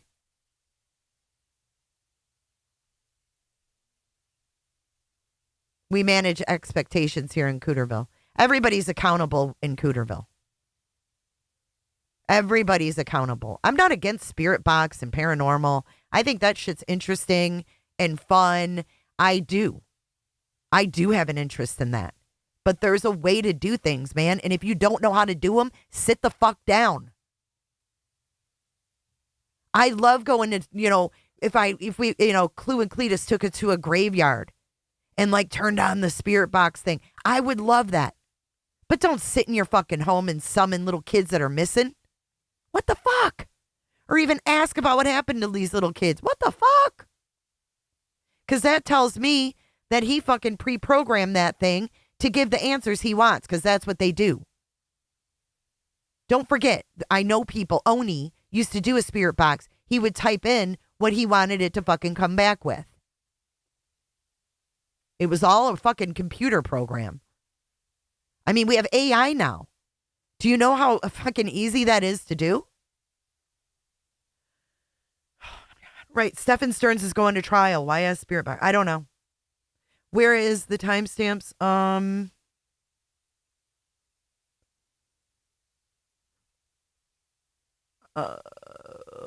Where is it? JR 2 days ago. Post-surgery update, impossible female spirit. 113. He brings Summer into it too. Shame, shame, shame. And I don't give a fuck if anybody else calls this out, but I don't find this to be fucking entertaining at all. What is he, vanished and corrupt? When they tell you who they are, listen. Why would you ever say you're corrupt in your fucking screen, in your YouTube name? I'm vanished and corrupt. I'll be corrupt until I vanish. I'm going to be corrupt till I fucking vanish. Okay, let's see. 113, like 1 hour 13 or 1 minute 13? 1 hour 13?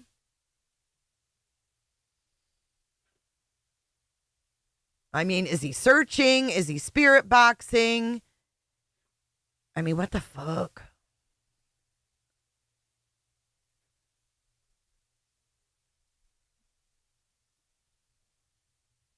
No, Twisted. Not that not that I'm calling off my head. I probably have to think about it. Oh my God. All right, Maddie. Y'all want to know about Maddie, right? Oh, because you didn't program it to say Maddie. Oh my fucking God. This dude's a fucking asshole too. Fuck you, Crabtree. Maddie. And he knew right away. Maddie. You guys want to know about Maddie. Does he think we're fucking stupid? Does this dude think we're stupid? Listen, I want you to see it so you can see. Watch. Oh, I better push the button. Maddie. Watch.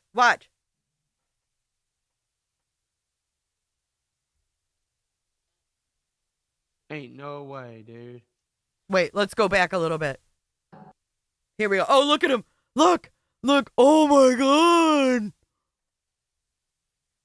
Hey, bro. See this acting? Do you see this acting? Sorry, it is what it is. That shit said Corby. Who the hell's Corby? Oh. Bye-legged y'all. Really? Total How shit many show. I did.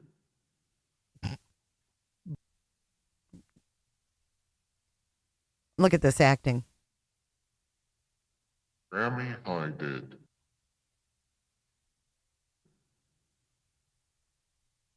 Oh, he soldered. Oh, it's fake as fuck. Grammy, I did. Grammy, hide it. Did y'all? Granny hided? Are you fucking kidding me? Terrible, Dr. Melmo. See right through him like fucking scotch tape. Grammy, hide it. Did y'all just hear that? Grammy, hide it? At Hexand.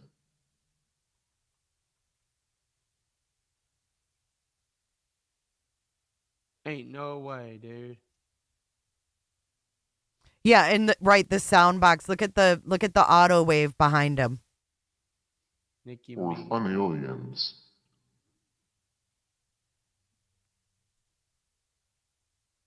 No, Twisted. Not that not that I'm calling It's because he can program what he wants it to say. off my head. I probably have to think about it. Me.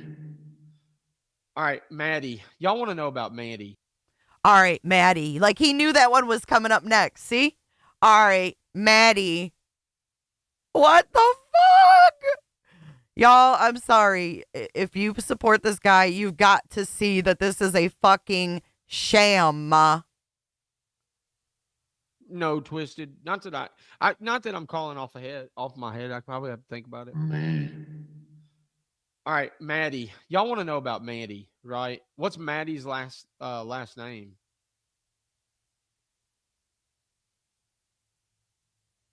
Elise. She did sometimes, yes. They say I have my grandma's eyes, which is like sad eyes. Oh, wait a minute. My aunt said she sent me a picture. Oh, shit. Hold on. Oh, my God.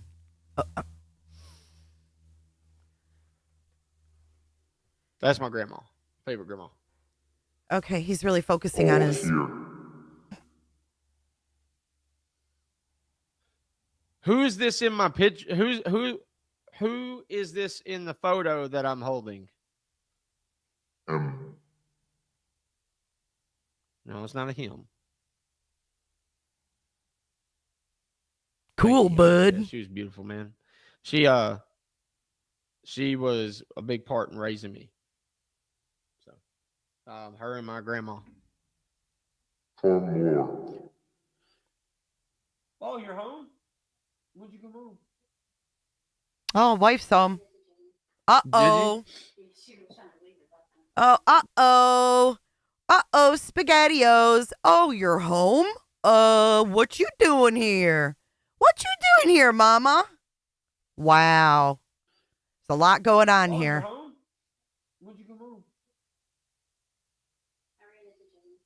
Did you? Yeah. That's someone who got their hand caught in the cookie jar. They got the hand cut in the cookie jar. I don't look like that when my husband gets home. Do y'all? Do y'all look like that when your spouse gets home? And you're surprised to see him like you're... Do you look like that? Did you? Yeah. John. Say hi. They all said happy birthday to you. Tell them your birthday's tomorrow. They said happy 21st. That is simple. Oh, she Very seems... simple. She's not saying a fucking word. Look at him. He's like a little kid that's... Look at him. I'm about to get in trouble. I'm about to get in trouble. Holy fuck. The body language is out of this fucking world, dude. Woo! He looks like a little toddler that just got in trouble, dude. That's what he looks like. A toddler. We need another pair of them shoes for Crabtree. Babies with them high top white shoes on, with the real hard bottom when they about.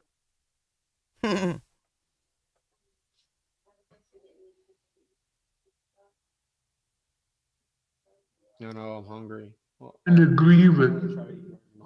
Oh, you're grieving. And his thing keeps going. Look how awkward this is, dude. You're grieving.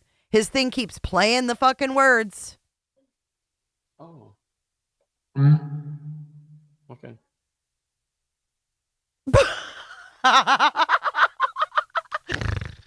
Oh. I feel bad for his wife, dude.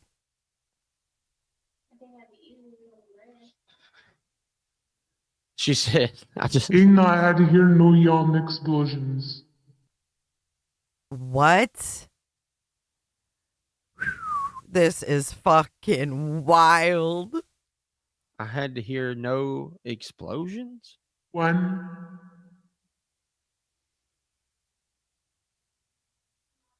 The articles as well. What?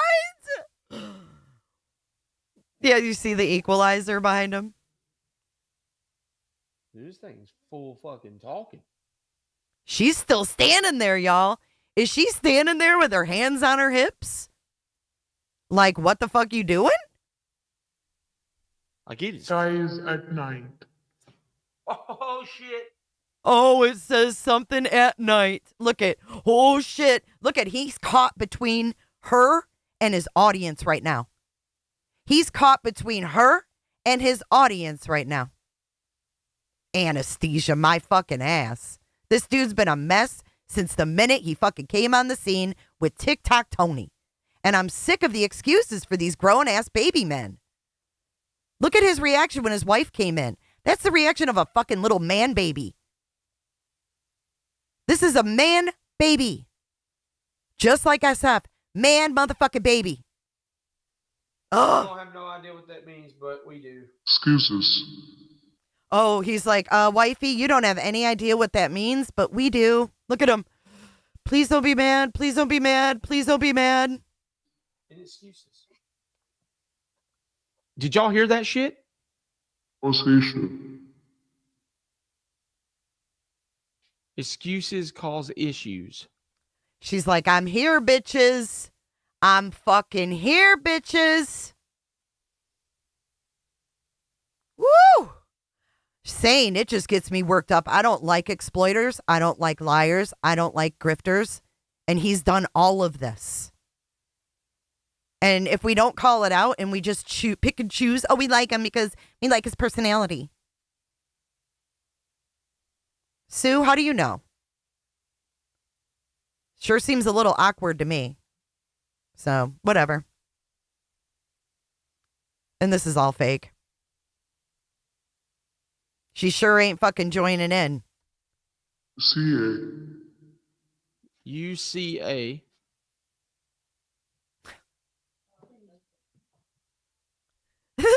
Brian, Jay, you called it. Walked by, hand on hip. Bing bong. Sand. Oh, yeah, he nervous. Okay, cool. I'm watching it too, Sue. Awesome. That surely ain't the feeling I'm getting. I know, it cracked me up because you put bitch on it. I was like, well. I think it's awkward, and I think that he's got a problem. He's shown us. When people show you who they are, Youth and hetero. listen. Mm-mm. I thought you was. Process. Hey guys, y'all are okay with me talking to her for a second? Oh, Yeah, this is awkward as fuck. Oh, she knew what was going on. This wouldn't be interrupting. I can't, Angel. I don't give a fuck about his medical records. Wife has little respect for what he's doing. Amen. Is this thing going to sit here and talk?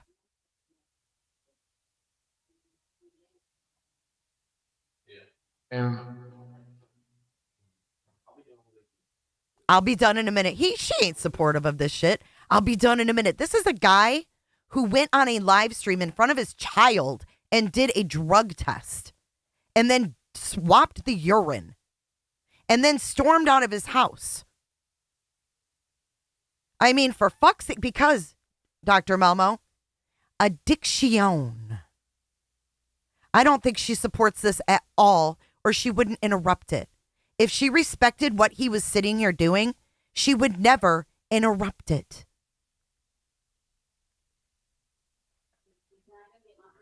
Yeah.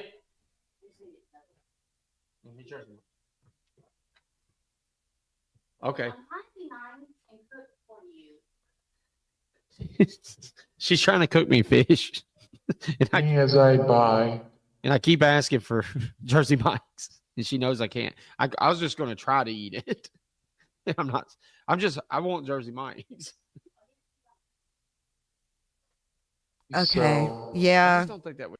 Because I always have to get up and leave the room to talk about fucking Jersey Mike's versus some other food. Would be good on a wrap.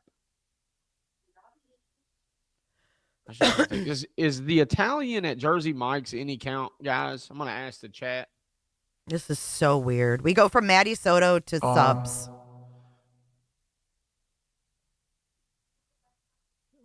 Well, I eat a lot of fish, and she cooks me tilapia. let our Hey, I'll take Cooter the fish. Flippers. Did you hear me, sweetie? Okay. Yes, I promise. no. Final answer. Thank you. Abuscanos. Everybody's saying it'll hurt my jaw. She said, I tried telling you. Is there any moderators in here? I don't even want to know, dude. Here and here. Really?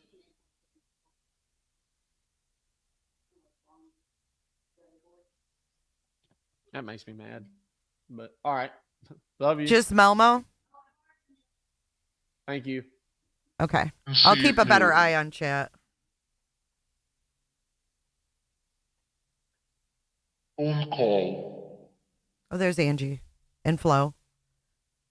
Slime, that's usually what she does. She cooks me kind of like a Mexican rice. I love Mexican rice.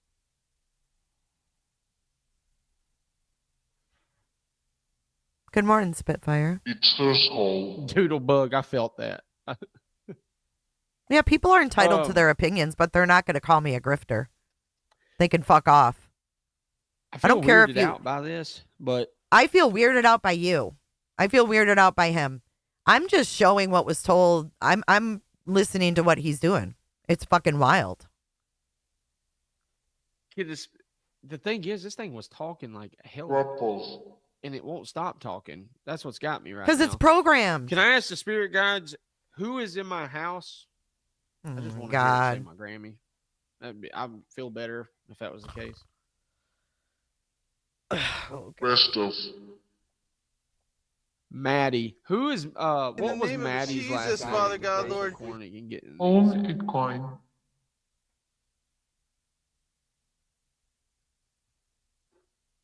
It asked for her to be in there. Oh, really? ID to CRD. Yeah, unlicensed. Yeah. Did y'all just hear that? Hear what? What are we supposed to hear? Did y'all just hear that?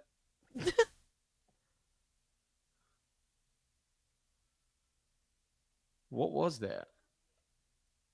Is What was that?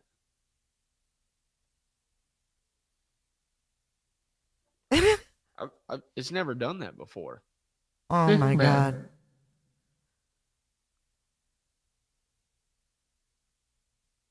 Playing it. You need to see ID of my favorite grandma. it.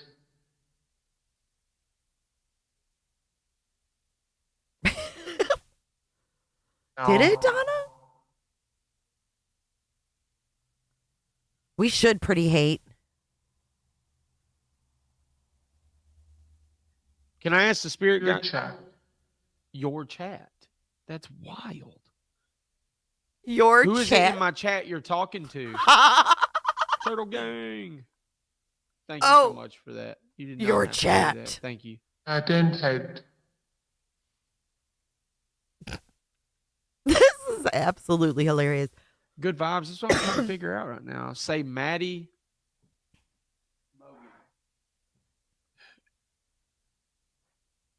Here. You're not Maddie Mogan. Maddie Mogan. Can the spirit guides help me connect to a Maddie Mogan? I hope I'm saying that right. Oh my God. Whoa. Now we're on the Idaho 4 victim. Right. How do we get to him? What? How do we get to her? That ain't good. Vivian. I could not. I could not. It is Lucid?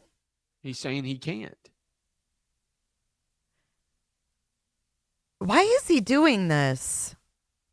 She's crossed over. Wait, he made this. Well, hold on. Hold on. No. Come on. Thank you, sounds suspicious. I don't really care what people think that haven't known me, but I appreciate that. Hold on. Where did... He said he made this box? Where is that comment? How do you make a... Oh, my God.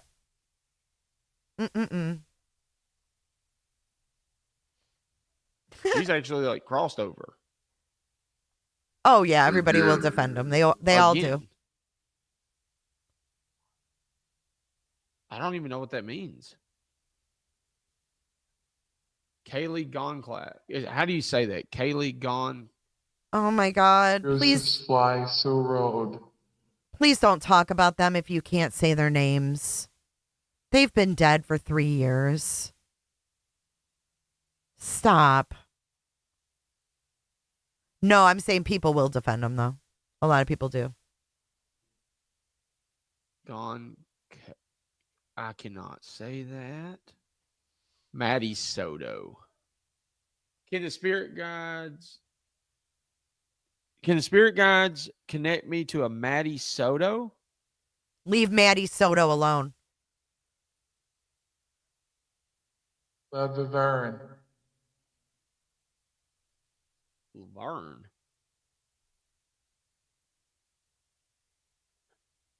Does the spirit guides know anything about a Maddie Soto? Can you connect me to her? Or her spirit? Father. No. Mama. Listen. No. No.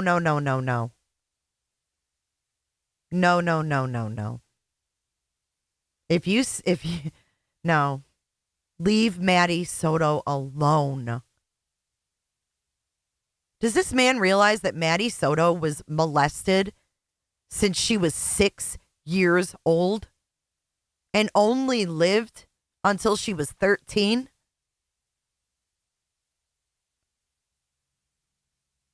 Yuck. Yuck. Like, it makes me want to cry for Maddie. Who cares who asked about it? He doesn't have to do what his chat says. Who gives a fuck?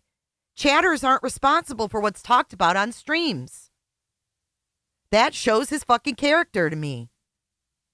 Fly 10-8ism.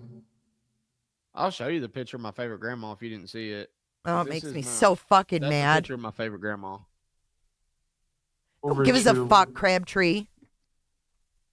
Her hair in her younger years were literally was just right here, but just below her ears. She kept it real short.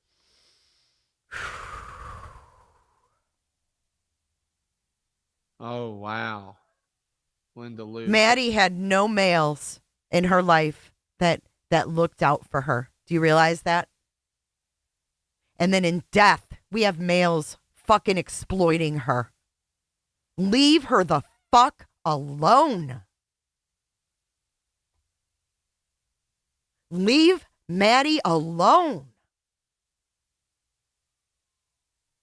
And you make money monetized doing this? Oh my God, man. Thank you. It goes.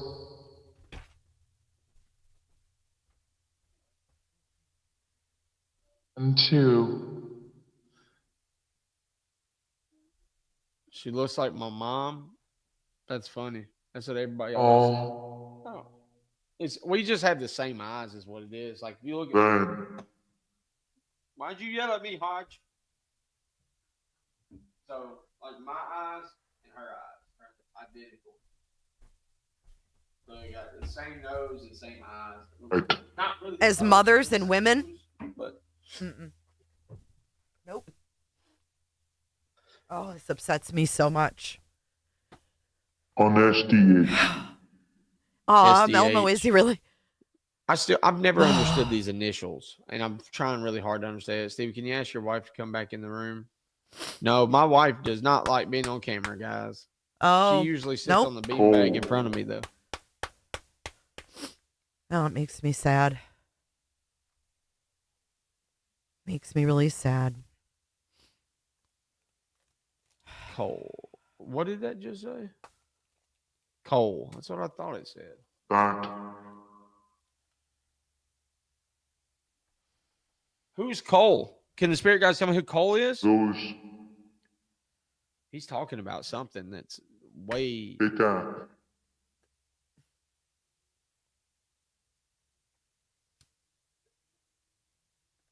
Can I ask the spirits what? Guess whom are what? you talking Guess about? what? Who Whoever you are, talking- who just said he has cousins. Wait. Where is it? I will, Melmo. Hold on. He's been involved in the paranormal for a long time. His cousins are the Tennessee Wraith Chasers. Never heard of them. Don't give a fuck. My cousin's a fucking dentist. That doesn't make me fucking able to fucking go pull teeth and give fillings. Give me a fucking break. Never even heard of it. Oh, it's canceled? Big fucking surprise. And I don't give a fuck if people that like him are mad right now. I don't care. I'm just going to tell you that. And you can vote anonymously right now. Does this make you sick? I don't know. What other things do my cousins do for a living? Let me think. I don't really even know my fucking cousins, but you know, one of my cousins, let's see. What else do they do? Melmos? I mean, give me a fucking break, man. A nurse. Yes, I'm a nurse, so I can go on and give, medical advice. No, this dude's a fucking mess, and I'm sick of him. I'm sick of people like this. His cousin's show or whatever. Funeral director cousin, plumber. Yeah. Gang members. Ridiculous. A lot of people do, though. As mothers and MIC. MIC. Oh, my Who is sister. it that That's you right. see? Wait a second. My sister's a cop, so I'm going to be banging down doors and taking people into custody. There you go. Give me a name.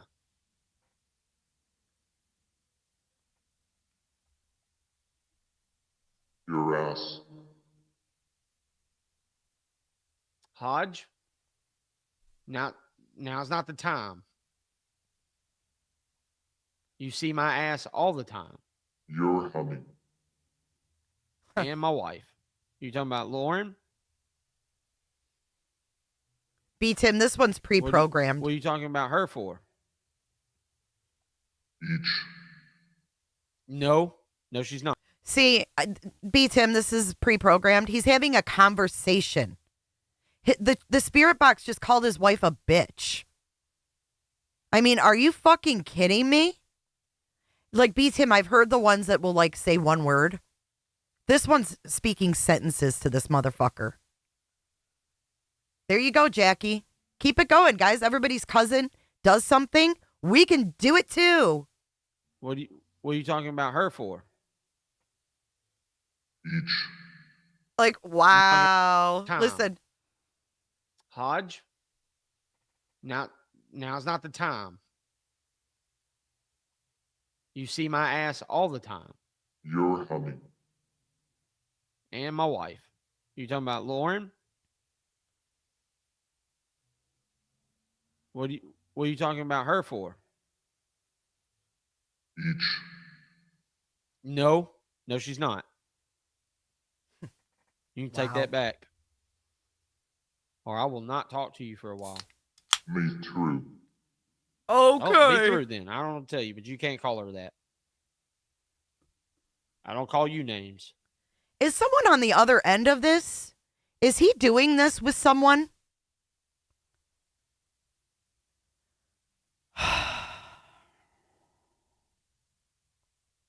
Is someone on the other end playing this fucking game? I know, B. Tim. It pisses me off because I really do like the paranormal. I think it's really interesting and stuff. But this shit, I think there's someone else talking into it.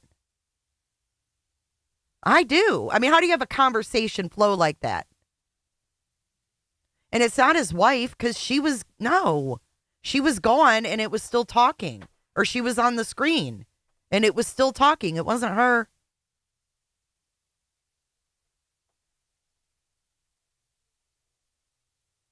Am I the only person that argues with a damn spirit guy? Next. Funny. Mr. That's so funny, dude. On cue every time. Yep. Jailbait. Your role. My role. Your role. All right, give me some questions, guys. I really need. Is there was there a train track by Holland Snap? Can the spirit guides help me with that? Spirit guides. That is Hodge, by the way. I've got the settings on a Jailbait, yeah. Clock. There's that clock again, guys. I don't know what is up with this clock. I've got the settings to where I can, you can slow them down. Sometimes they sound way deeper than normal. But I usually set it to this, what they call quarter. There you go. Effects. Quarter of a way. Moscow. Ooh, that's a good one, Joe P. Can I ask the spirit guides to tell me who was involved with the crime in Moscow, Idaho? You know. Who was involved in the crime in Moscow, Idaho? B. Tim String Mankini. What are you looking at? Are you looking at B. Tim? I don't know. I don't think it does stuff like that. Oh, it says, there is a big town clock. Oh my God, he's literally having a conversation. The thing said, oh. Like they're having a conversation. Whoever's talking is fucking up and talking too much now. It does stuff like that. Come on. Come on. There is a big town clock over here by Kennesaw Farms, Anna. Ray. Can the spirit guides tell me what Cole did? JLR super fan. What did Cole do? Sunlight. Oh, yeah. What Cole. did that just say? The name Cole came out in the Idaho documents a few days ago. Emails nice.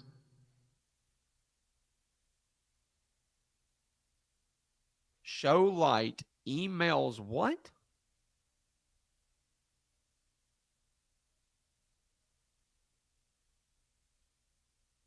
Honor test.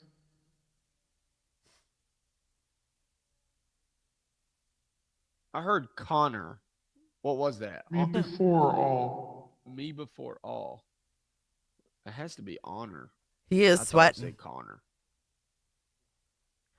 Asked who painted this. Lucid. Hershey. Hershey. Oh, Pennsylvania came up. Pennsylvania Hershey. And guess who just said they were fixing to go to Hershey for a little trip? Granny's watching. She said she wanted to go to Hershey. Do you guys remember that live stream when Granny said she wanted to go to Hershey?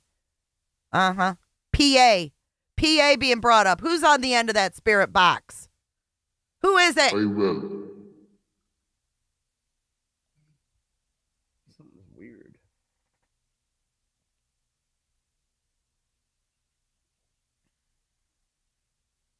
And feed.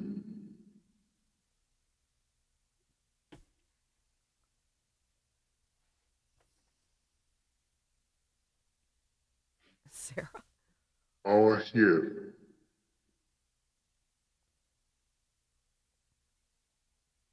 I get it, use half. Use half of what?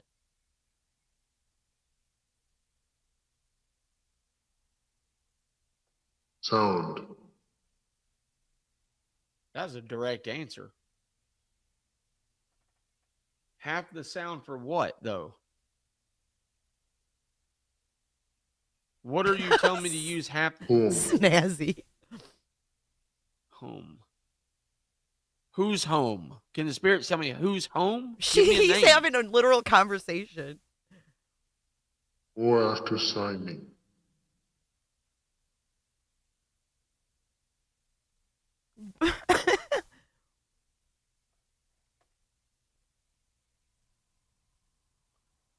Can Right. I heard that. Can the spirit guides help me with locating Summer Moon Wells physical? That's Tom. Oh my God. Wait, now here we are with Summer, and he doesn't even know her name. It's Summer Moon Utah Wells.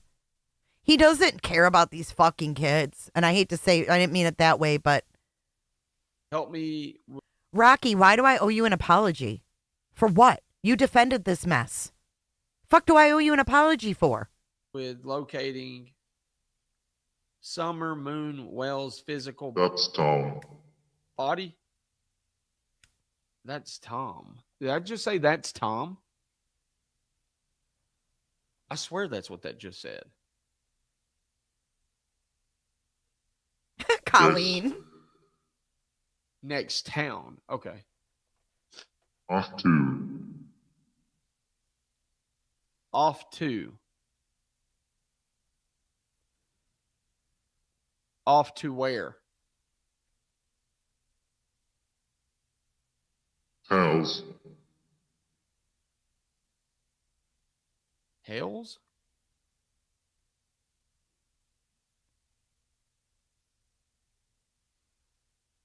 Penny Parker, thank you so much for that. Y'all don't have to do that stuff.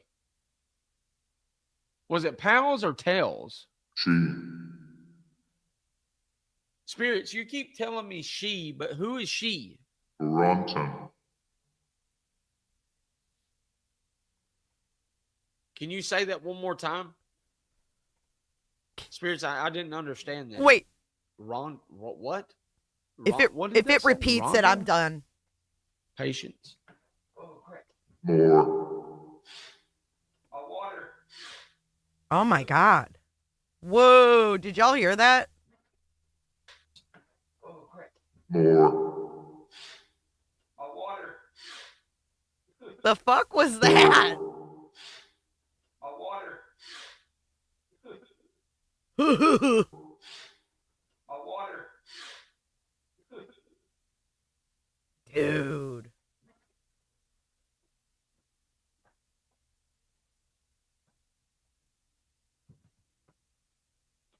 That is. Can the spirits tell me what I had done yesterday? What? I'd shit a brick. Can the spirits tell me what I had done yesterday?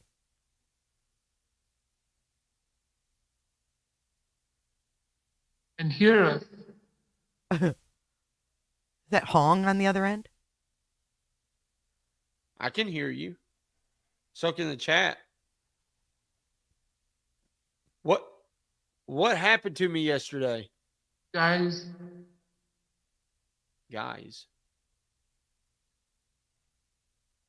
What? You know what's weird?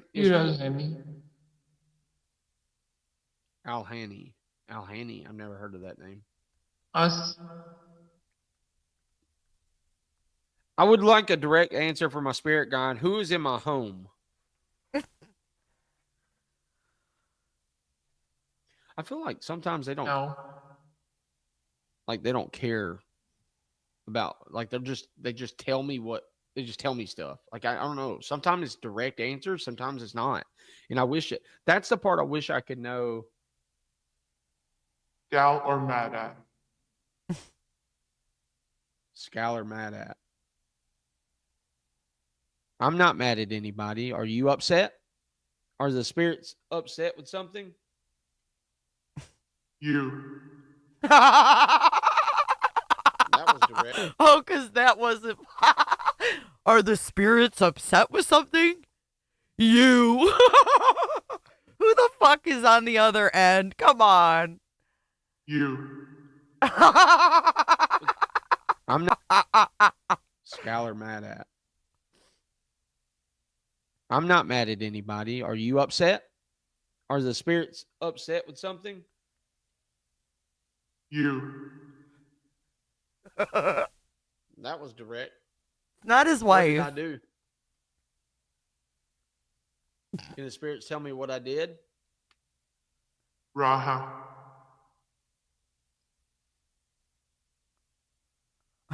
Sister.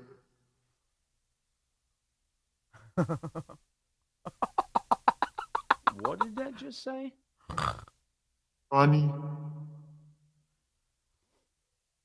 Raha, sister Ronnie.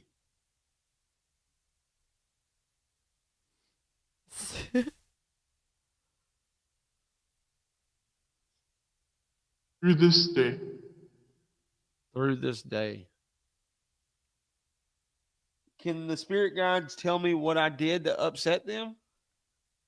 Cooter hair salon and pet spa. Literally just said shit.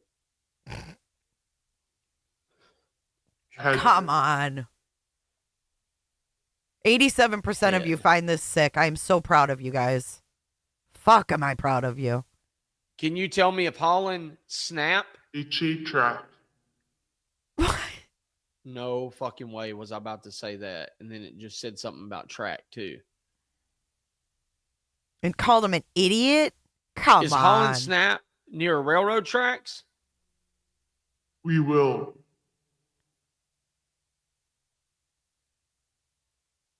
Train track. First as if.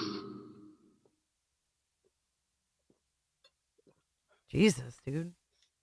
Guys, I might be having to fix to wrap this up actually. Because I keep tasting. That's all if I know Wait, this. He keeps tasting what? What? What is he tasting? Slow fuchsia. Mama Sunshine, thank you for that. Seriously, thank you. Because Planet's been helping me too, and some of it's kind of confusing. Planet's been helping him? Who the fuck is Planet? Who's Planet? Look at it. It says, please do not take the spirit portal to be factual information ever. Wait, let's read the scrolling at the bottom. Hold on.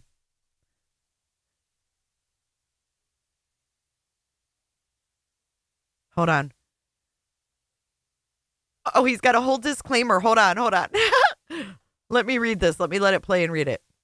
Please do not take the spirit portal to be factual information ever. It is a field being researched with a lot to learn and continues to make leaps and bounds. And it's leaps and bounds, not leaps in bounds. Hold on. Let me make this so you guys can see it. Okay.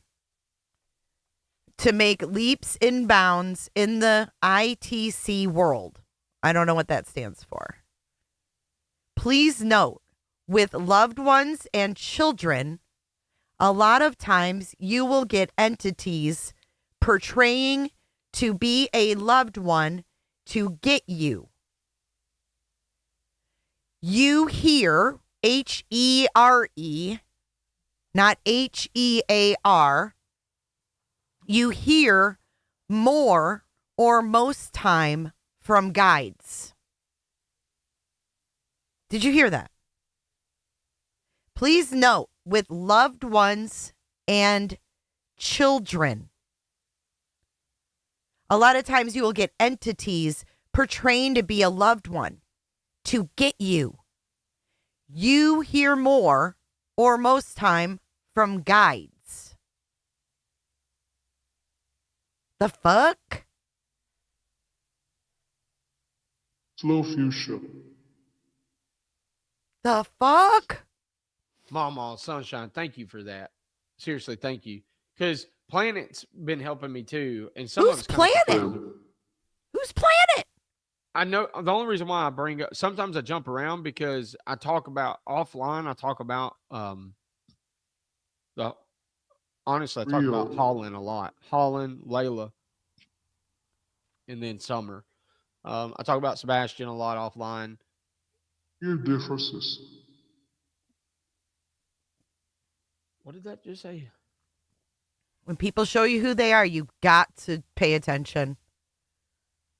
Hey, good to see ya. Does Planet, she? yeah. Donna? Thank you. Yeah. I've got to. I've Who's got to do a Planet? live on TikTok later just to tell everybody I said hi and all that shit. But it's I can taste. Oh, Planet is from TikTok. Hold on. It's starting to bleed, so I've got to put my galls back in. The fuck?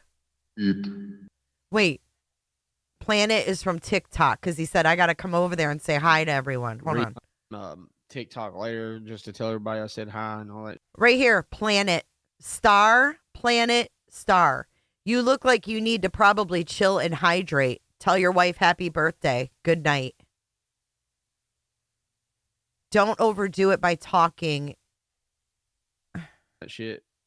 But I can taste it's starting to bleed. So look at Anna Crabtree. You're in here co-signing this as a mod. They talk about what's important to them too. Keep that in mind. Oh my God. I've got to put my galls back in. Oh, Planet is Ocean's friend. There you go. Read. TikTok Tony. TikTok Tony. Why would he be hanging out with Ocean's friend? Nope. Don't like it. Fuck off, Crabtree. Fuck off, Ocean. And fuck off, whatever your name is, Planet. Go back to your planets. Anna, go back to wherever you crawled out from, too. I'm sick of all of you. All of you. None of you were here prior to Sebastian Rogers going missing. Fuck off. Go away. Go back to your weird platform of TikTok where this shit is accepted. It's not accepted here. Can the spirit guides tell me anything before I close out of this session that's important? Fuck directly off. I'll be glad Good. when I'm healed, though, man. I've been so torn on the whole bullcrap medical stuff. Oh, so I just want to go back to normal every day. You know what I mean? Oh, every day what? What's normal every day for you, Crabtree? Liar a bit left. Liar a bit left. I'm sorry, Sane. That's strange. You know, Sane, I really am sorry because I know he really pulled you in. I mean, Sane, she's been defending him for a long time. And it's not cool. It actually hurts my fucking heart that this happened. This entire live, it hurts my fucking heart that it happened.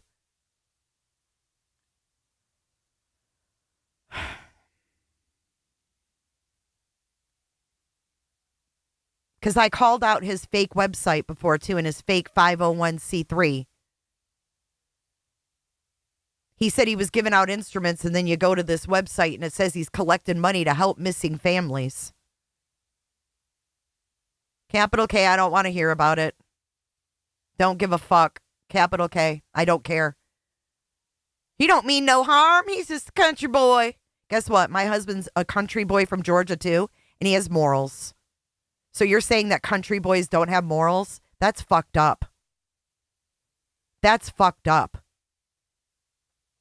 He's done drugs on a live stream while looking for a missing kid.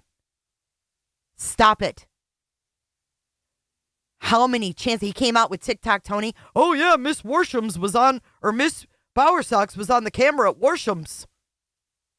Cops told me. If he didn't have surgery, he would die because he's a fucking grifter. He's a fucking grifter.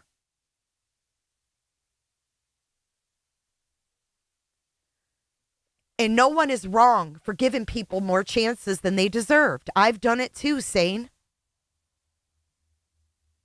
I've done it too.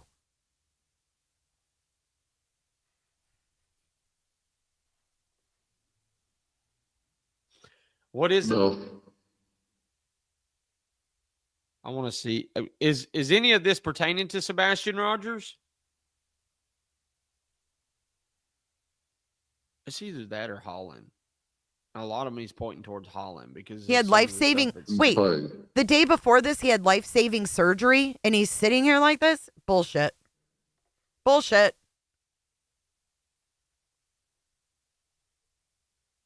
Yeah, don't put What do you down mean country untie? people.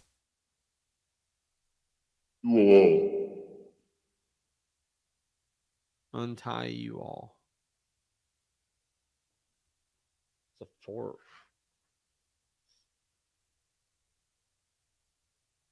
And What does Emma want in my house? us. Emma wants you guys? Why is Emma here?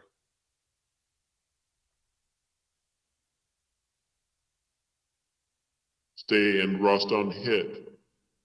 Yeah, Donna, was that before the cameras were shot? Oh, his boat was sabotaged too? I didn't know that one. What did that? What? Stay in what? If he had his wisdom teeth extracted, he would be swollen. His cheeks would be like chipmunk cheeks. What? Stay in Watch. what? I am usually. I've got a when I get better, because I'm all over the place. Like, There. I've got to be very careful with Summer and Sebastian just because they're children, and it's. Oh, but Maddie's a child too who was molested almost her entire life. Fucker. I gotta be careful with Sebastian and Summer. With Fuck Sebastian's off. is me. I'm Finest. walking away. You know, I'm just trying to distance myself. Nope, don't I trust don't mind her. to ask certain questions, just not Don't trust her. diving into it online because I don't want to ever That. upset any. Titanium, I mean, I get that you like the guy and everything, but did you know that he's summoning Madeline Soto on his spirit box that is conversating with him? I'm just asking. I mean, if you just walked in, you missed a whole fuck of a lot. It's not about his surgery, for sure. It's not about his surgery. I don't give a fuck if he had surgery or not. This guy's a piece of shit. He is a piece of shit. He's having a fucking conversation with a spirit box. That doesn't happen. Anybody. For I know. certain Let's questions list that the may be fucking asked. That lies. makes I mean, sense. what is with this guy that people like fawn over him? Him. That's what I thought it said. Stay and rest on it. Can someone connect me with Sebastian Rogers? What? Use far. News spar. Is Leave Emma him alone. stuck? He's just a country boy. Does she need help crossing over, spirit guides? What? He's a fine old lad. Adding top. It's because he's got a dick and he's on YouTube. Yep. What? Does she need help seeing the light? New enough. Yeah, he had such major surgery that he's about to eat a fucking Jersey Mike sub and fish. Okay. Can she see a light? Do you guys see a light?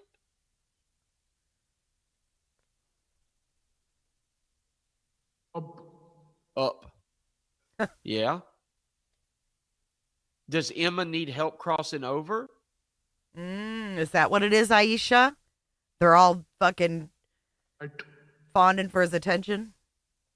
Tried. Can you tell her to embrace the light? What the fuck? Those are short, very short bursts. which is not normal. Like short burst. All. Burst. Yeah, can you give me the Powerball numbers? Oh, this guy is a beast. A beast. Emma's. The news need. Oh, okay. Sane, did you actually get the instrument? Did he actually send you an instrument? I've always wanted to know. Infamous Truth Teller said when he had that instrument giveaway, I was one of the first people that supposedly was going to get something. He was going to get my son a drum set, and he never got it. Bing bong. Yeah, he needs help crossing back over to fucking TikTok. The news need? TWI, I did for the most part. I just got a whole baggie of blood. I have to throw them away. Awesome. Wait, what? I've just been pulling the blood. I have to throw them away. I can't. Awesome. I've just been pulling. I've got galls sitting right here that I have to shove back in there. I'm fixing to have to do it. I've just been a baggie of blood. Come on, dude. Come the Blech. Blood. I have to throw them away. Awesome. I've just been pulling. I've got galls sitting right here that I have to shove back in there. I'm fixing to have to do it here in a minute. So Shake, shake, shake. I'm a little swollen. I'll show you in a That minute. night too. There Thank it you, is again. Justice, for It Alyssa. At night too. She says this is so disrespectful to us mourning parents. It Thanks for at your super night chat. too. Sturgis sign. Hospitate go. I have no idea. Did y'all make that out? Son my. It did say ball sack. Who's talking into this? Man. Havoc.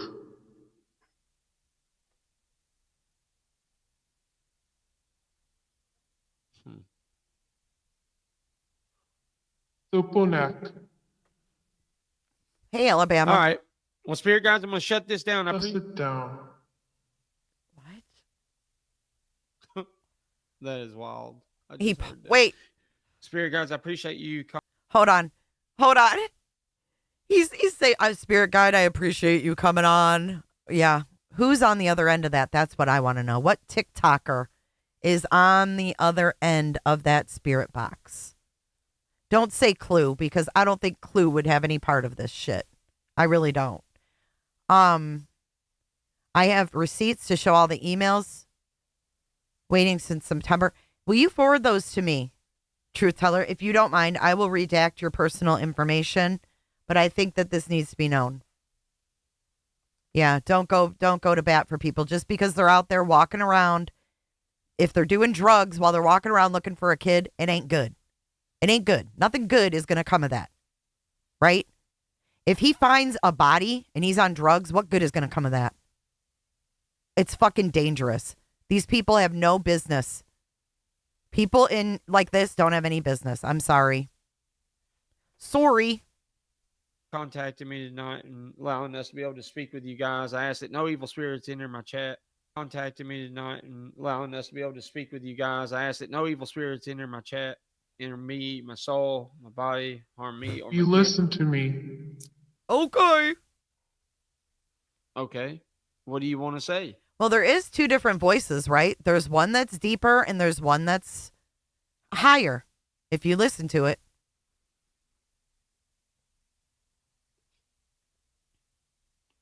That was kind of demanding. Signs rule. Signs rule.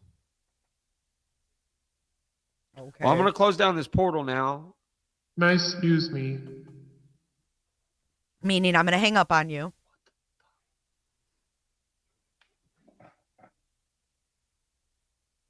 Poker.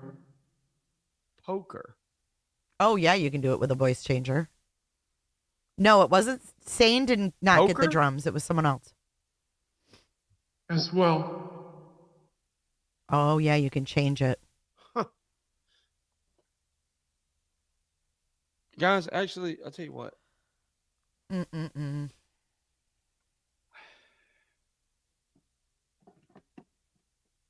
I just turned that down. It's still talking. Look at his bars are moving. That's weird, dude. I'm not even going to speak on that real quick. I'm gonna It's still I'm talking. gonna have to Look take at it this talking. offline real quick because that just fucked me up. What you are watching is not real. Jax. It's tough being a turtle with a cooter. Still can't close my legs, and I've got sand in it now. It's a rough life. Jax, Wolf, you are fucking crazy. Thank you so much for your super chat. Oh, fuck. It did feel like a Saturday Night Live skit, didn't it? Maybe we should do our own, and someone can be Crabtree's spirit box, and I can be Crabtree. We can reenact it. That was weird. I got a weird feeling, very weird feeling just then, like in my chest, like you're hungry and just that butterfly feeling. It's weird. I don't know. I could be just really hungry too. Can't really eat too well. But yeah, the poker. Yeah, kiwi. Yeah, that's what got me. Twisted. Thank you. That's why I just turned it down. I'm gonna pop off here. I'm not gonna be able to talk much to it, but I sometimes I just allow it to talk. I know. I wouldn't reenact it. I'm just kidding. It's a big learning curve for me because when you're doing it through paranormal investigations, like Twisted, I'm sure you know this, and there's others in here playing it. Like paranormal investigations is way different, right? You're going in there with some of the history of the place, kind of can make sense of things. Trying to learn how to communicate is a whole different area. And, I've done the paranormal stuff for over 10 years. And this is something that I don't know what it is. Something's telling me that I used to be always afraid to come out about this. You guys know this. Like, I didn't want because I was embarrassed. I didn't want people to make fun of me. And now, for some reason, it's like, fuck you, make fun of me. I don't care. I like doing this. I don't know. I'm in this new spiritual journey with my life, man, of like understanding what I'm supposed to do here. And so, like, and it's not like an understanding of like super fucking hero, you know what I mean? Or nothing like that. It's just, I feel like we all have a general purpose of come on, be here, right? I just don't know what the hell it is.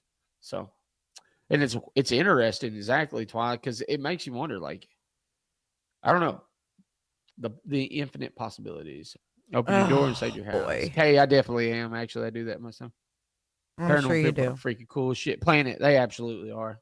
I love everything about the paranormal community, and it's super cool because most of them are super free spirited, high vibrant energies, like just happy people, man.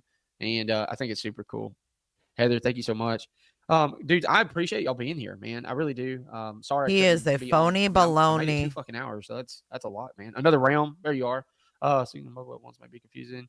We don't know who it is pertaining without just focusing on a specific person. I hope that makes sense. No, Heather, it does absolutely. It's Someone says this is your calling. You get an meme. Thank you. Okay. My biggest fucking. So Sane says that she did get the trombone, right?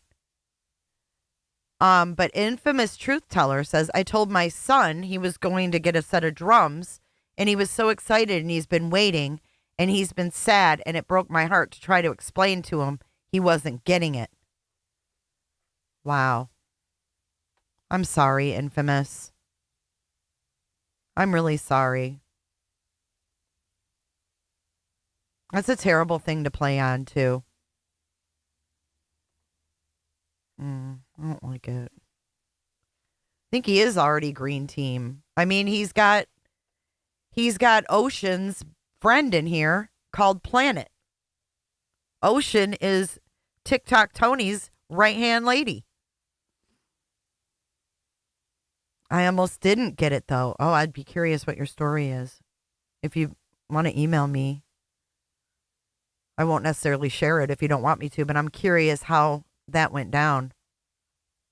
Did he sell all his instruments that are usually in his background? Didn't he have a drum set? I don't know.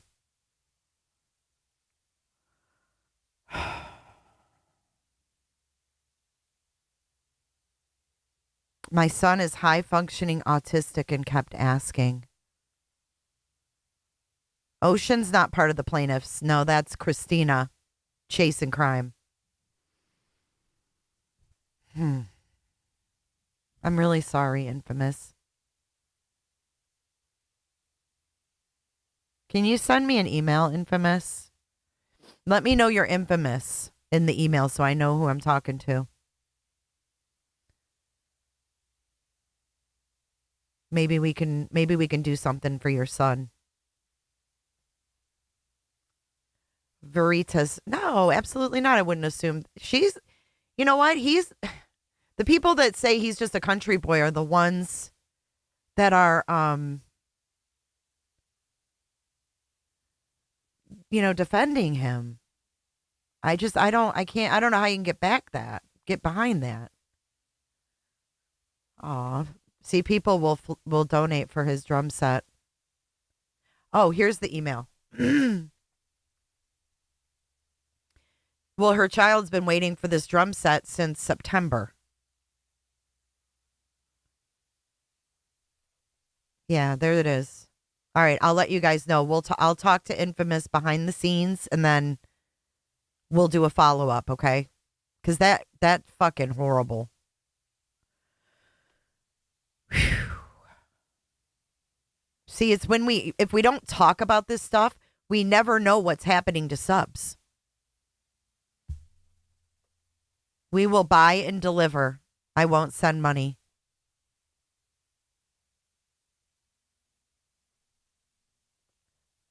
All right, we'll talk about it later. We'll figure it out later.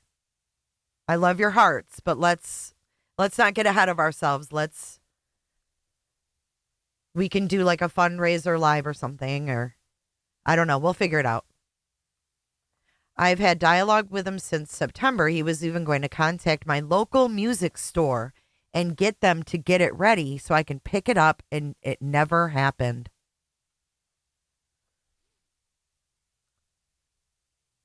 The email is scrolling in the chat.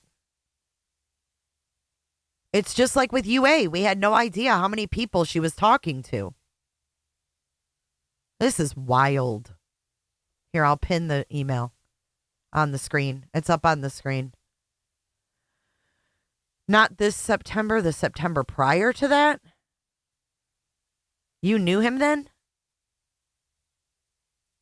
Did he say he got it and shipping was too high? Sane wants to know.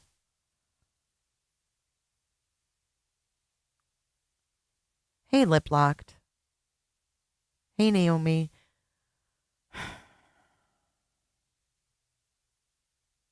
Did you know him from TikTok or something? He's been doing this instrument thing since then? You're talking 2023?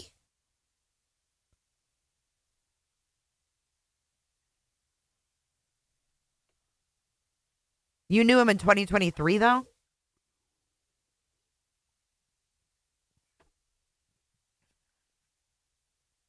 I know, Crimes. It's crazy.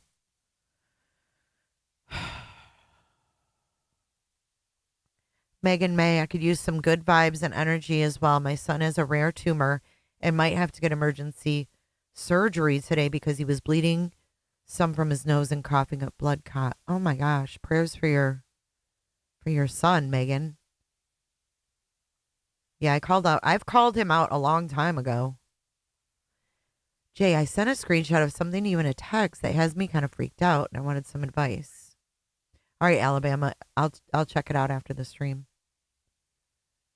Go look at his LinkedIn. I can imagine. I've already looked into him. I don't need to look into him anymore, but other people can if they want. Does she know what the price was if it's picked up locally? Ugh, this just makes me sick. Oh, look at that pause game. Shit. I might have the months wrong, but it's been since he first came on the scene in YouTube. And I was like one of the first people that got the email. Divine, something like that. He promised a kid drums and he never got them. Because that was supposed to be his nonprofit, good deeds. I don't know. I don't know, Tool Crows.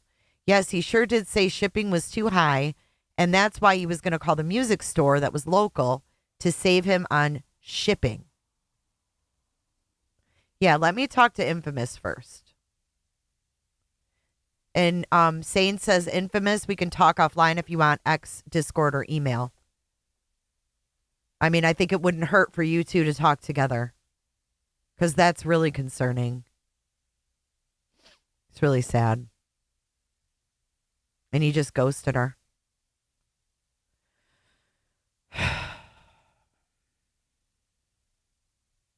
What did Girl Next Door say? I have a drum set in my garage. If she's close, I'd give her this one. No, I hear you, Infamous. Just please email me so we can get all of the details straight. It was when he first came to YouTube. He started on Clues. Yeah, I know where he's been. Yes, just please forward it. I don't know if he collected money, like if he got donations or not. That I don't know. I never really knew. I never really understood the instrument thing, so I'm interested to learn more. Just because I don't know. So I'm not going to make a judgment of it until I get all the details. Yeah, but yeah, we're not paying the shipping on him. We don't, no. He had a chance to do it. He could have asked his audience. No, we're not doing that. That's fucked up. I get what you're saying, though. Jesus.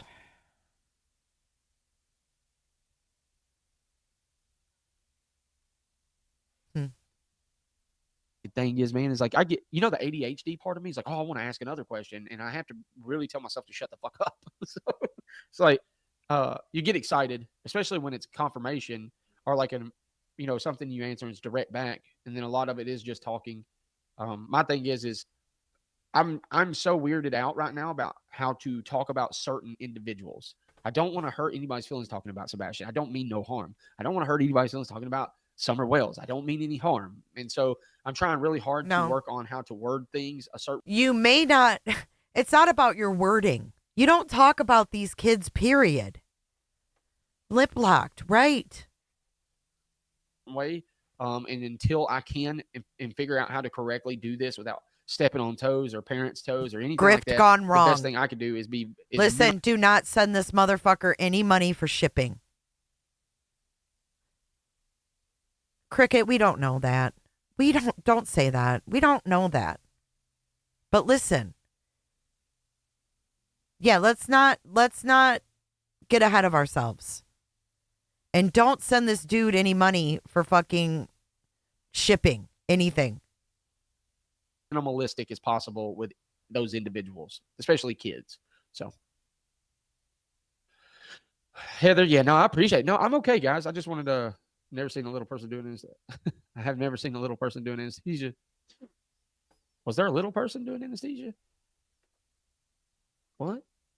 I may have confused y'all. There was no little person doing anesthesia. I might have said something wrong there. Sorry.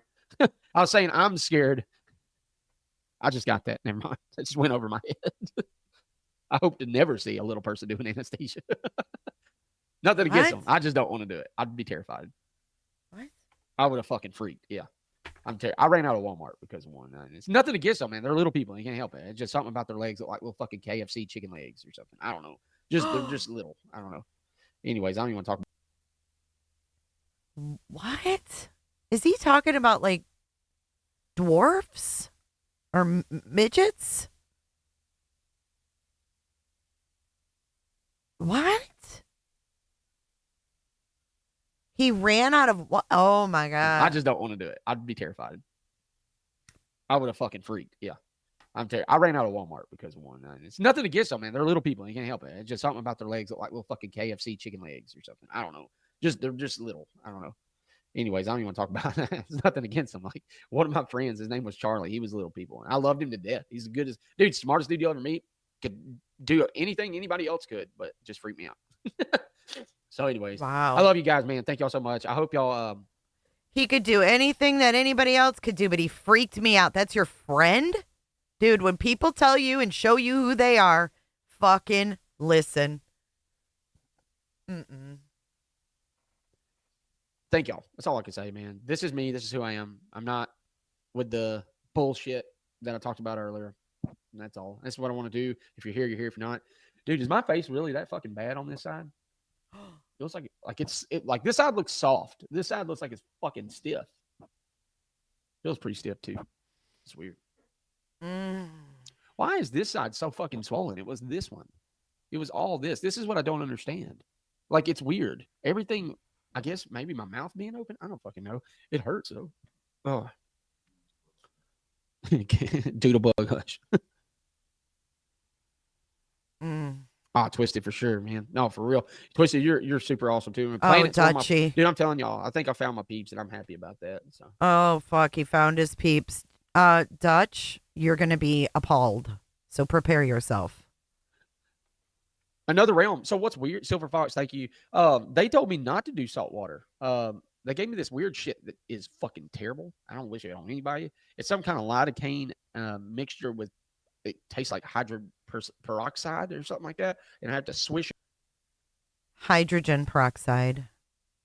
Hey, Heather. it around and I have to fucking keep doing it. And then it's some other shit that I have to drink that's came from the pharmacy and I have to swish it around and gargle it. I don't know. Said with I know, Doodlebug. Lighting. But anyways, guys, thank y'all so much. Y'all have a great night. Till next time. Peace.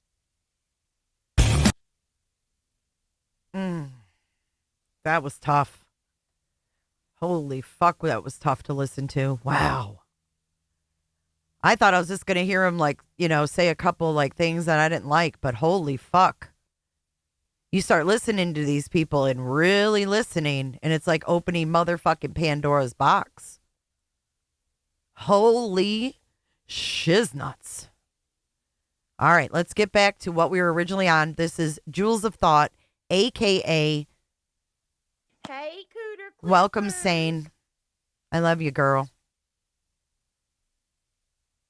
I love our chats. I love the people here. You guys are so real, so honest, so open-minded. I appreciate you.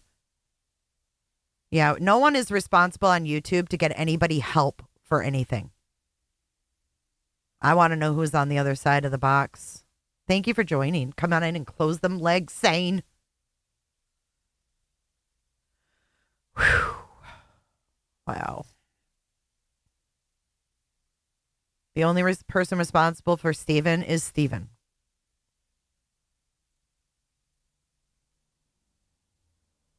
You guys are awesome. Welcome to the Cooters. All right, let's get back to Jewels of Thought, a.k.a. allegedly innocent. I'm open-minded, Angel. I've never been a fan of this guy. I'm not looking to bash him. It kind of fell in my lap today. Jay, I have a question. Do you pick the shirts that your merch is printed on? I do, Chica. I do. I absolutely do. And they're very nice quality, by the way. And I want to thank everybody who purchased Cooter Lake merch. It was a huge hit last month. It was a huge hit. Good morning, Damien. Thank you for the roses. Good to see ya. Okay, back to Jules and Julie. Who even are you, Jax Wolf? I see a turtle crawling around with sand in its cooter. Who even are you? There's a channel called Mommy Ramblings Blog. Okay. Now, Mommy Ramblings Blog was getting, I'm talking about nightly, she was getting 7, 10, 12,000 live viewers a night. Jealousy. When I say her channel was rocking, I am not kidding. Okay. It was growing by leaps and bounds. She had all these viewers. Everybody Thank you, loved her. Flobo. She's this little old lady that went live from her kitchen and talked about true crime. Well, Thank you, she Flo. began picking fights with people. Okay. Yeah. If you guys are just joining, you might want to start from the beginning because we just took a huge sidebar. Thank you, Keezy. I hope you enjoyed it. I was one of them. When my dad died, I left, and some of that ended because I just was kind of out of sight, out of mind. But she got into it with this creator, Natasha Cooper, and both of them were so obsessed with each other and so fueled by their anger and hate for one another. Like you are that with me. Both channels were burned to the ground. And now she gets like maybe 50 viewers a night. Yeah. Previously, she was getting 70, 100,000 views per video. Now she gets 800, maybe 1,000. So if you set up these wars in YouTube, no one wins. There's not a victory channel, because you got to remember, every YouTube creator has a community that loves them, and if you hurt their creator, they're not going to forgive you. So if there's no winning in these wars that happen. So I know you need to go. I will say this. I do think that the conversation that you and Jay were having before Christopher Proudfoot interjected himself and SF Investigates interjected the fury back into the channel was really necessary and really refreshing. I wish that we could see more of those types of communications on YouTube, where you have people with two different ideas, two different opinions, have an interesting conversation, and we can all learn from one another. I'm with you that, it's important to talk to people who you disagree with, and just to say, look, we're all talking about the same event, the same things, and, there is common ground. Always. I'm proud of you guys in the poll, by the way. And sometimes when we start seeing each other, humanizing one another, it's helpful. Absolutely. And just the work, I'd love to have you come back and do just a discussion about the rest. See, she wants her to come back on her show. Of course she does, because she saw how it blew up when she came on my panel. This is for the clickers in chat that see clearly now.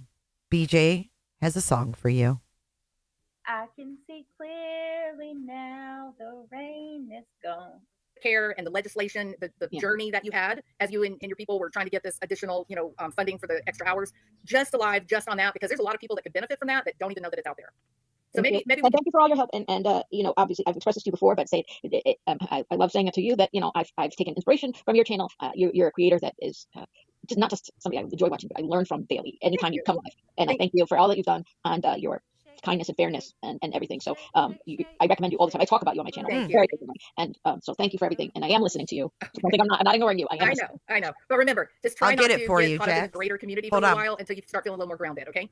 Thank you very much. I will. I enjoyed talking to you today. Thank you. Thank you so much for having me. Bye bye. Sure. Bye bye. All right. So we kind of got sidetracked, didn't we? All right. But I still want to, if you guys are game, because I don't know if y'all are tired and ready to go on to another channel or whatever, but I would like to at least go to the beginning of this conversation that was had. I thought that it was a really worthwhile conversation. I was so disappointed when suddenly Jay and the others got angry and became very forceful with Julie. You could tell that they were really pushing, trying to force her to say something, maybe to say, "Oh, I've been wrong now," something weird like that. But then when we saw the direct implications of SF Investigates melting down, and then we had Jay come up later and say Christopher Proudfoot was literally on the phone with her. No, he wasn't. About having Julie up on the panel, and that is what ended the conversation. See how many times she's repeated that lie? She's repeated that lie fucking I don't know how many times. Jax Wolf, thank you for your super chat. I want to download your theme song. I'm hooked. And I'm trying to shake the sand out of my cooter. Like that song. Shake it like a salt shaker.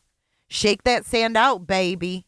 Hold on. I'm going to get you the extended version that was just released yesterday. You can get it directly from Cram-It. Here it is. Here it is, you guys. All right. And then my email. He said he's changing his name and getting rid of the word corrupt. What an idiot. Thank you so much, Canvas and Crime, for your support of 5 cooterships. Who was the lucky recipients? Megan May, Pretty Hate Machine, Liz T, Blank Screen, Sounds Suspicious. Welcome to Cooterville. Come on in and close your legs. Welcome to Cooterville. Everybody close your legs. Everybody coming in, close your legs. Close your legs. I told Jax to close them, and then he went ahead and went to Cooter Lake, got sand in the shit, and now we're probably going to have to call in the Cooterville doctor. Jesus, Jax. Do you wreak havoc everywhere you go, or just here in Cooterville? Cooter undercover. Cooters, unite. Please remember what I said. What sane person wants no communication when there's a missing kid? How are you going to find a missing kid if you're not communicating? So that I don't know that I have ever seen a parent of a missing kid spend money, time, oversight. What's Christopher Proudfoot doing? Just sitting there going from YouTube channel to YouTube channel, making sure that his team doesn't have a sane conversation with Seth's team? That's nuts, y'all. Why do they want to shut down communication? So this is very interesting. I also think that I had a moment of vindication. Hey, Tony. I had a moment of vindication where I was like, thank you, SF Investigates, for being true to. Look at Tony. At Nathan. They have done what they need to. You really are. Because we had been telling people, you better watch him. Every single other case that he's ever been involved with, the whole FAFO, SF Investigates does some shady stuff. And there it was, right there in FAFO. Greenview. And so I was pretty happy to see it. And then he presents himself as this specially trained and so much experience working with missing children's families, and yet he acted like a 14-year-old little girl who was about to start her period. He's jumping up and down, screeching and crying, and he couldn't believe the betrayal that Jay and Cletus and Illuminati had done, and that he had handpicked that team. And I felt corrected because I thought Christopher Proudfoot picked that team.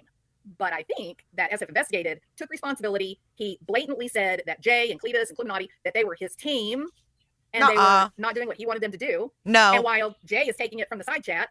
No. He never said I was part of his team. I was never a part of any team with SF Investigates. Fuck off. Nobody was. But here's Seth Rogers. Hey, Sebastian's Army. Please keep the faith. Remember that even though LE doesn't do or say what we think they should, understand that they are working diligently for Sebastian's well-being.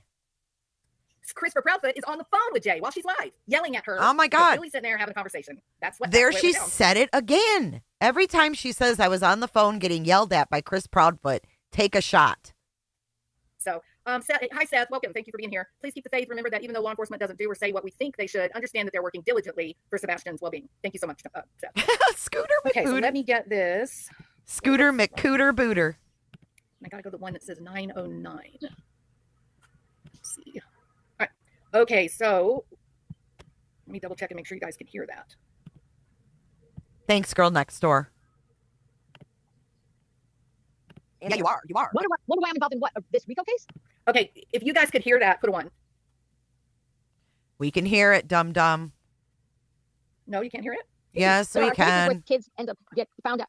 There are cases where there is abuse where CPS has investigated. They closed the case, and it turned out that there was in fact abuse, and they only find out after the fact when the kid is, in a hospital or unalive, and they say, oh, CPS.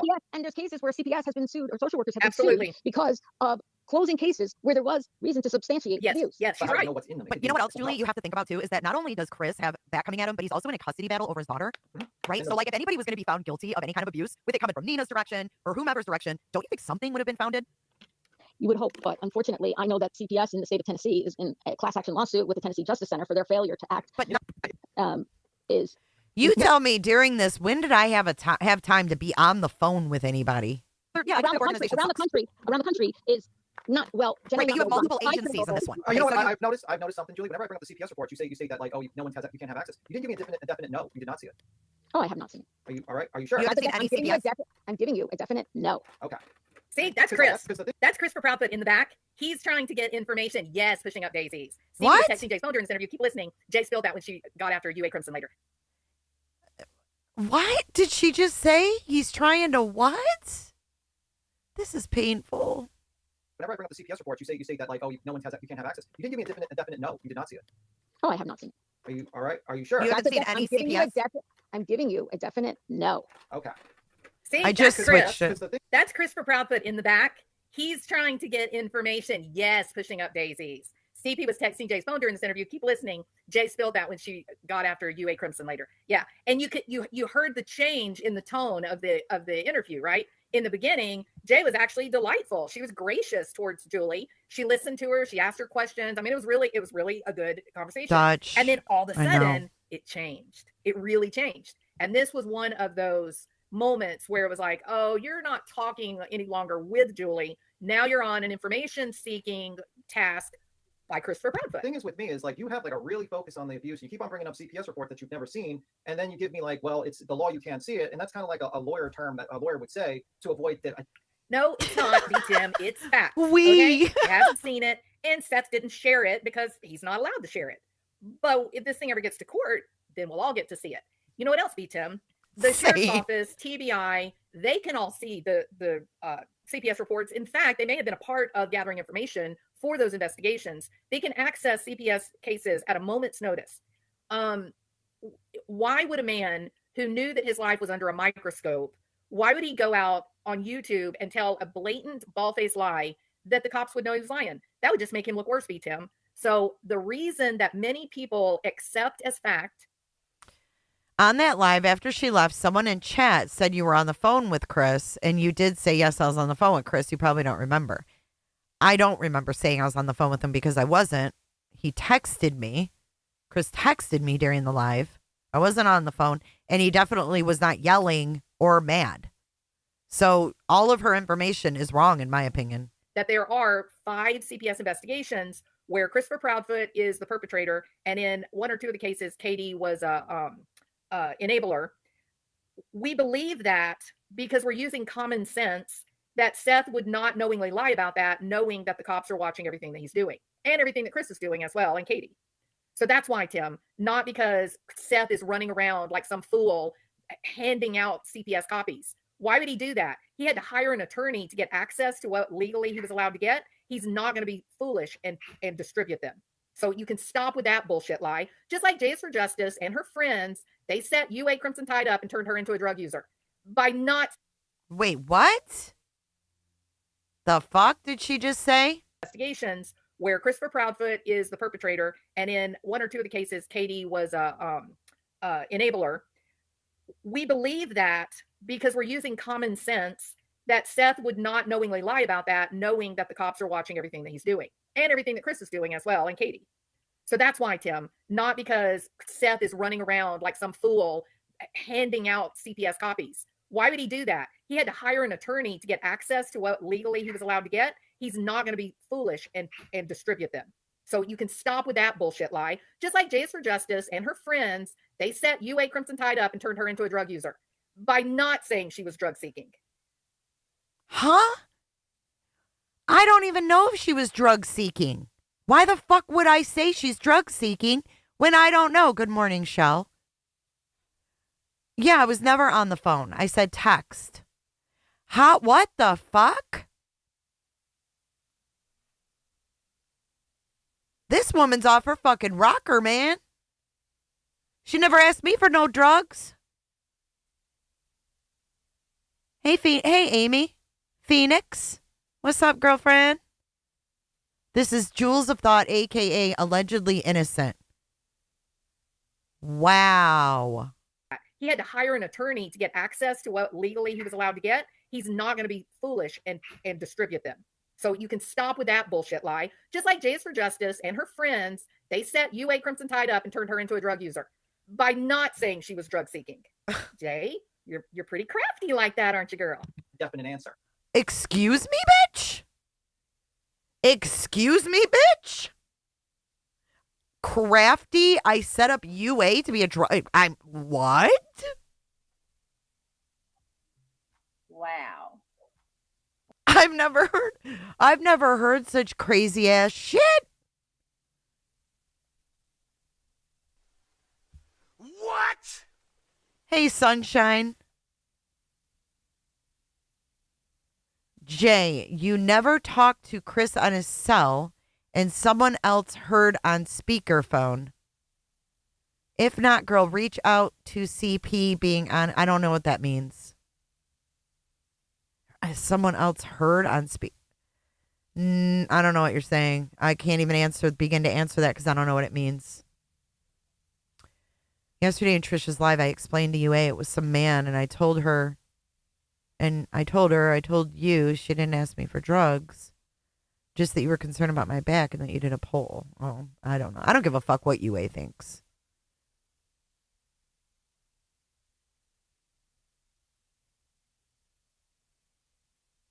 It's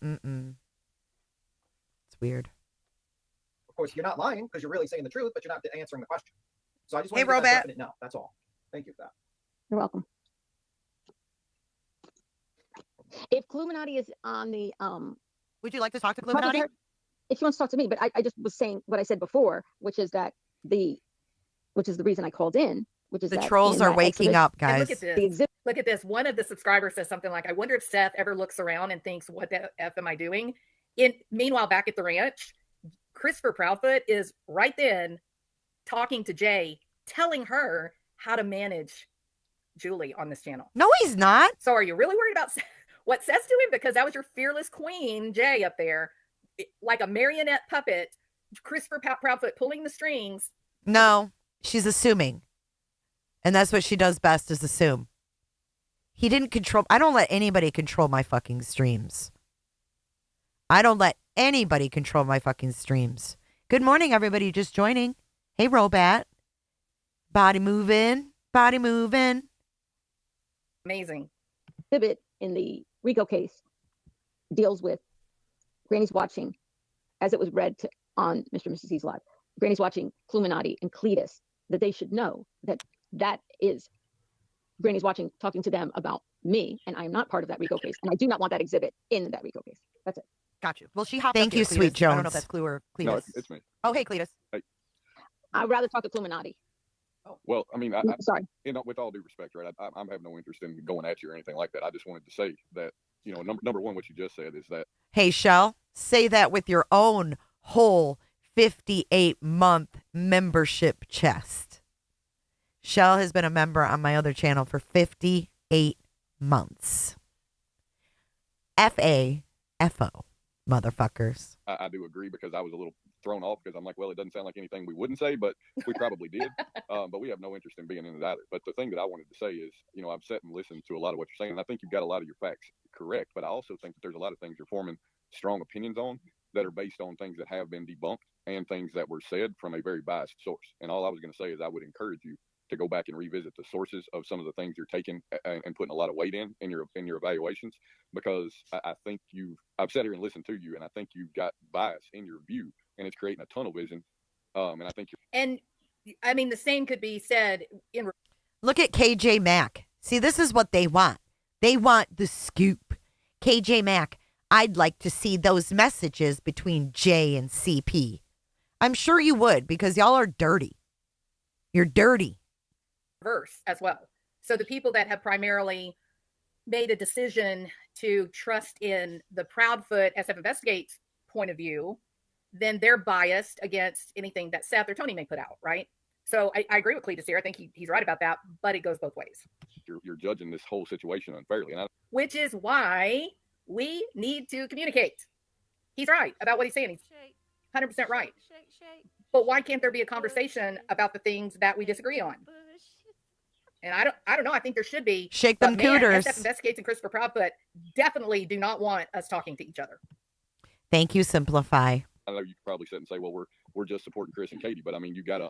I think if you go back and look at where your opinions have been formed and the things that they've been formed on, there is a lot of bias in there. I think if you have a personal relationship with a person in the case, you're friends with the Proudfoots, that would create a bias. If it was. Julie is 100% on point here. I'm not friends with the Proudfoots, so that's where she may be on point, but I don't consider them friends. I don't even know them. I'm very picky about who I consider friends. So to me, friends, I don't throw that out loosely like these motherfuckers do. They think wrenches are friends and they turn on each other and shit. They're wild. There is a monumental difference between creators discussing the known information, Rachel. creators talking about the things that were acted out on platforms in front of me and you. We witnessed Chris's meltdowns. We saw it all. Us discussing those things, those moments, is dramatically different than a creator befriending a victim or a family member of a victim. Fuck you, Jules. What'd you do with the Ruseks? Why'd you befriend the Ruseks? Why'd you befriend the Ruseks and cause more chaos in their life? That's what I want to know. Jules of Thought. You fucking weirdo. Jax Wolf, shaking isn't working. Get the power washer. Oh, fuck. There's Lynn. Oh my God, that's so weird. I was just thinking in my head, Lynn could totally vouch for this. And then there she is. Thank you, Jax. Crazy motherfucker. It's really hard to imagine having a normal conversation with someone who considers Britney's suffering the same of that of 6 million Jews. Damn, coming in hot too. Let's give Lynn some fucking coming in hot this morning. Coming in hot, just like the fajita. I'm telling you, us OGs over here, we've got like some kind of mind things. That's funny. Who Chris communicates with is none of their business. If that's the case, let's see all the communication between Seth and all of his team. Abso-fucking-lutely. All the parents have a right to ask questions. And forming a personal relationship. If you're out there crawling through the woods together, looking for Sebastian or signs of Sebastian, there is you are building shared trust. And that is, in fact, the hallmark of friendship. That is the foundational standard for friendship, that there's a shared experience of trust, right? So even if you come together as work buddies or volunteers, or even just someone on YouTube, if you are sharing activities that require innate trust in one another, you officially, legally are considered to be friends. As you've done nothing until I know otherwise. What about the biggest bully supporting role? And you have Nana, TikTok credit, Aunt Bully, SFPI, Jeff Coworker, and Ragsock. How does that help? You had a bully list. How does that help find Sebastian? Oh, that was me doing a Rachel, I'm really sorry that happened to you. That's awful. A little comedy show. And when I said they were bullies. Yeah, she was doing like a parody, a skit or whatever. Right. And I said they were bullies and a supporting role non-creator. That was the thing. And I put those people. I said Melissa, who I found to be being very unkind to Sebastian at his birthday party on the video. I found it hard to watch and listen to her at his 15th birthday party. And I put Jeff, the coworker of Chris. I got to get up and get a drink, but I'm listening. And I'm going to go through, I'm going to or roughneck. That's how they talk. Blah. And I mean, it's, I'm not going to lie. Somebody. I think there was a little bit of a nervous laugh on Heather's part. I mean, if I called someone, saying I was giving your number as a coworker or boss of Chris, and I'm looking for the logs, and the person, as you say, started talking to me in a cursing, yelling, whatever he was doing. But I think there was a lot of nervous laughter by her. See, I don't even know. Professional way. Obviously, there was a phone call with someone, but I didn't hear it, or I don't know what it is that they're talking about there. I have doubts and speculate about doubt, but we have no. I think he was a real I think he's a real person. I think he really is someone who works with Chris. I think he really does drive a Harley. That kind of stuff. I mean, it's okay, though, to put his name out there. What does he have to do with Sebastian being missing? See, I'm just not down with that kind of stuff, Julie. Like, there's lines that have to be drawn. Right, but there is a coworker who puts himself online. He's spoke on Facebook, right? So I know. And to be fair, Cluminati did multiple times step up and say, no, this is fact. So that was dramatically appreciated. But I don't even believe everything on Facebook because anybody can make fake accounts. And I've learned in a lot of years, Julie, that when it comes to true crime cases, these are real people. Yeah. Right. They live with this every fucking day. But Jay, see, now the worm has turned and you've gotten very aggressive and firm and you're talking like an angry mama. But do you remember the Ruckus video? That really wasn't that long ago. Christopher and Katie remain the same people now that they were back then when you were doing the Ruckus video. And you've already acknowledged you did speak out against them pretty hard. And that you said you changed your position when you found out things about Seth. Well, again, I'll say what I said before. That's a straw man's argument. It doesn't matter if Seth does bad things or. Okay, bitch. The Ruckus video was a long time ago. What is she talking about? Just because the green team didn't see the Ruckus video until recently. That fucker was done last May. Or no, sorry, last March. It's been a year since the Ruckus video. How many of you have seen me play that in the last 6 months? It's a year-old video. How many of you have seen me play that in the last 6 months? It's the flashlight video that we zoomed in on and watched, and I called it the Ruckus video because I thought there was a ruckus happening in it. It was a year ago. It was a fucking year ago.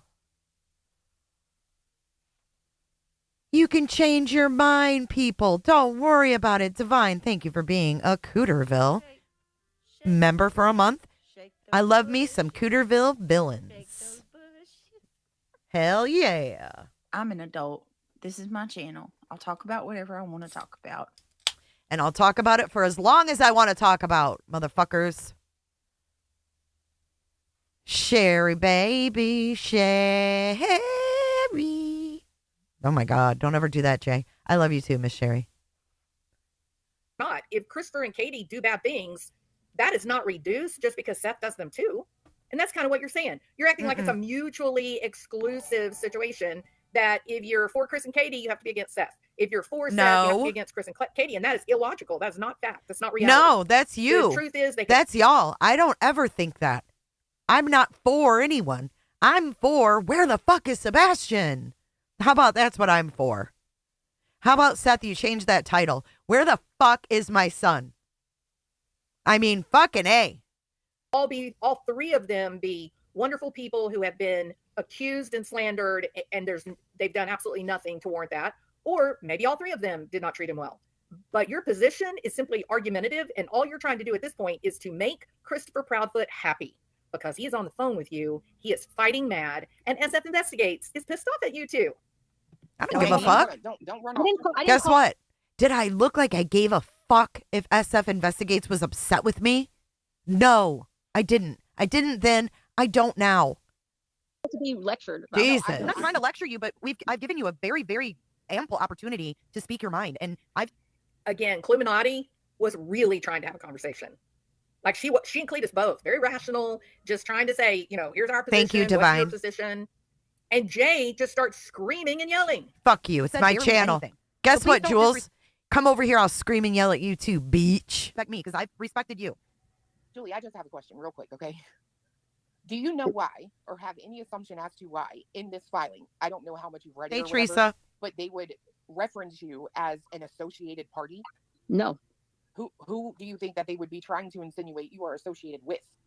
I didn't get to read the whole thing. I heard it on Mr. and Mrs. E's, and it was clear that it was me in Exhibit 14. The E's family said, that sounds like Julie. You guys need to go hit that like button. It off as like you're talking, like Granny's Watching was talking to you about Brittany J. I don't know, because they said, is this Brittany We all J? live and then learn, they said, Rachel. well, no, she doesn't have stepkids who are Hey, Tommy Jude, good to see you. she's not writing a book. This has to be Julie Skolnick. So is it that they were trying to put something in to make it sound like they were, as more evidence against the people involved? All Signs says this is the same lady, Jules of Thought, aka allegedly innocent, who put Summer Wells' pic on screen and spent an hour pointing out all the ways she looked dead. Oh my God. That's as bad as Pearls over there unblurring Kylie Rodney. What is wrong with these people? Chris has never been mad at me, ever, straight talker. You know what?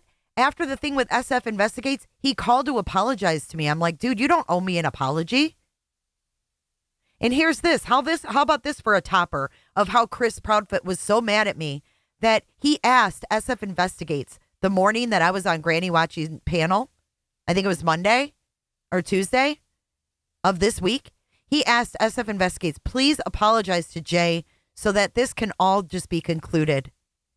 And then SF came into Granny's chat and said, Jay, you're not getting an apology from me. So that's the truth. Ruth.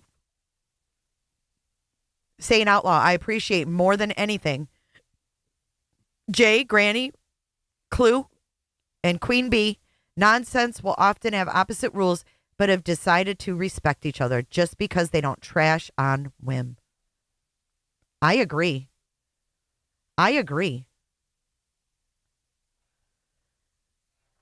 Yeah, that was what sparked them all up to come into Granny's. And he told Chris, I don't owe her an apology. I can't have an opinion. What do I owe her an apology for? They all SF, fuck off, man. I know, right? I think so too, I've been a target in this whole case, and I'm sick of it. Not everybody has had a target on their back like me, so I don't expect everyone to, react like I do, because everybody has had their own experience in this fuck shit. Thanks, Scooters. No, I don't, not on a panel, Lucia. No, not that I heard. Against Brittany J. That's the only thing I could think of as to, because they don't say my name, but it is clearly me. Right. I do agree. I was just wondering if you had any inclination as to who they would be trying to say that you are associated with. Like they say an associated party. I've never spoken. That's a good question. And I'm actually glad. Look at this silly question. What? This was by Ms. Upper Thigh. I think it says Upper Thigh.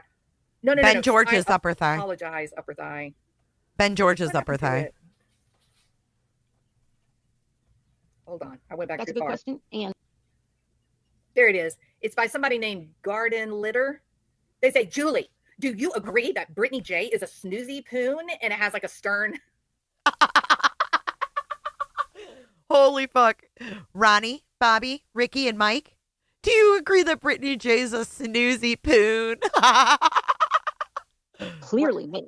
Right. I do agree. I was just wondering if you had any inclination as to who they would be trying to say that you are associated with. Like they say an associated party. I've never spoken. Well, that's Hey, a big good question, girl. and I'm actually glad I got the Look chance at this silly question. This was by Ms. Upper Thigh. I think it says Upper Thigh. No.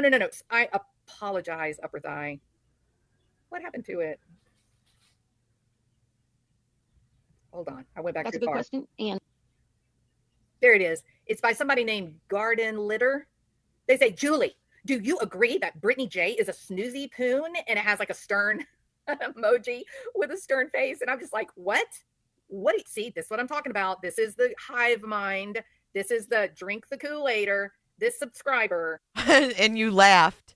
And you laughed because you know she's always snoozy poon. And I think it's garden glitter, not garden litter. Hold on. I want to hear that again. That's funny as hell. Any inclination as to who they would be trying to say that you are associated with? Like they say an associated party. I've never spoken. well, that's a good question, and I'm actually glad Look I got at the chance this silly question. This was by Ms. Upper Thigh. I think it says Upper Thigh. No. I apologize, Upper Thigh.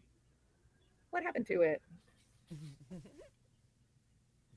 Hold on. I went back That's too a good far. question. And I have a question. Hold on. It's unrelated. It's by somebody named Garden Litter. Hold on. They say, Julie, do you agree that Brittany J is a snoozy poon and it has like a stern emoji with a stern face? And I'm just like, what? No, this is not Julie reading it. This is allegedly innocent.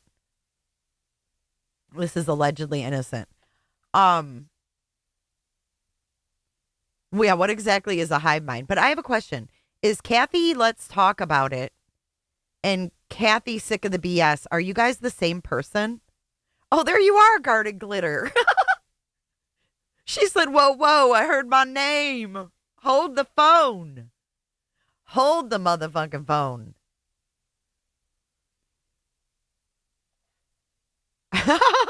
See, this is what I'm talking about. This is okay, the no, hive all right. mind. This is the drink the Kool-Aider. This subscriber is going to agree with anything Jay says because Jay is her queen. And so Jay can do no wrong. What? Jay is her queen? Garden Glitter, did you know that I'm your queen? Holy fuck, she did say garden litter. It's glitter. I'm your queen. Breaking chains. I'm not kidding. The night the poon thing happened and you played it over and over, I laughed harder than I had in a long, long time. Laughter's good for the soul, ain't it? Queen of the hive mind. Blessed be my queen. Uh-oh, Brittany. Your girl just gave me the fucking crown. We're not worthy. We're not worthy. Kathy P, I can barely keep up with me. I didn't know if that was maybe a secondary name.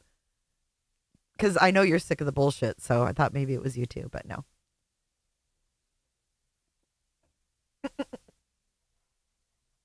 And any opinion Jay may have is absolutely right, dead on, according to Garden Litter. It's glitter. And so this person's doesn't even understand the conversation that's happening up on the panel, but just wants to say, well, we're right. You better agree with us that Brittany J is a snoozy poon. It's just so ridiculous. It's so ridiculous. And, I'm actually glad I got the chance to talk to you, Illuminati. I'm talking to because I really think that I don't know if you've ever heard me say this before, but I think you're a person who is smart and funny and quick, and I have a lot of feelings. What's like up, Feisty? On that level with you, whether you feel the same about me, it's fine. But I do respect your intelligence and your the way you come at things, basically. Okay, just your manner, personally. So it's a compliment to you. It's not. I'm not saying anything bad. I'm saying something that I like to listen to you, as opposed to a lot of other creators. And I think you get the facts straight. They're so out of touch. She says, So Sassy says, I think Hi, you're very Agatha. respectful, Jay. So she's trying to form that alliance with Jay and show Jay what a good follower she is. What? And then I think you're very respectful, Jay. They're trying to form an alliance.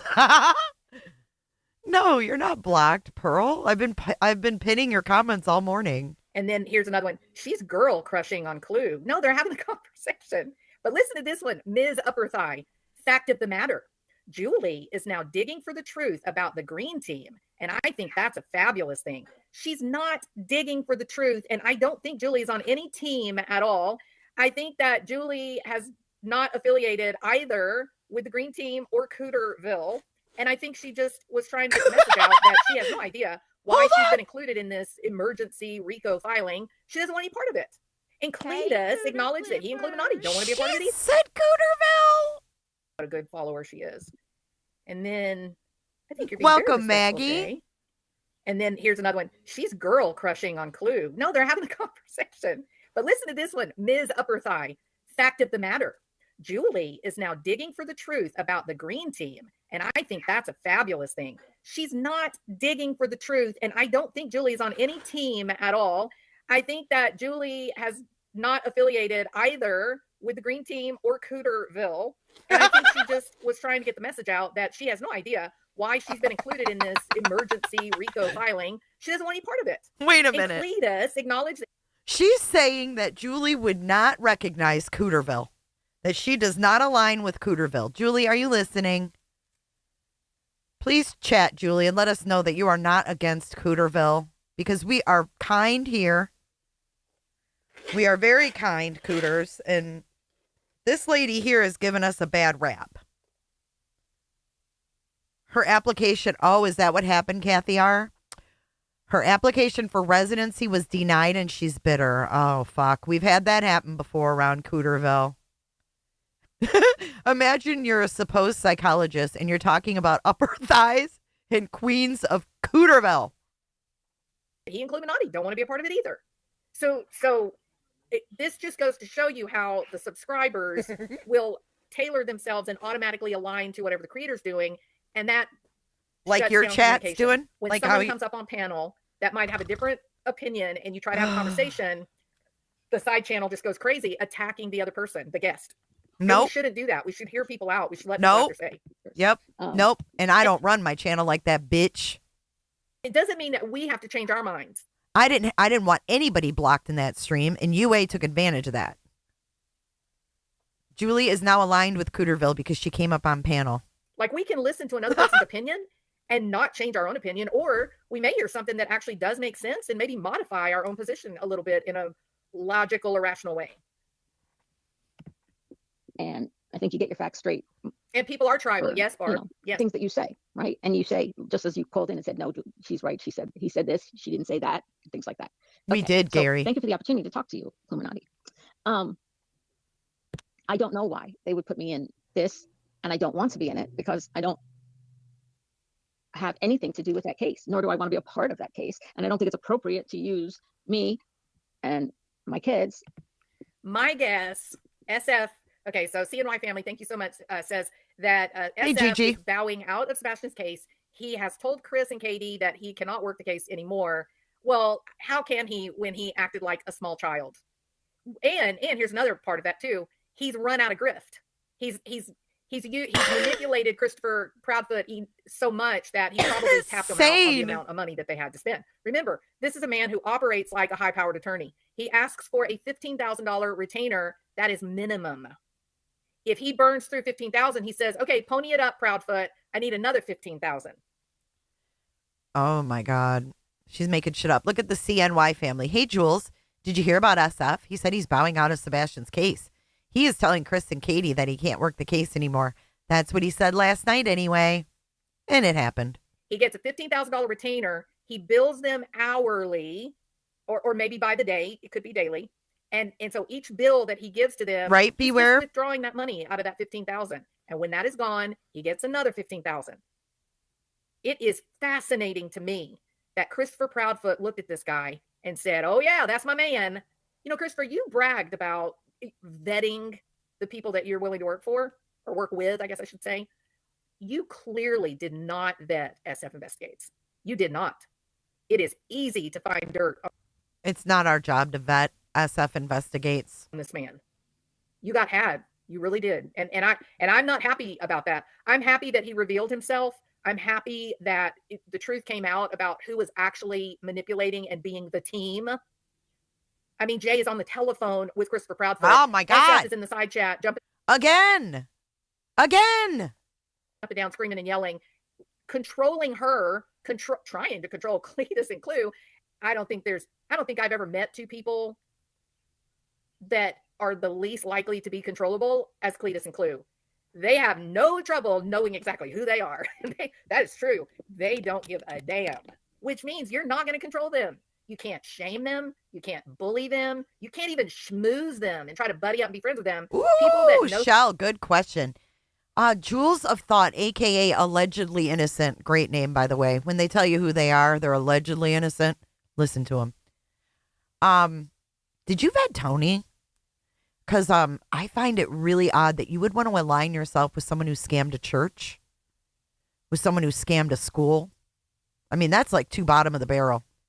You scam a church and you scam a school, you're pretty much like a piece of fucking shit. who they are, people that are secure in themselves and they know why they do the things they do. They're not controllable. Think Donald Trump, right? Oh my God. Here we go. Blowing this out of proportion. Think Donald Trump. Nothing like, you know. People in Washington, D.C., they did not want him elected because he does not play well with others. So, I don't know. Oh, say no more, Lynn. She shares a chat with Lana. She knows Lana. Oh, boy.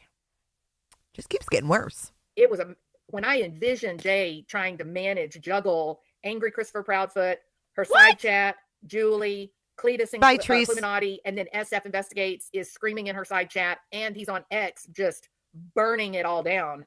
I was just amazed that she had gotten in this deep. I was amazed. I will say this again. There is a difference as a YouTube creator or subscriber who gets up and has a conversation about the newspaper articles or things that these people have said directly live or in interviews. And we have an opinion about those things and we have these conversations. That is absolutely different than a creator befriending the parents of a missing child or a family member of a victim of violent crime. If you befriend... I talked to Don Wells. Are we friends? No. I'm not friends with these people. Stop it. Stop making it something it's not. What the fuck is a medical robot? Those people, and they share confidence with you. You develop trust together. And then you go on your channel and you start talking about the things they did and said. You are in legal jeopardy when you have okay, how do I say this? What? There would be no reason at all for a judge to believe that I have any special knowledge about Christopher Proudfoot because he and I have absolutely no connections at all. To me, he's simply a guy in the news. So that insulates me from being held responsible for the things I might say about him, right? What? You're insulated and I'm not? Get the fuck out of here. What are you, a Stanley Cup? But if people know that we search on the weekends together or that we had dinner at the Outback together, then I start talking about him. Then people will say, oh, well, they're friends. So I'm sure that Jules knows things that the rest of us do not know. And therefore, her opinion is more valid than another's. That puts me in a position that I have some legal responsibility. No, I don't. I have zero legal responsibility. To put out factual information. What? I have a moral responsibility to do that. People put misinformation out all the time. I am never putting out not factual shit, Jules, unlike you who sits here and lies right out of your own mouth. And that's where you get your slander cases, your libel cases, right? So you really change things when you go out there as a creator and you make friends with victims, and then you start bringing them up on your channel and talking about them and putting out you become an agent of that person. So after what she has me as an agent now. I'm an agent of Christopher Proudfoot. Are you fucking kidding me? an agent of that person. No, I'm not a fucking agent. Lady, do you know anything? Like, do you know anything? Or do you just think you know everything and keep fucking talking and talking and talking? Oh my God. Can we take a little sidebar and listen to a little bit of a song? I think this is me. I'm going to end it, but is that not perfect? A fucking agent for that person. Woo! All right, let's get back. Secret, it does sound like Asian, but it's agent. Witness today with Jay in this live, she's acting on behalf of Christopher Proudfoot, which puts her in legal jeopardy. I'm not saying there is jeopardy. I'm not saying that she did anything wrong. I'm just saying. Oh, yeah. See how she backed that up. You better back that up. Back that cooter ass up. That if Christopher Proudfoot had pressured her to do something illegal, then she's 100%. If he pressured me to do something illegal, don't you think I'd go to the fucking police? What is wrong with this woman? She thinks that Chris Proudfoot's going to pressure me to do something illegal or even involve me in something illegal. Are you kidding me? Why would he even involve me in something? He doesn't even know me. O-M motherfucker G. 100% liable because they have that personal relationship. Oh my God. As an exhibit in a case Oh that I my have God. nothing to do with. Nothing at all. I don't even agree with it. Can I read to you exactly what it says? Because I pulled it up because I think this is important, right? It says on January 6th, God in Granny's heaven. watching hosted a YouTube live stream in which she and panelists, defendant Align Does, Cluminati, and Cletus mocked individuals associated with the litigation, focusing on personal relationships and roles. So right, and that's where I took it. Oh, I'm sorry, I don't even interrupt. Go ahead. Yeah, so the individuals associated with the litigation is where my first problem was, because you're not. That's where my first problem is too. Exactly. That is the very first problem I said. I said, this is supposed to be about evidence regarding people involved in the litigation. We says the name is Justice, comma, J for Justice. Agent 00420. Do you want to know something that's so funny? They said in Brittany's last night that someone in the comments said I was so high in my stream the other day that I didn't realize the background music was coming from my own computer. It's not because I was high. It's because I couldn't hear it in my headphones. I can choose to play background music and not hear it, unlike y'all on StreamYard or Streamlat, whatever the fuck you're on, StreamYard. You don't have a choice. You got to hear that awful music in your ears. I, however, have a different system, and I have it muted for my headphones so it doesn't throw me off while I'm talking. So I couldn't hear the damn music playing in the background, but they said I was so high that I thought I didn't realize it. Oh, okay. Okay. I am not involved in the litigation. So how could it be evidence of people involved in the litigation on the plaintiff side if you, in this exhibit, they're talking about me, someone who has nothing to do with it, nor agrees with this whole litigation. Well, I am opposed to it. I did a live last night saying, Attorney Lesniak, please take me and my children out of this litigation, this exhibit. Gary. I do not want to be a part of it, and it's not acceptable. I never gave permission. I was never asked. I never knew about it. I was shocked when I read it. Right, And I said, Alabama? it's supposed to be evidence of people in an organized fashion intimidating or bullying or whatever in an organized way for RICO against the plaintiff. Okay, so this would not be admissible. somebody has just come in and said SF is pissed. And then another person says SF is mad posting on X right now. See? I told you guys he was already going, and look at where we are. B. Tim is still on panel, and SF was already posting on X. Do I need to repeat that for those in the back? B. Tim hasn't even dropped down yet, and SF is already going nuts on X. Who thinks that I was fucking set up? I feel set up. Thank you. GG Chronicles, thank you for your super chat. New to your channel and loving it. You are my kind of peeps. Y'all keep me. We definitely will. Thank you. Hi, Miss Harmony. Yeah, I heard, Miss Harmony. I don't pay much attention to that filing. How come those are her children when Christopher Proudfoot is stepfather? Thank you, GG, again. Because you're not talking about anybody in that. You know what's on the plaintiff side. do you know what's also sad? The fact that this anti-slap might come through and become case law, and Sebastian Rogers' name is going to be used in this way as a defense against frivolous injunctions. And I think that is the saddest thing, that might be the memory of Sebastian Rogers. And this was all perpetrated by the father. Look at Streamlabs. Streamlabs is like, Jay, look down here, look at the chat. You need to know what's going on. But clearly, she already. See, it says what? Somebody put what in the chat? Like, I obviously wasn't looking at chat, right? I knew what was going on because she was on the phone with. No, I wasn't on the fucking phone with Chris. She said it again. She said it again. Yeah, it's just too much. I've seen some of it though, Miss Harmony. It's fucking weird. Like, there's some nuggets in there, isn't there, girl? For profit. And all the other plaintiffs that have nothing but made money from it. And I Oh, think that's horrible. damn. I'm not here to make a bigger comment on the whole thing, other than to say exactly what I said, which is I Free wash and wax don't understand today. their strategy. I don't understand why they're in Pennsylvania. I don't think it furthers the finding of Sebastian, searching for Sebastian, finding Sebastian. I don't understand the rationale behind it. These are people's opinions. Everything that was said about me and my kids, I don't appreciate Granny's watching saying it. I don't like what she said. I don't like her talking about my children. But I'm a part of this case, and I wouldn't be a part of the case. Exactly, and my children Granny. And I shouldn't be shown as. I think the way SF is going off is BS too. Not cool at all. Examples of an organized way. Who said that? Intimidation or not, keeping people from searching for Sebastian when it's not even anybody who's a plaintiff. Then someone else says, but you actually defended SF. So why is he so mad? See, people were totally stunned by SF's crazy behavior. Mm-hmm.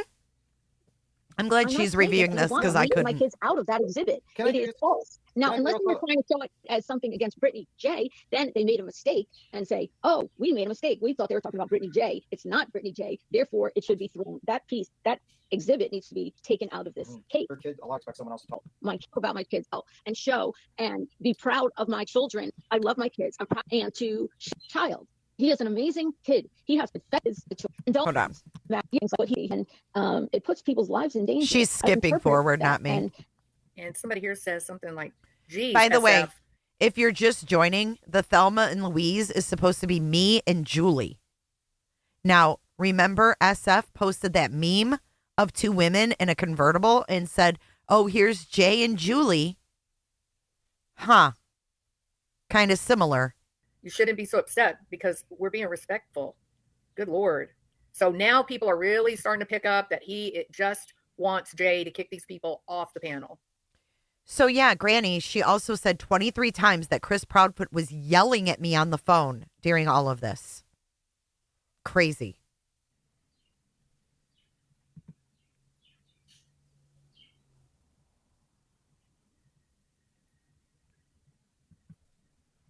It's still playing. She's doing something. Why the meltdowns?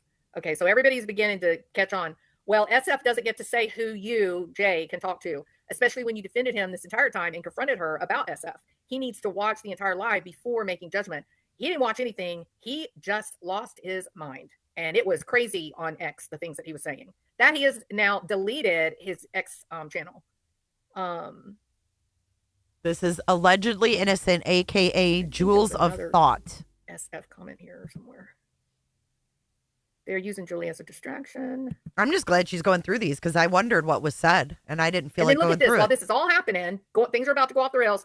This person says Seth Rogers is the first parent we have ever seen turn a case into a circus for fame and sympathy for himself. What are you even watching what's happening in the live you're in at that moment?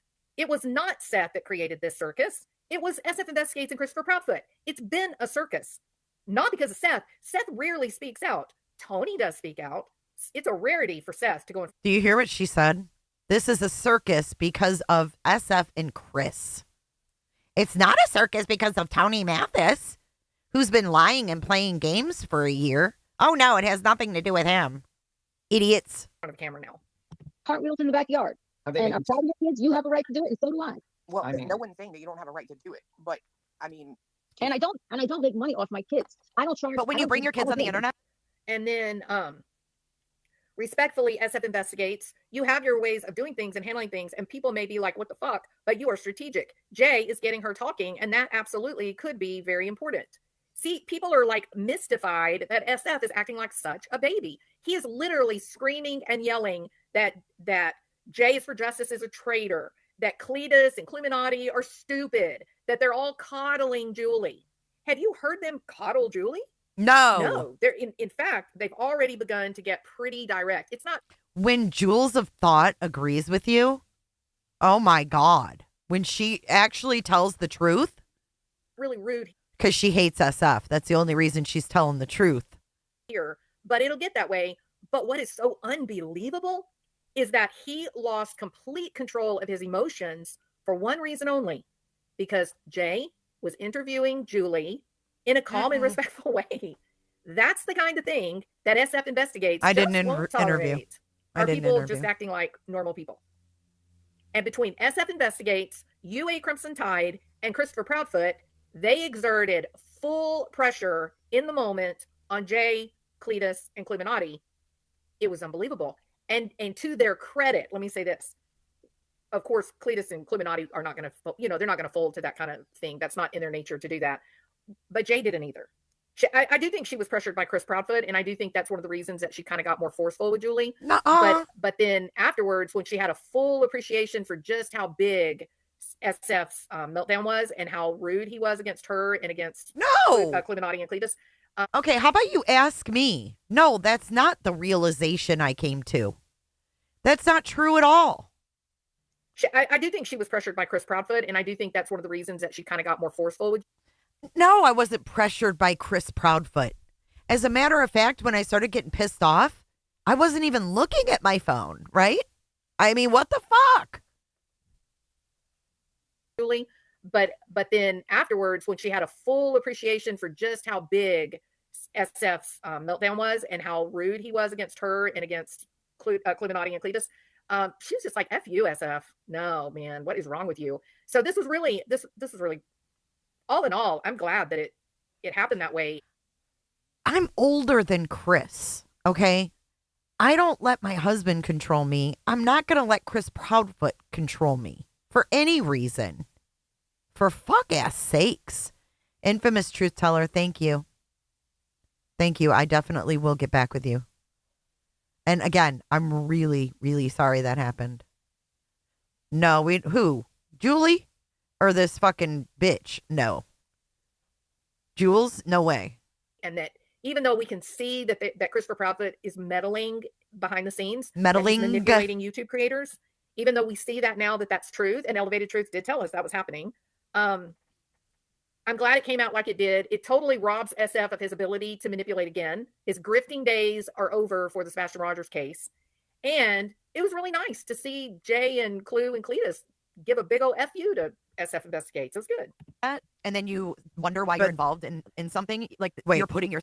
Don't let her fool you. She fucking hates me. But she must hate SF more. Self out there.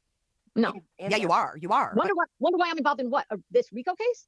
Well, no. Those two. Criticism, critique, review, opinion. Right. If people don't like what you're doing on your live streams, whether it involves your son or your fucking dog, it doesn't matter. People are going to have their opinions. Okay. Right. And a lot of people are kind about it. A lot of people are like, Julie, you know what? Spencer is absolutely a beautiful child of God. Okay. And I'm glad you show him. And also, I have a member of my family who's autistic, and I'm very happy and proud and love them too. Most people are supportive. Most people are not critical. Most people are. No, he has not, straight talker. Never. Feel love for him. Right, and you can do what you want. That's your God-given right to do what you want. Listen, question, hand up. I'm going to tell you right now. If he ever tried to control me, I would have outed it. I would have said I'm no longer speaking to him because X, Y, and Z. I ain't covering up for these people. You fucking nuts? Hells to the no. It ain't like that. You said very specific, because I mean, quite frankly, I don't want to beat around anything. You know what I mean? There are questions that I have.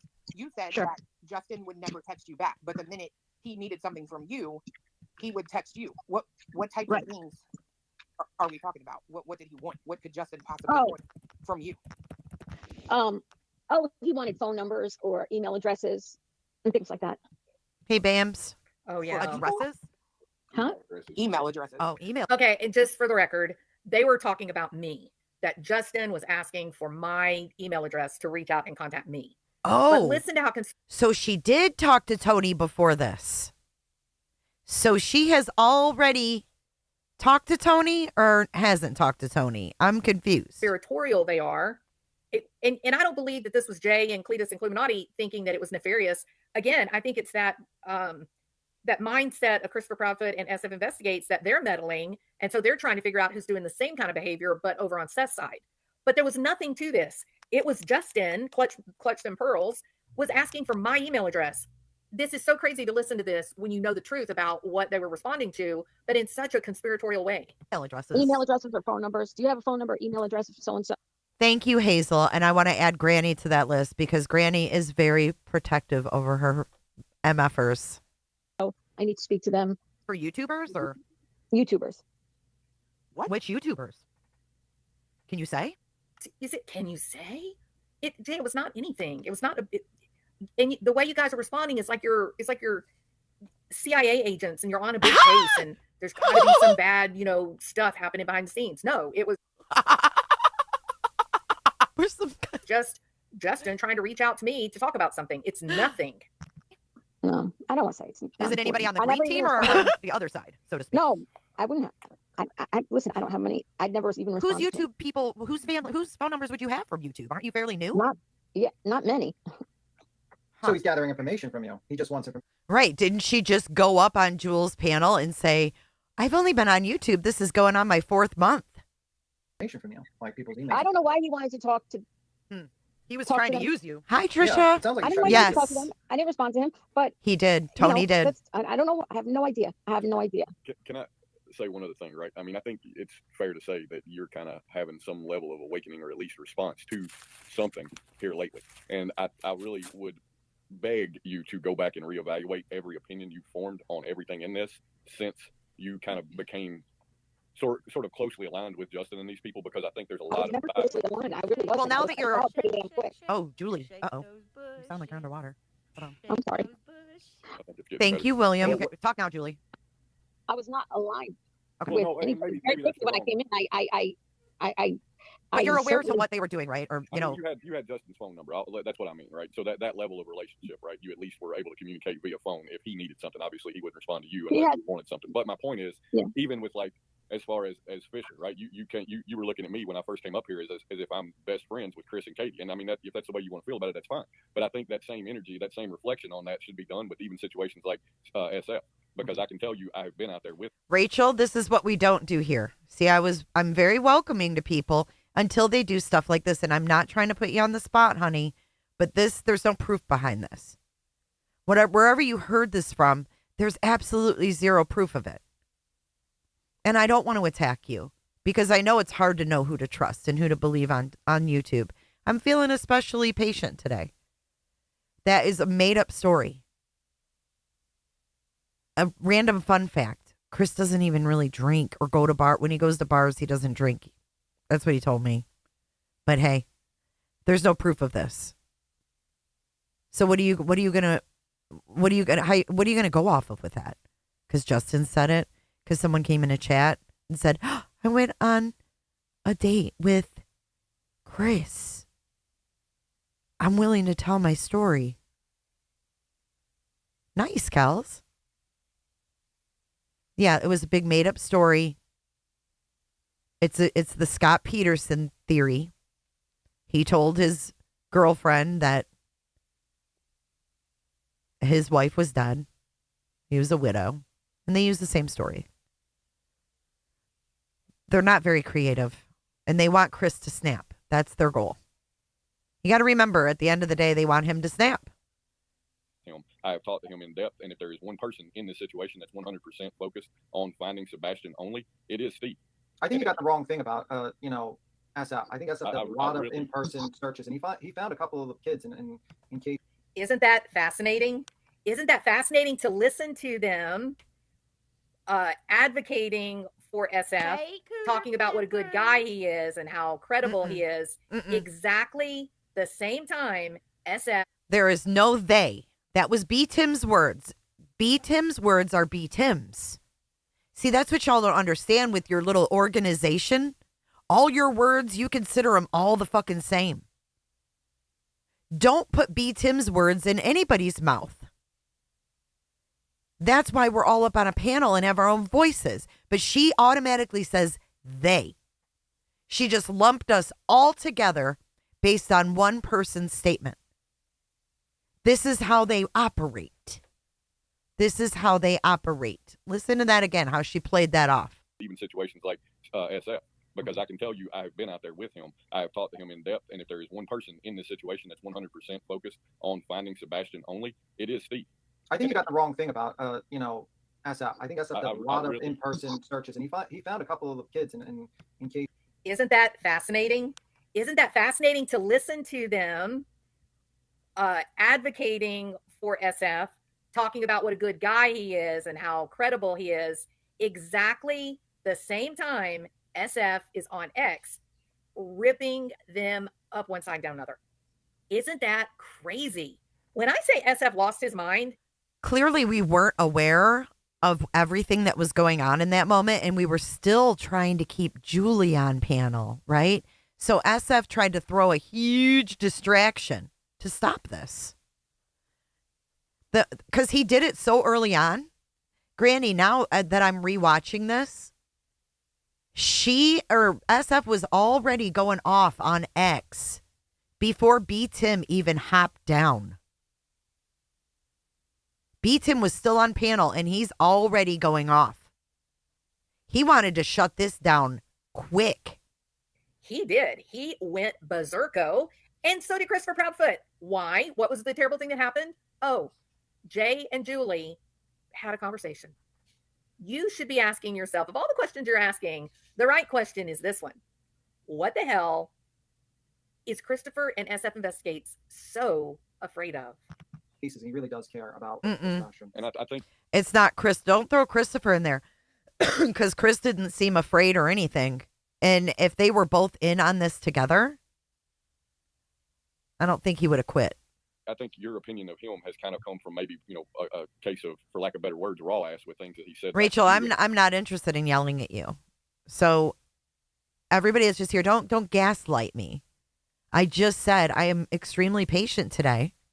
And now you're going to follow up with, you can yell at me. I can handle it. No one's yelling at you, and no one even remotely came close to yelling at you. But you want me to for some reason. Good morning, Idaho. Yeah, I got up early. I got stuff to do today, too. Response to things you said to him, and I would wait and just look at everything with a fresh mind and form opinions again.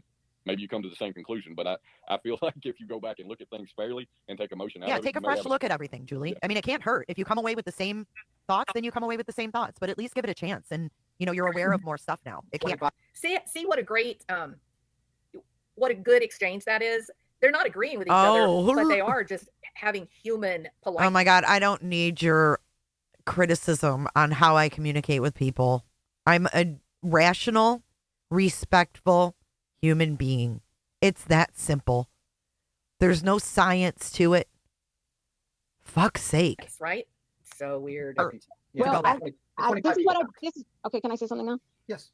I got 5 people talking, or 4 or 5 people talking at me now. It's not why I called in. Okay.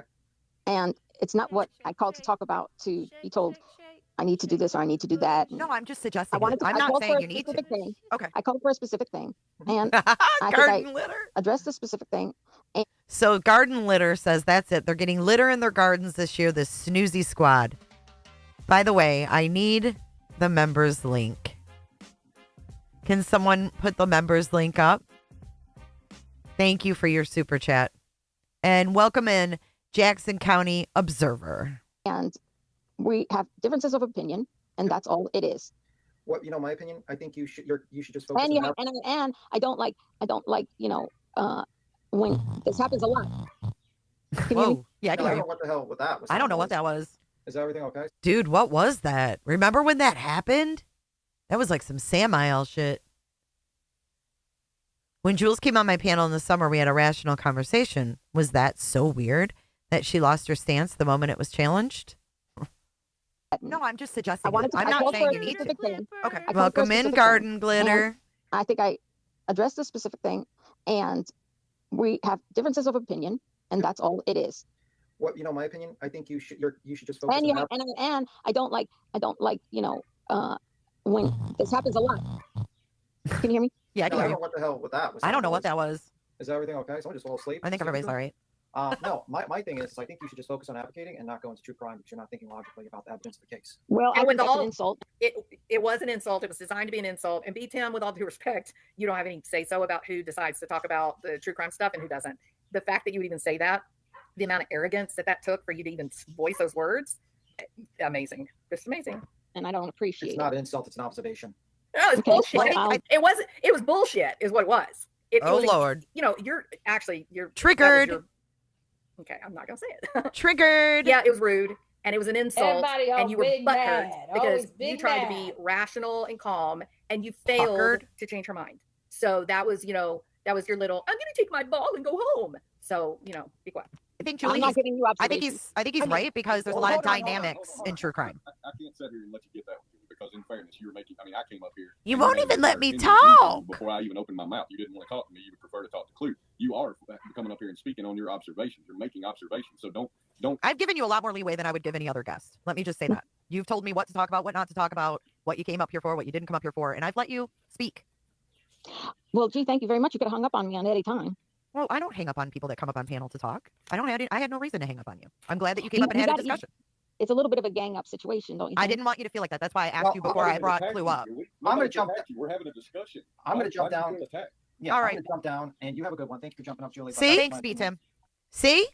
SF has already had his baby fit on X, and now B. Tim hops down.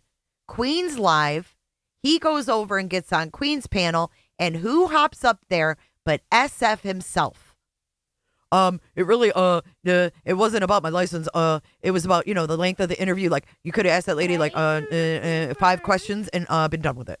That was his reasoning for having a complete and utter toddler tantrum on X within moments of having it.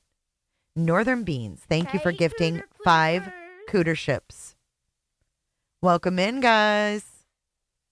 Thanks, B. Tim, for coming up. I appreciate you. I just think you should just. I stay called out of in it. to talk. I called in to comment on B. Tim. That's why I called in to comment on what B. Tim was saying. Oh, you came B. up for Tim is him. dropping them.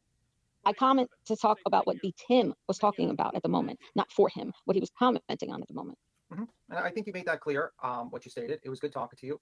Good talking to you. I think that you need to stay clear of true crime until you think of it logically, because you're Okay. basing all your opinions on you're basing things on feelings and not facts. And I think that could. Well, I hear your opinion, and I'll file that away and do what I want to do. All right. You have a good one.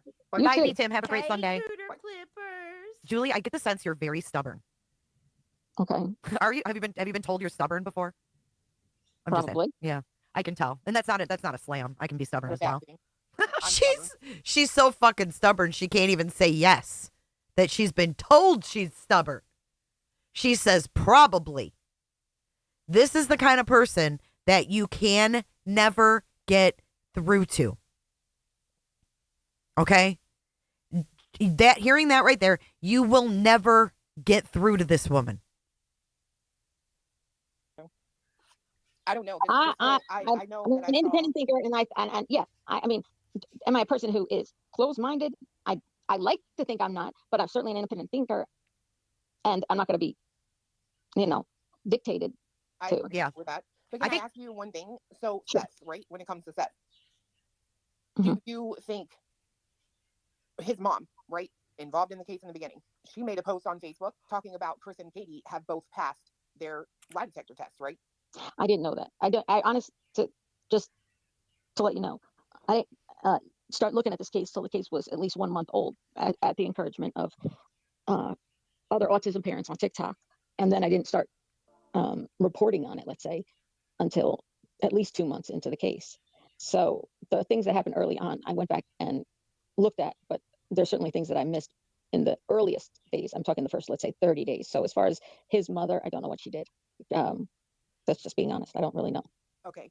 Well, she stated in a post, she talked to the head of the TBI, and they told her that Chris and Katie have both passed lie detector tests. No, I think she said Katie. I don't think she said both of them. I'd have to go back and look. Okay, I might be wrong on both. So, where do you think that honestly they are so good at being bad that they could do that? Katie, I mean, right, since we don't know about if she said anything about Chris, but Katie, do you honestly think that Katie would be good enough to pass 2 lie detector tests? Did she say they took them, or did you say they passed them? And they passed. Her saying, Seth's mother saying that, saying TBI told her. It was not TBI saying that she passed it. Why would she want the public to think? I don't that know. Katie, I have no idea. I can't comment. I don't know. I just don't know.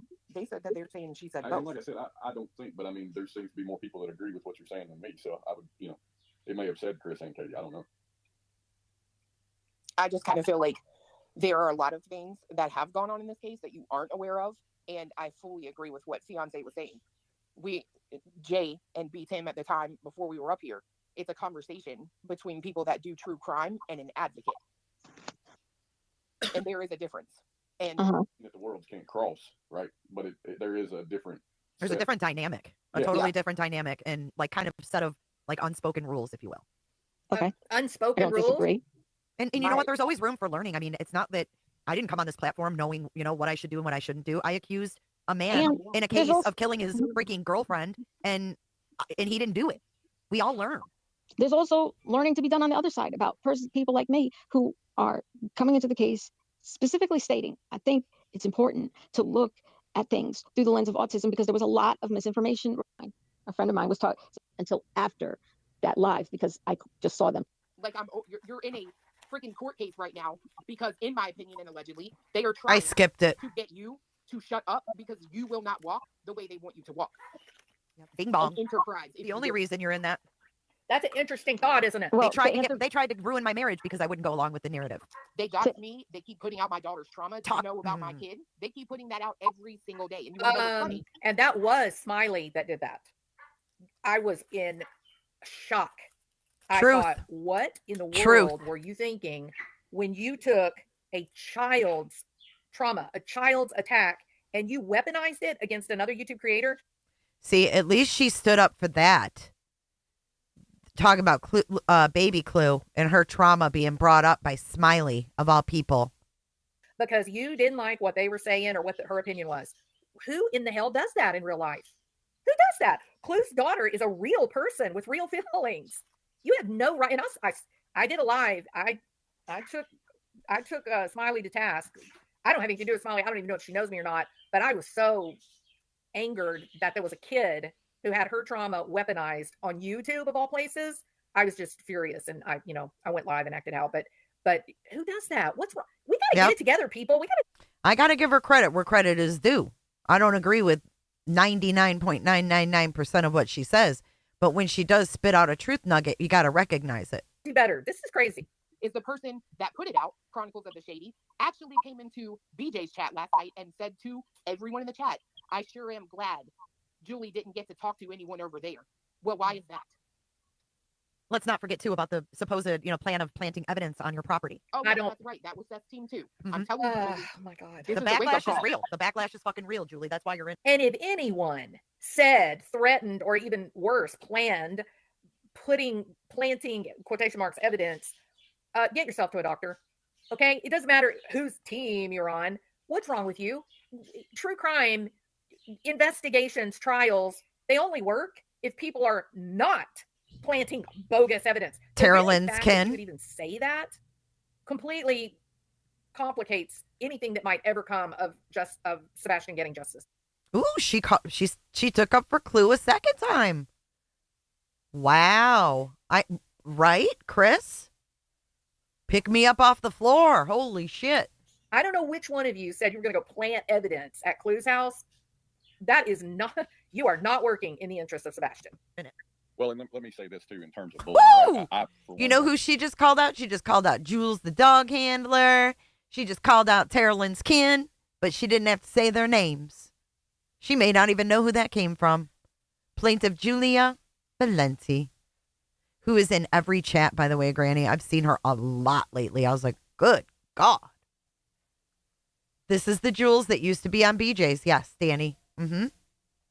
Yes, ma'am. Subscribe to the belief that what people say in a chat room while somebody's live is bullying. I think people are too fucking into their fifis. But in regards to your view of it, you feel like people saying mean things about you in a chat is bullying. Well, I have personally witnessed your moderator say over and over in your own chat nasty shit about Clue, allowing her daughter and shit like that, and talking about her ex, talking about me. Well, who would that be? Okay, wait, hold up. You know, you have a really good point, that dude. I'm sure people have been found guilty on planted evidence multiple times in many cases. Isn't it crazy? Especially when the scene isn't handled as it should be in the beginning. Right? If it's not cordoned off and a lot of people are allowed to go in and out. It's easy to get. Yeah. Mm-hmm. Oh, let me in with my dogs. I want to see inside your medicine cabinets. No, ma'am. Castle's blocked now. Okay. Well, I'm just saying though, right? Like I could get all offended, I could get all fucking tore up, and I could have a real strong opinion about you for allowing that, but I don't care. And I Castle's think, blocked. Right, but my point isn't really so much about the individual or that individual thing. Subs, My point is when Kate, you come out here on a public subs. platform and you're talking, There it people are is. gonna have their There it is. There it is. Right there. $5 from Karmic Justice at Clue. You need to see what SF just posted about you and Cletus. So there we have it. Now it's all about everybody knows where everybody stands, right? opinions, and just because it may be perceived as mean, I don't think it's. Yeah, it shows she's unstable, Granny. I'm not here to say I'm crying about being. Listen, people make cartoons about me. People make whole, stream my live about them. I don't pay attention to it. I'm not here to cry about being bullied. They don't bully and are in lawsuits talking about organized efforts, and then have an organized effort themselves. We're not new. We know. We've all had it done. All of us have gone through the same thing. And you want to know when it started? The minute my fat ass came online and said Seth may not be the grieving, just upset, sad father he puts on the news. Immediately there was threats of planting evidence on my property, doxing me, then putting out my daughter's trauma as if it's any of anybody's goddamn business. And then on top of putting out their trauma, they say I allowed someone to do that to her. Guess what? Nonsense is going through it right now. They're trying to call her husband a pedophile. They did the same thing with fiance. Why? All because you can't talk about the big bad general. Fuck you, general. You can suck my dick. Well, I'll say I don't talk about you, and I don't allow people to talk about you. And if things have gotten past me about talking about your family, because I don't allow people to talk about people's families who have nothing to do with the case. However, now with regard to Chris and Katie, you asked me about them too. This is almost over, by the way. I know it's been long. I don't talk about you or your family at all, and I don't think it's right that people do. Well, don't worry. Bye, we have a good day. And I know you're not worried, and I'm not here to say that. I'm not here to, say that you're worried about it either. You need to understand, Julie. Yeah. What we've been going through. Yeah. It's your turn, and the green team is Yeah, I hope that doesn't happen. Absolutely about to rip you, Al, and your kids apart. Mark my words. Okay. Yeah, that's all she was getting at, is just basically to be aware of. We've all been through it, Yeah, I think that's the thing that you're missing with a lot of this, and we're missing earlier when you were saying you were being lectured. It's not really so much lecturing. We're trying to point out mistakes we've all made and have already. Fupa. And things we've seen over the past, 13 months, what's gone down, when it's gone down, and what the triggers were, and you're going to go through the same thing. And then listen to this. Porch Chew says, Julie, if you would shut up about the case or speak only fact and leave your bias out of the door, you'll be fine. See, they're trying to stop communication. I don't understand why. Uh-huh. And like B. Tim said, Granny has the same warning. You may now be sued and accused of RICO, so contact a lawyer before it gets out of hand.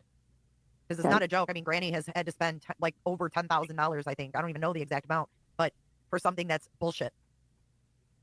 Right. It's just not a joke. And this is the bullying. This is the bullying. Going real life with this. No one needs this extra stress, especially when you have kids that you're taking care of. And I don't listen. I don't know. I can't. There's been so much. I know. As far as over 20K she spent. I'm not naive that the idea that there are people who will file frivolous law. Meanwhile, Barbecue was in here saying, "Oh, I spent over $90,000." It's like, what the fuck is wrong with you? And what is wrong with the people donating money to you? That is insane. Lawsuits, and I'm not naive about that, and I am aware that could happen and prepared to defend myself. That's all I could say. I just think that I think you should honestly sit back. Talk to Al. We love him, by the way. I've heard nothing but good things. I haven't been able to watch the live with your husband, but man, everybody's going crazy over Al. So I just think that maybe you should think about how it felt when they were in there and trying to attack you in that chat, and understand that, I mean, you've literally basically called Chris and Katie murderers of their child. And now we're looking into family. I've called them. Like what? I believe that I listen. It's not gonna. We're gonna disagree about this, okay? And these. I understand that you would be upset with me, especially if I was friends with or close to, let's just say, somebody. But I do believe there was abuse going on in that household. And there could have been. There could have been. We don't know. We don't know. Knows, right? That's the thing. You keep saying this friend thing, and it's like, it's not about being a friend. Let me ask you this. Well, I guess maybe I'm projecting. I'm projecting as it was my friend. Hold on. You just said yourself that you see in the green team, basically is what you were saying, that they look at, a certain someone like a saint, right? There's some. I agree. And check this out. I don't look at anyone like a saint. I question everything and everyone. At the end of the day, it could come out that Chris, Katie, Seth, one of them did something to Sebastian, but I don't know. I've never sat here and called Seth a murderer, ever. Have I said that I thought he might have kidnapped his child? Absolutely, all day. I'm entitled to that opinion. True. But and to be fair, to the level, she's entitled to her opinion too. And again, you have to consider. Well, there's a difference between opinions and through life, all the different experiences that they've had, right? And so Julie's. See, the difference is though, Clue has an actual opinion. These people state it as a fact. Has been very different than yours, and she's responding. She's an educator about autism, and she runs a support group for people that are managing children, young adults that have severe to profound levels of difficulty, and so she knows what the statistics are. She knows what the research Who's is. Steve She F? knows how difficult homes where parents are weary and they're frustrated and they feel like there's no. Did you hear that? Sometimes they accidentally. I just said, who's Steve F? That's how fucking much I think about the motherfucker. I don't know if I can listen to any more of this. Let's move on. I got a couple short things to show you. I can't take no more of that. I can't take it no more. But someone said that Jules ripped into me, and I didn't see that. In that she lied about that I was on the phone with Chris Proudfoot. She lied that Chris Proudfoot was yelling at me. But other than that, she didn't say anything bad about me. So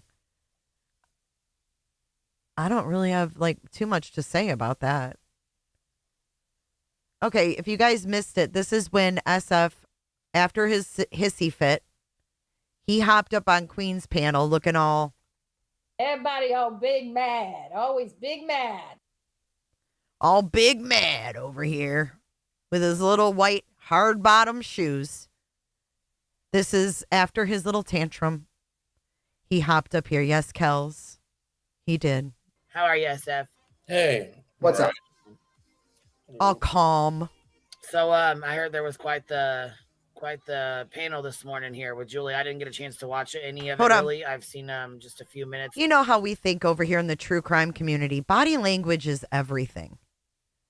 Body language is everything. So since those little freaking bubbles are so small, let's blow that bad boy up.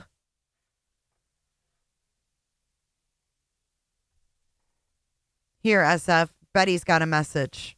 Everybody all big mad. Always big mad. Panel this morning here with Julie. I didn't get a chance to watch any of it really. I've seen just a few minutes of it here and there, so I don't know what all was said up there. But hey, snowflakes. Whoopsie daisy. Thank you so much. From what I caught of it, B Tim, you held up well. Play and sing, push back, and respect, not to make her. Ooh, is he all big mad? Look at this. Look at this. Look at the super chat. I'll read it because y'all can't read it all. Listen to the super chat. This is before he gets to get out what happened. Because Queen's got no idea, right? Queen's like, hey, what's up? Like, she knew something happened. She didn't know all the deets because she was also live. So when he gets up on panel, she reads this. From what I caught of it, B. Tim, you held up well, balancing pushback and respect to not make her drop down. Sometimes you have to hold your tongue to get people like that to be willing to talk. And he's all big mad. Everybody all big mad. Always big mad. Listen, watch his face as she reads it. Watch. B. Tim, you held up well. Play and sing, push back, and respect, not to make her drop down. So just a few minutes of it here and there, so I don't know what all was said up there. But whoopsie daisy, thank you so much. From what I caught of it, B. Tim, you held up well. Play and sing, push back, and respect, not to make her drop down. Sometimes you have to hold your tongue to get people to talk. Well, she didn't have no problem talking. I'll tell you that. It doesn't matter. She runs her mouth. Anyhow, though, SF, like I said, I appreciate you coming up to give, to have a chat with B. Tim. I know he's pretty upset after he was reading your Twitter. So yeah, I'll give you guys a chance to talk for a minute. Yeah, well, let me just say, I mean, that last comment you just showed is kind of the problem I have is this idea of sometimes you have to massage these people to let them talk. Before I was having problems connecting, and BTM, I heard what you were saying about not being rude to her. I was not in any way implying that's how you should have been. What I was saying was, I don't think she should have been given this platform for that long amount of time. What I felt was going on was there was this attempt to get information on what she may know about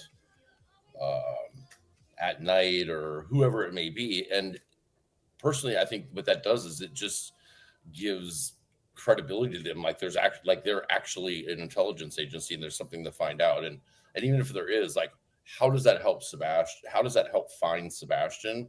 How does that help spread awareness about Sebastian? Like, seemed like it was more about kind of massaging her for information. I think I don't think she should have a voice in this case, period.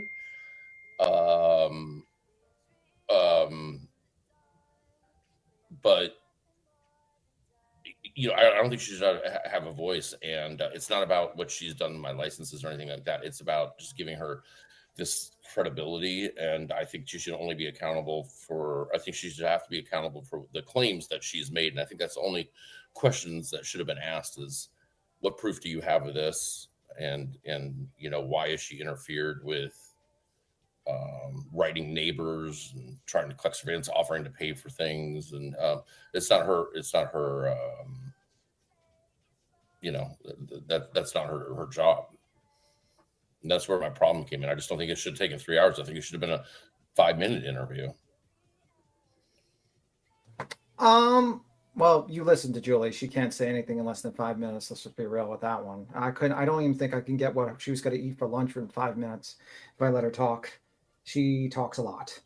To your point about giving her a platform, I mean, like, I get what you mean, but the fact is like, you want to find out what she knows. And I think basically having an idea, ask her pointed questions that normally she would never be asked on any other panel or any other situation, shows that she's completely ignorant of the case.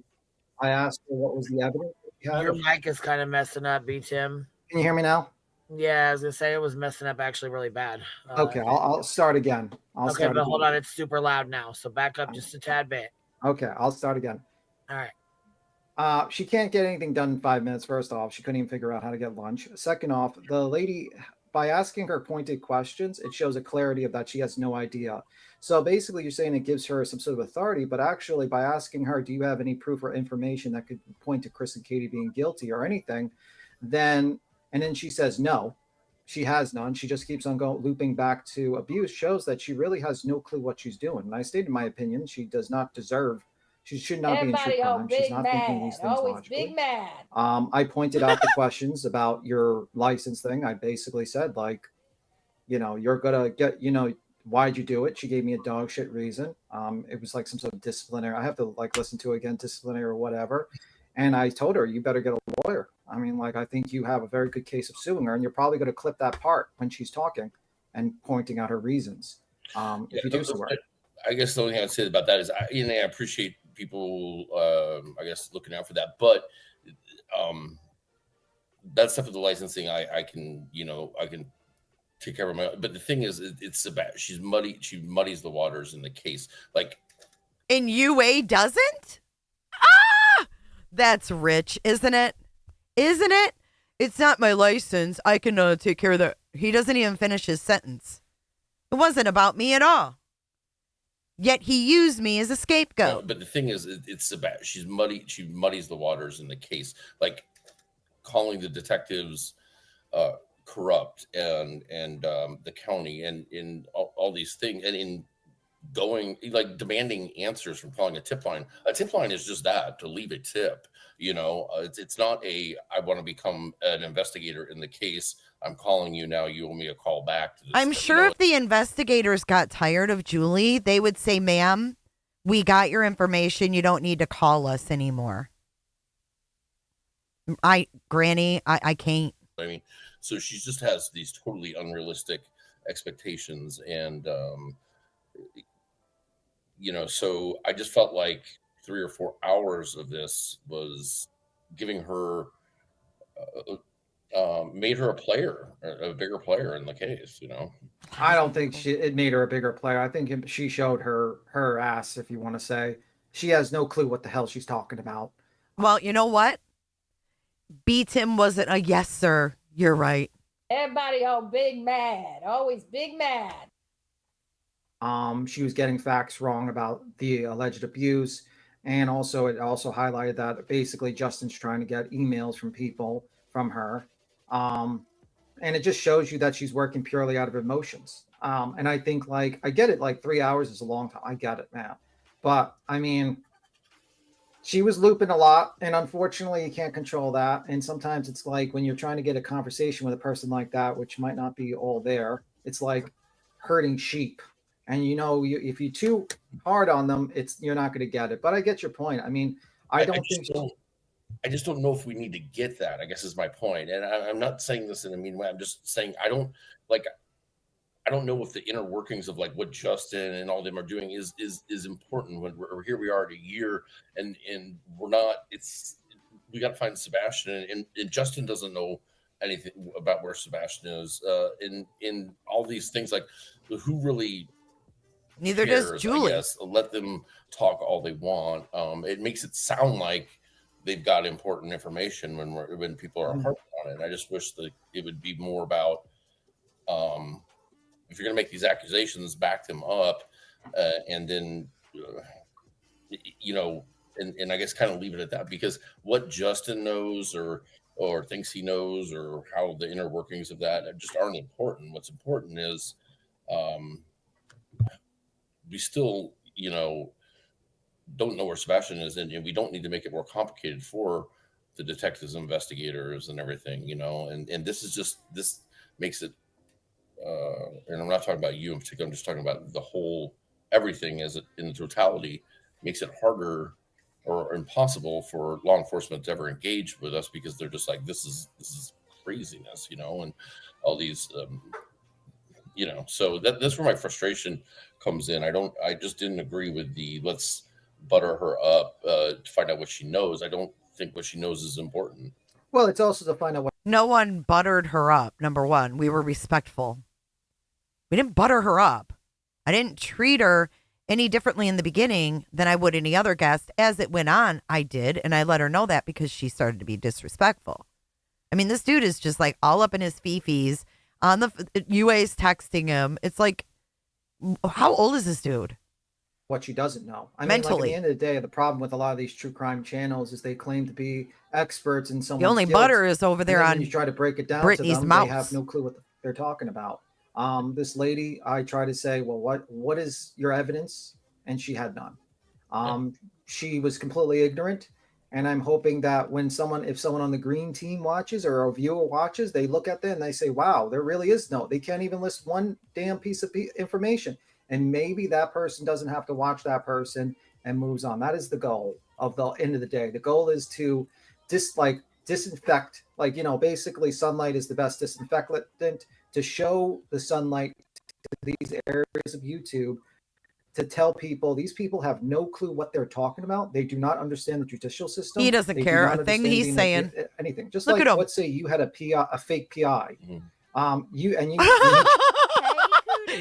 says, let's say you had a fake PI, and Fisher's like, Alabama mama, 2 months in Cooterville. Thank you for always being understanding and kind. You got it, babe. You take care of that little one inside you. That's all I'm worried about. But that's fucking funny. Have no clue what they're talking about. They do not understand the judicial system. They do not understand being anything. Just like, let's say you had a fake PI. And he challenged you to a debate on you had a YouTube channel. Would you not let that guy come up there and keep on talking to make a complete ass of himself so that you can expose this guy so he doesn't defraud another family? Kind of like how you were trying to do with At Night on X when you caused all those shenanigans. Kind of like that. But look at this is what SF looks like to me. Listen. I didn't want to see you again for the rest of my whole life. And I didn't want to see anybody else either. Yeah, I mean, I guess maybe I see your point. I just don't. I think it was the length of it, and also just there was talk about her being an independent thinker, and I just this is someone who's uh,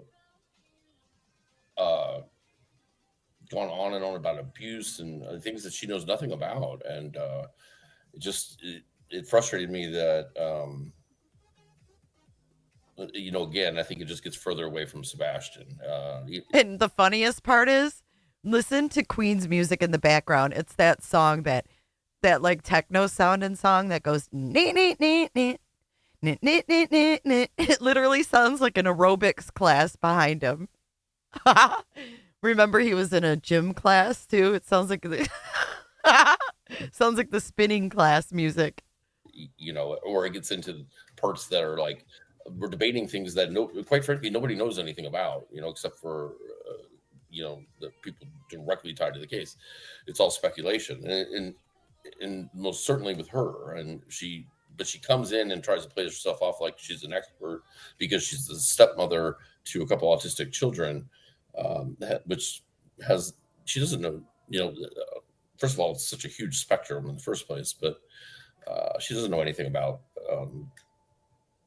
Sebastian in particular, and all we're trying to do is find Sebastian, and none of that what she is putting out there is helping. I think she turned it off now. I think to amplify that for that long. She did. She turned it off. There is one thing you'd say, hey, explain this, but I just don't think it should have taken that long, and I just personally don't agree with no, the it's still there. It's still there. Like soften her up to get that information. I don't think the information she has matters. Why do you think that? Do I think it doesn't matter? Yes, absolutely. Because it makes it sound as though At Night is an actual intelligence agency and like they are doing anything legitimate, and they're not. They're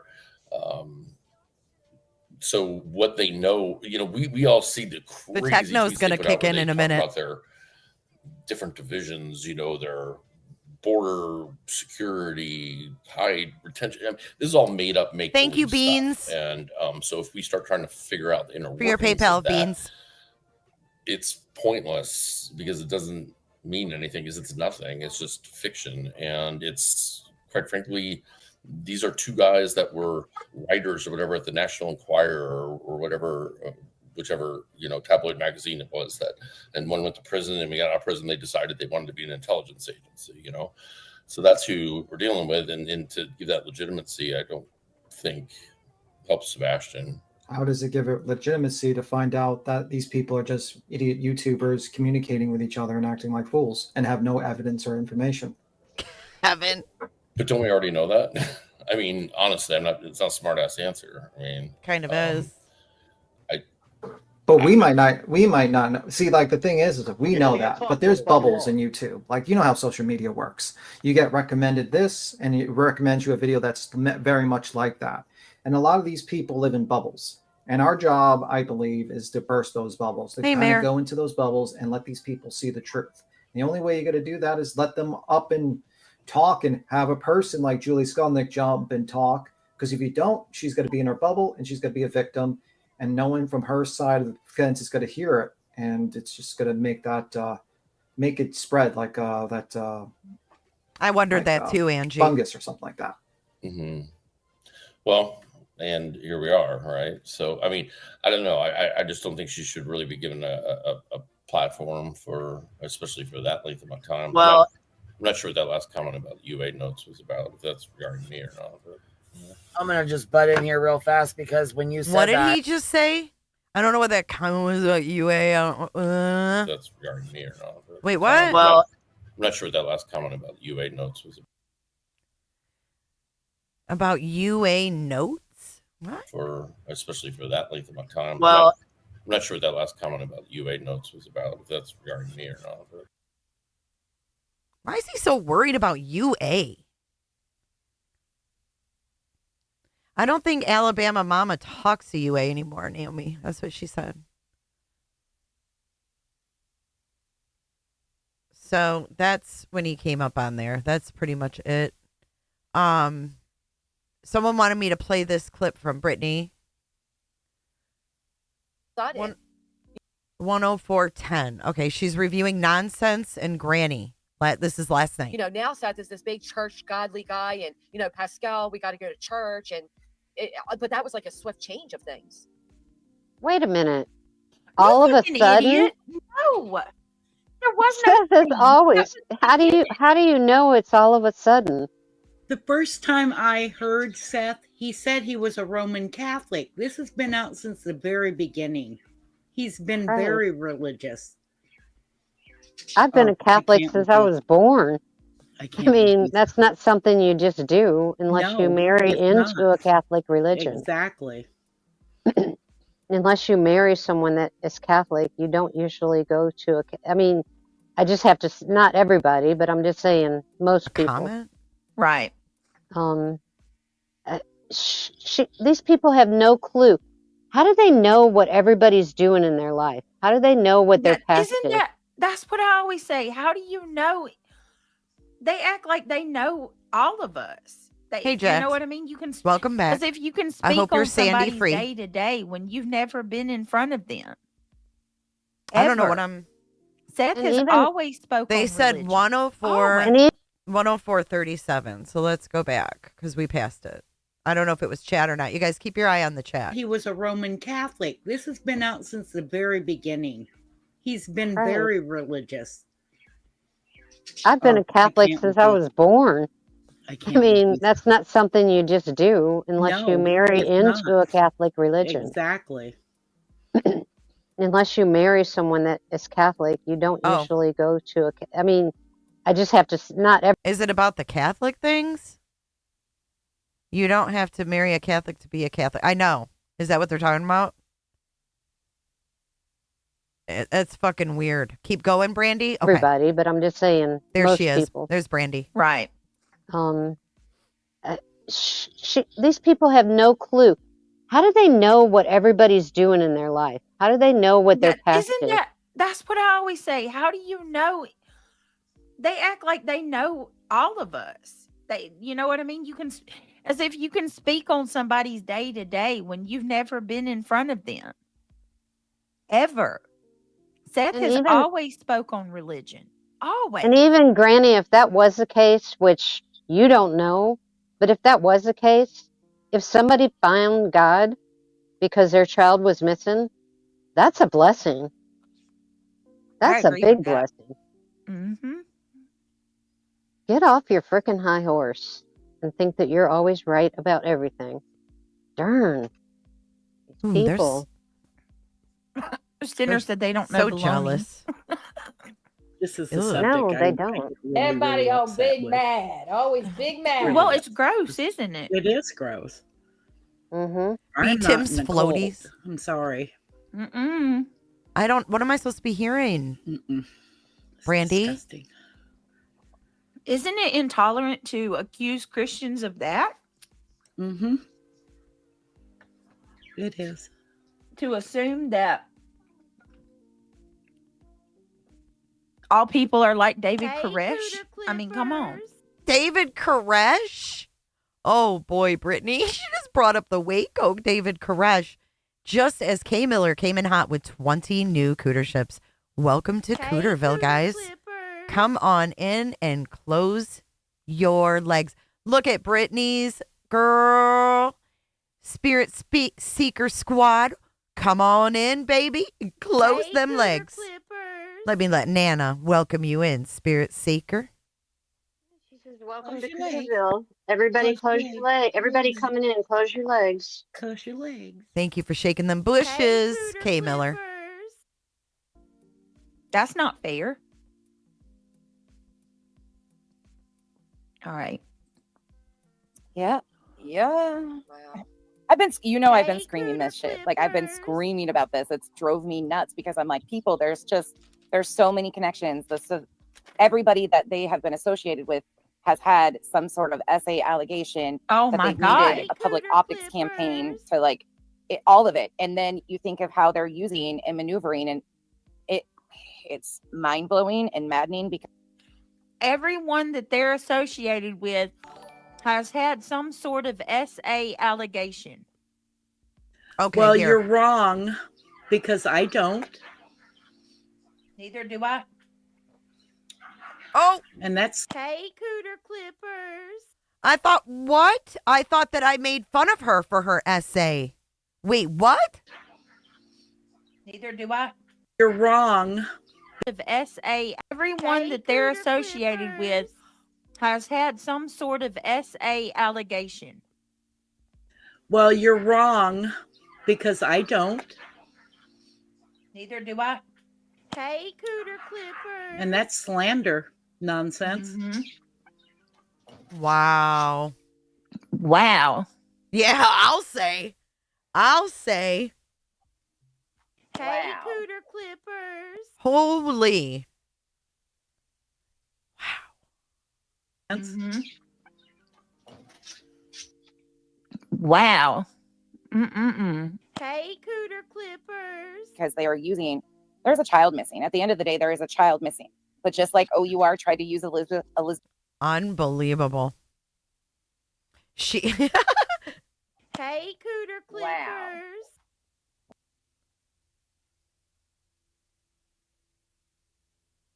Wow. Brandy. Oh, shit. Why is she reviewing me? I thought she's terrified. Good question. They have a hard time understanding the reality of what I was even discussing. Oh my God, nonsense. They were like, did you see the conversation they had? Oh my God, these people are radicals. They don't know what the fuck. They had a conniption over y'all's discussion. They were bringing Epstein into it. Oh my God, they're so out there. Imagine paying thousands to fight someone claiming terrified and a judge's order to silence me, but she's the one who won't shut the fuck up. Imagine suing someone. Imagine suing someone and then having the audacity to have their video up on your screen replaying it. Oh my God. Insane. All right, moving on from that. I'm going to play one more song. I think this is for me since I'm the queen of Cooterville. On the way out,